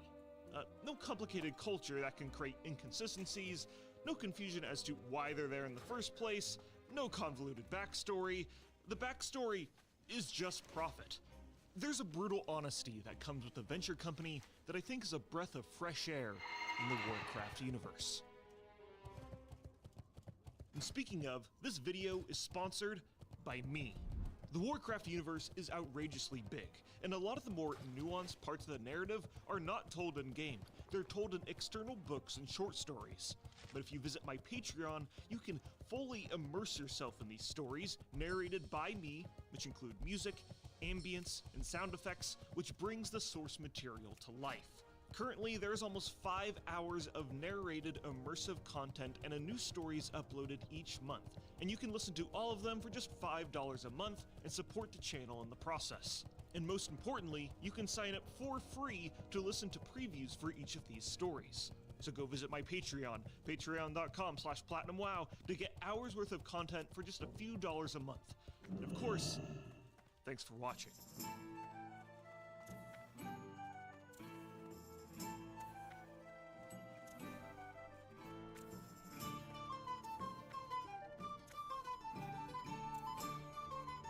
Alright, we're gonna make our way back to Hillsbrad to get the first AV trinket. So, I think that's like 1% dodge will replace the carrot on the stick. I don't know, I'll just have to remember to swap trinkets whenever I'm doing long travels to the carrot on the stick. It's not a big fucking deal. I'll probably just camp the 2 tank trinkets.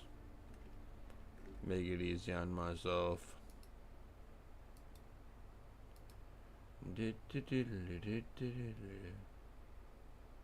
Every old god explained in 20 minutes. Do it.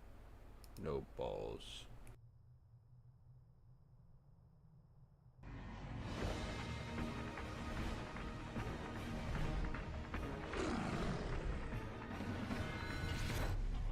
I can taste the essence of your soul. It is In the beginning of the entire Warcraft universe, the Void Lords existed. Ephemeral and endlessly powerful entities of shadow whose ultimate goal is to consume the entire universe in darkness. The Void Lords manifested countless beings called the Old Gods, known as the Shath-Yar in their language, and they hurled them across the cosmos. The Old Gods that landed and embedded themselves in Azeroth were Y'Shaarj, Cthulhu, Yogg-Saron, and N'Zoth. From their organic matter, their void servants, the Naraki and the Aekir were born, and during this primordial stage on Azeroth, the Old Gods fought each other and the elemental forces across the world, which they would eventually enslave. This conglomeration of void forces would be called the Black Empire, and if they continued their work, they would surely corrupt the world soul sleeping within Azeroth. But one day, the Titans were floating around space, inspecting their sleeping siblings until— Oh my goodness! Okay, panic mode. Azeroth is rumored to be one of the most powerful world souls, and it's on the brink of being corrupted. And the Titans are so powerful that they can't really fight the Old Gods directly without destroying the world in the process. So they created the Titan Keepers and the Titan Forged, which are like their little mini-me robot servants, and they fought the Black Empire and banished the enslaved elementals into Titan-created elemental planes. While the elements were locked in their planes, the Titans gave them a mobile phone with a very cool game. A game with over 800 champions, filled with intense PvE and PvP content that rewards players for their tactical genius. You know it, you love it, it's Raid Shadow Legends, and there's some cool content brewing within the game right now. Now, what I like about Raid is there's an actual sense of challenge to it. You can't roll over every single enemy in the game. You're gonna have to build your character's skills, test out strategies, and it really makes it so that you can in game. And if you're sponsoring this video, End of the War was going really well for the Titans. Except when it came to dealing with Y'Shaarj, the seven-headed old god that inhaled courage and breathed fear. You cannot succeed. Your cause is hopeless. This old god was far too strong for the Titan Forge to face, so Aman'Thul, the leader of the Titans, reached down and pulled Y'Shaarj out of the ground like a weed. All that you have accomplished, all that you have won. Yes. And while the old god was dead, the Purging left a giant open wound in Azeroth, which would later turn into the Well of Eternity, an unlimited font of the world's power. From the remains of the slain old god, 7 entities called the Prime Shah manifested themselves and would settle in the land that would later be called Pandaria. Embrace your rage, caress your fear, gorge your hatred, voice your doubts. These 7 Prime Shah would not truly awaken until the Horde and the Alliance showed up in the Mist Pandaria expansion, where they harbored all of these negative emotions as they beat the shit out of each other on this newly discovered continent. During their imperialistic rampage, they also ran into the Mantid, who worship Y'Shaarj, but the essence of this old god would be no more when Garrosh consumed his heart and is later defeated. Okay, rewind a bit back to when Y'Shaarj was being ripped out of the earth. Clearly doing this to all of the old gods was not going to work. The Titans' new solution to getting rid of the old gods without damaging Azeroth was to simply imprison them. So all over the world, the Titan Forge created monolithic facilities to contain the essence of these old gods. Cthulhu was trapped in Anchorage, Yogg-Saron in Ulduar, and N'Zoth deep in the ocean in a place named the Circle of Stars. Okay, crisis averted. But the Titan Keepers and their minions were not satisfied just yet. They wanted answers. Who were these old gods? Where did they come from? How did they get so powerful? And most importantly, is there a way to uncorrupt them? Maybe they could kill these parasites without destroying Azeroth. In order to find these answers, the Titan facility called Uldir was created. Within this research fortress, they meticulously experimented with the essence of the old gods. They messed with their pH levels, they played them relaxing Titan music, they busted it down sexual style in order to quell Goated their with the corruption sauce. and put them through rigorous Is he therapy a human sessions boy? to deal with their negative emotions. None of these methods worked. In fact, through their experimentation, they created a 5th artificial old god named G'huun. runs through your veins. Let it spread.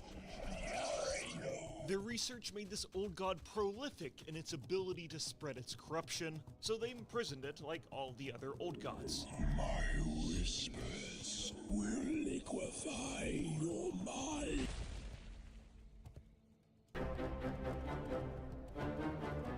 Thousands and thousands and thousands of years later, Gahoon would later be freed by the cultist blood trolls, and its moldy, bloody corruption threatened to spread all across Azeroth, but of course, we killed it. And call me a hipster, but Gahoon is by far my favorite old god. Its model is just disgustingly amazing. I mean, the fight starts with its little butthole mouth poking out of a wall, and then it births itself out of it later in the fight, and then you shoot it with a giant laser and it wiggles around in pain in an oddly adorable way. I mean, just how can you not like that? Big fan and super underrated, I think. Okay, back to all the old gods being imprisoned. In Ulduar, the old god Yogg-Saron was trapped. But as I explain this story, you'll quickly discover the Keepers and the Titan Forged did an awful job at keeping the old gods contained. Even though Yogg-Saron was imprisoned, his blood still flowed freely through the continent. This corruptive blood hardened into an ore called Serenite, and it was through this Serenite he was able to whisper to his imprisoners, the Titanic Watchers, and he drove them into madness, which led to a whole bunch of infighting between them. Yogg's Serenite would also corrupt the monolithic dragon Galakrond, and then far later, it would corrupt the world tree of Andrasil, and through that he was able to manifest the Emerald Nightmare. So he's had a lot of impact on the Warcraft universe, despite being in prison this whole time.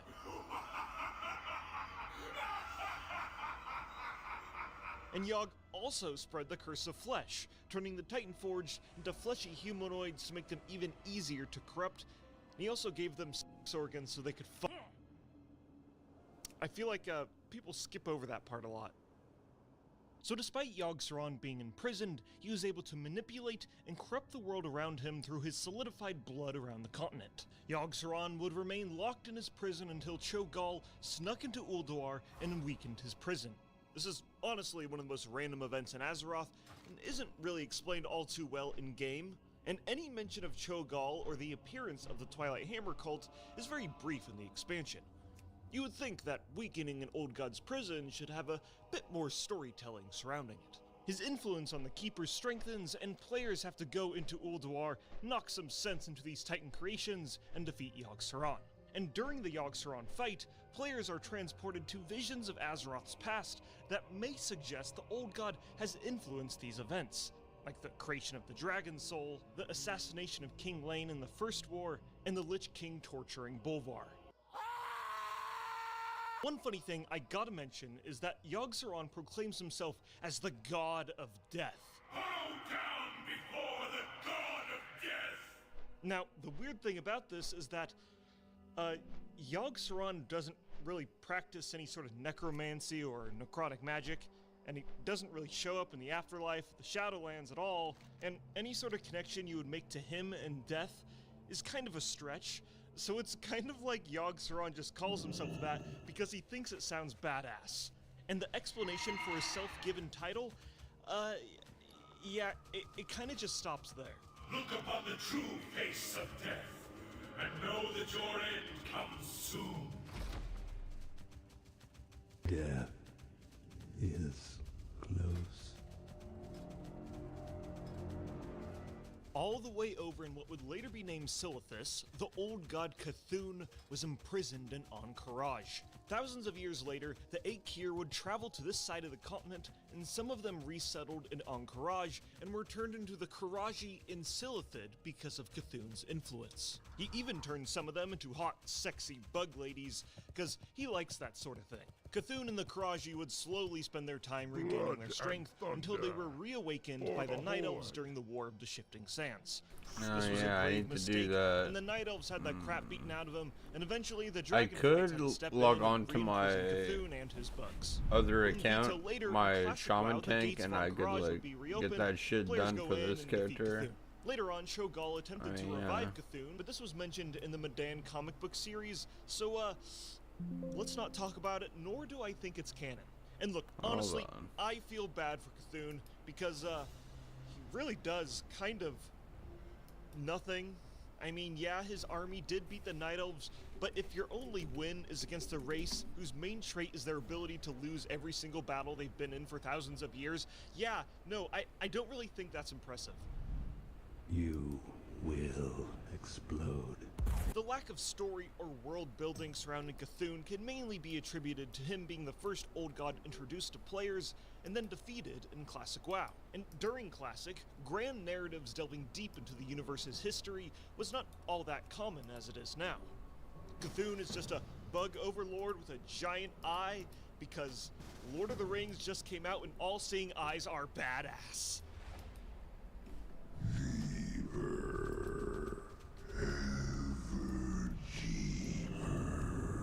Throughout a large majority of WoW's history, please tell me I can do this. I don't know. Has been a grand mystery level 60 can. I don't know if it's the like Circle of 50. Stars is the name of his I would assume located 51 to deep 60, within the right? ocean. And N'Zoth is one of those characters Hopefully. that has very little screen time, but has had a huge influence on Azeroth. It was N'Zoth who had corrupted Neltharion and transformed him into Deathwing and had him shatter the world. Himself to the deep places. He gave himself to me. N'Zoth made a bargain with Queen Majora and turned her and her highborn followers into the Naga. Let the tides draw you into my dream. He influenced Ragnaros and Alakir to fight for him so they could be free from their elemental prisons. My dream has become your own. And all of this was to bring forth the Hour of Twilight, a future where the old gods reign supreme and end all life. The hour approaches when all eyes shall be opened. But of course, he fails in bringing forth such a future. It's hard to convey how much mystery and hype was behind the final old god at this point. We didn't know N'Zoth's location, voice, or even what N'Zoth looked like. In fact, the first time the old god was ever revealed to players was in Hearthstone in 2016 in the Whispers of the Old God expansion. Yes, the reveal of Warcraft's most elusive and influential old god was in a spin-off card game instead.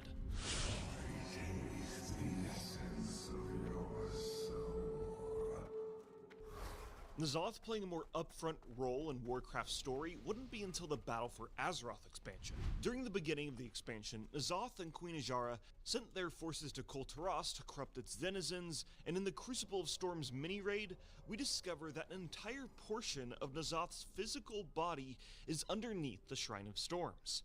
We really have no idea how it got there, but you shouldn't be surprised an essence of an old god is under a giant temple in the shape of a tentacle monster.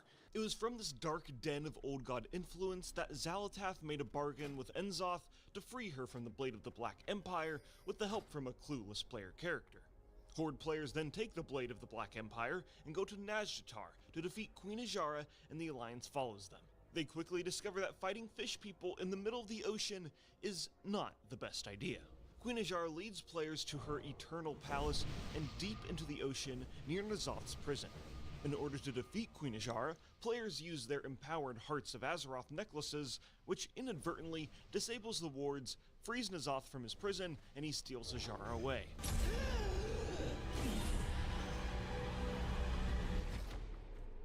All that was sleeping shall be awakened.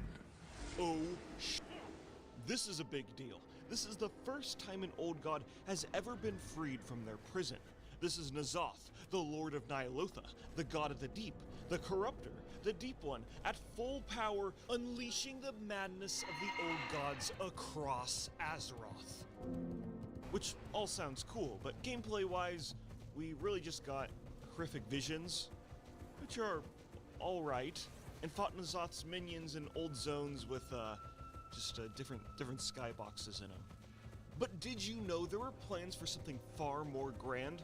In the game's files, players discovered an incomplete version of the Nazjatar zone, where more than half the zone was N'Zoth after he was freed from his imprisonment. Like, the old god is so big that he just is the zone.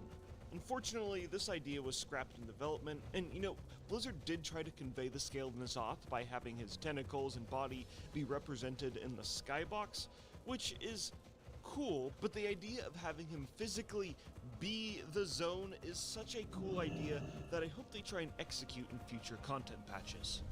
So the battle for Azeroth ends with us venturing to the alternate old god reality called Ny'alotha and killing N'Zoth with a laser beam and, yeah, he just dies. And yes, N'Zoth is dead. There was a theory for a while that the old god survived, but nope, really dead, along with all the other old gods. Now that being said, during Dragonflight, we actually traveled back in time to when the Black Empire reigned over Azeroth, and there were new whispers from N'Zoth hinting at our future.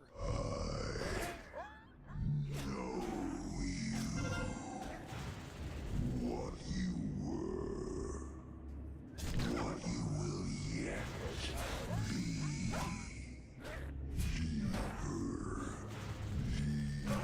Deeper its roots will reach, welcoming our embrace. With many eyes, they will see again. They will drink and be uplifted. You will follow him to the deep places. The dark waters will flow in his wake. Her dreams sing beneath the surface. Our dreams, our song. This could be N'Zoth from back in time, or the lingering essence of the old god in the modern time, or we really don't know right now. What I'm trying to say is the entire concept of death to an eldritch, mysterious entity like an old god is not really some black and white concept. At some point in WoW's history, there could be a random MacGuffin item or event, and then poof, they're all alive in Azeroth again, and it wouldn't really seem too far-fetched. Very fan-servicey? Definitely. But honestly, I wouldn't mind. Specifically, I'd love to see the return of Cthulhu in a comeback raid. It's kind of akin to Ragnaros' return in Firelands. And you know what? Yogg-Saron, he can come along too. Yippee! And those are all the old gods on Azeroth. Now there is speculation of Xal'atath being an old god, or perhaps there's more old gods on the other side of Azeroth, but all of those theories are just speculation at the time of making this video. Oh, I almost forgot. There's also a random unnamed old god in Outland. It's not expanded upon at all, or ever mentioned again. And, yeah, that's all the old gods. Thanks again to Raid Shadow Legends for sponsoring this video. You can jump into the game by scanning the QR code or clicking the link down in the description. Excellent!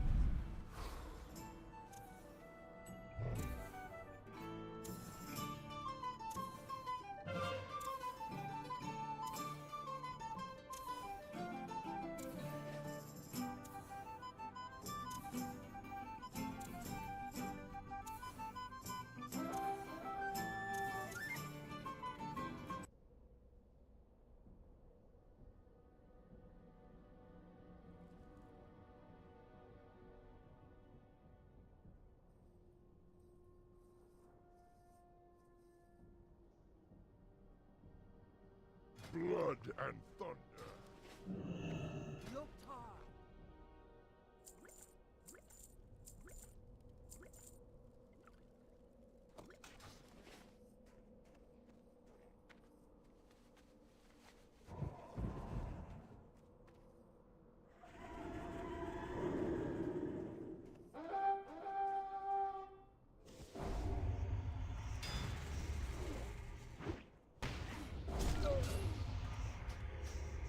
Battle.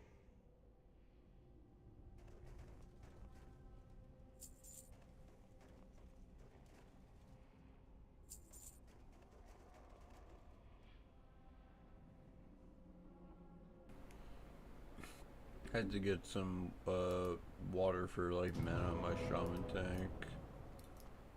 I'll be be there in like a minute on the main to clear it out for the altar.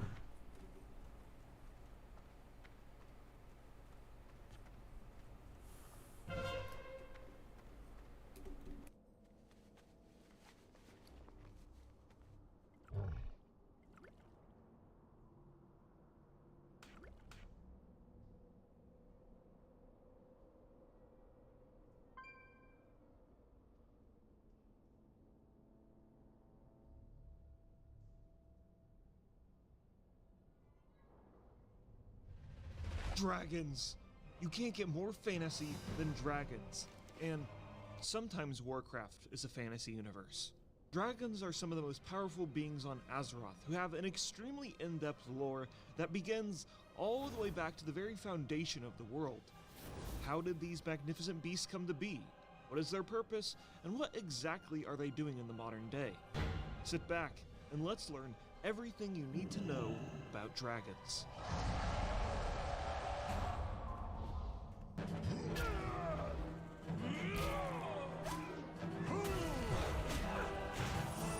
Our story begins during the Ordering of Azeroth.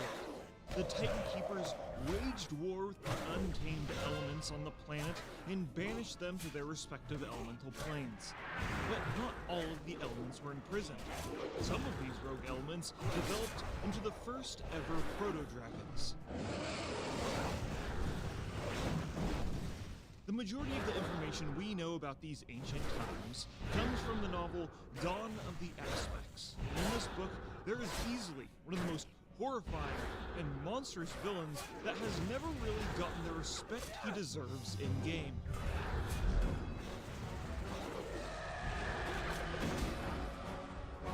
Galakrond, the father of dragons, was a monolithic beast that dwarfed the rest of his kind. One day, an unquenchable hunger dominated his body, and he suddenly began to terrorize the other dragons. He performed the unthinkable and started to cannibalize the other proto-dragons. This had dramatic effects on his body.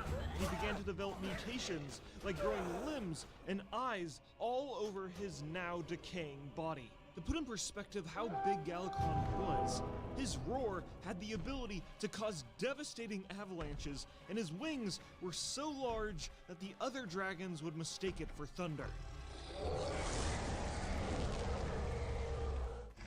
His breath also had the ability to raise slain proto-dragons into undeath, which were called the Not Living, and their bite would infect other dragons who develop similar, unrelenting tastes for dragon flesh, and yet, they're literally zombie dragons.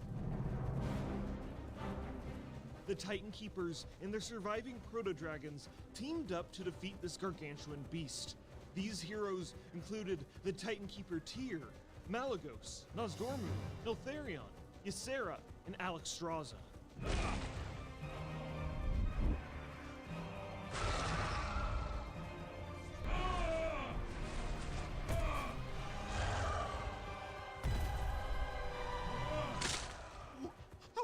During one of the battles, Tyr's hand was bitten clean off by Galakrond. The Titan Keeper would later get a new silver hand as a replacement. This glorious, heroic battle would become legend for the people of Azeroth, and Tyr's silver hand became the symbol for the Knights of the Silver Hand Paladins thousands and thousands and thousands of years later. Galakrond would later be defeated by the team of proto-dragons when Malygos flew inside of Galakrond's mouth with a giant boulder and freezed it in his throat. Then Neltharion flew inside his mouth and blasted a zombie dragon down his throat to push the boulder in further. Because Galakrond has little tiny proto-dragon arms, they were just too small to perform CPR on himself, and he choked to death and died. Yeah, kind of a crazy and strange death for the biggest dragon in Warcraft history.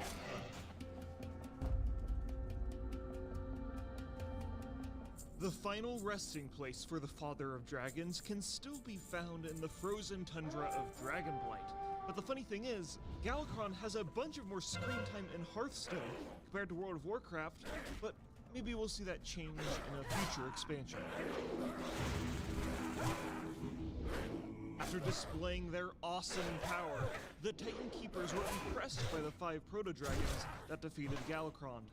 The raw power of the Titans was infused into these 5 proto-dragons so that they could become the Power Ranger defenders of Azeroth and protect the planet from any future threats.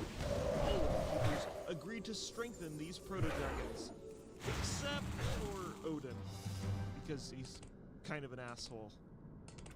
But they did it anyways. Eonar, the Titan of Life, empowered Alexstrasza. Alright, I'll try and this Sarah to fucking protect tomorrow, all living whatever. creatures. I didn't do it quick enough. Ganon, the Titan of Magic, empowered Malygos to protect the powerful arcane that dwelled across Africa. Yeah, have a good one, folks.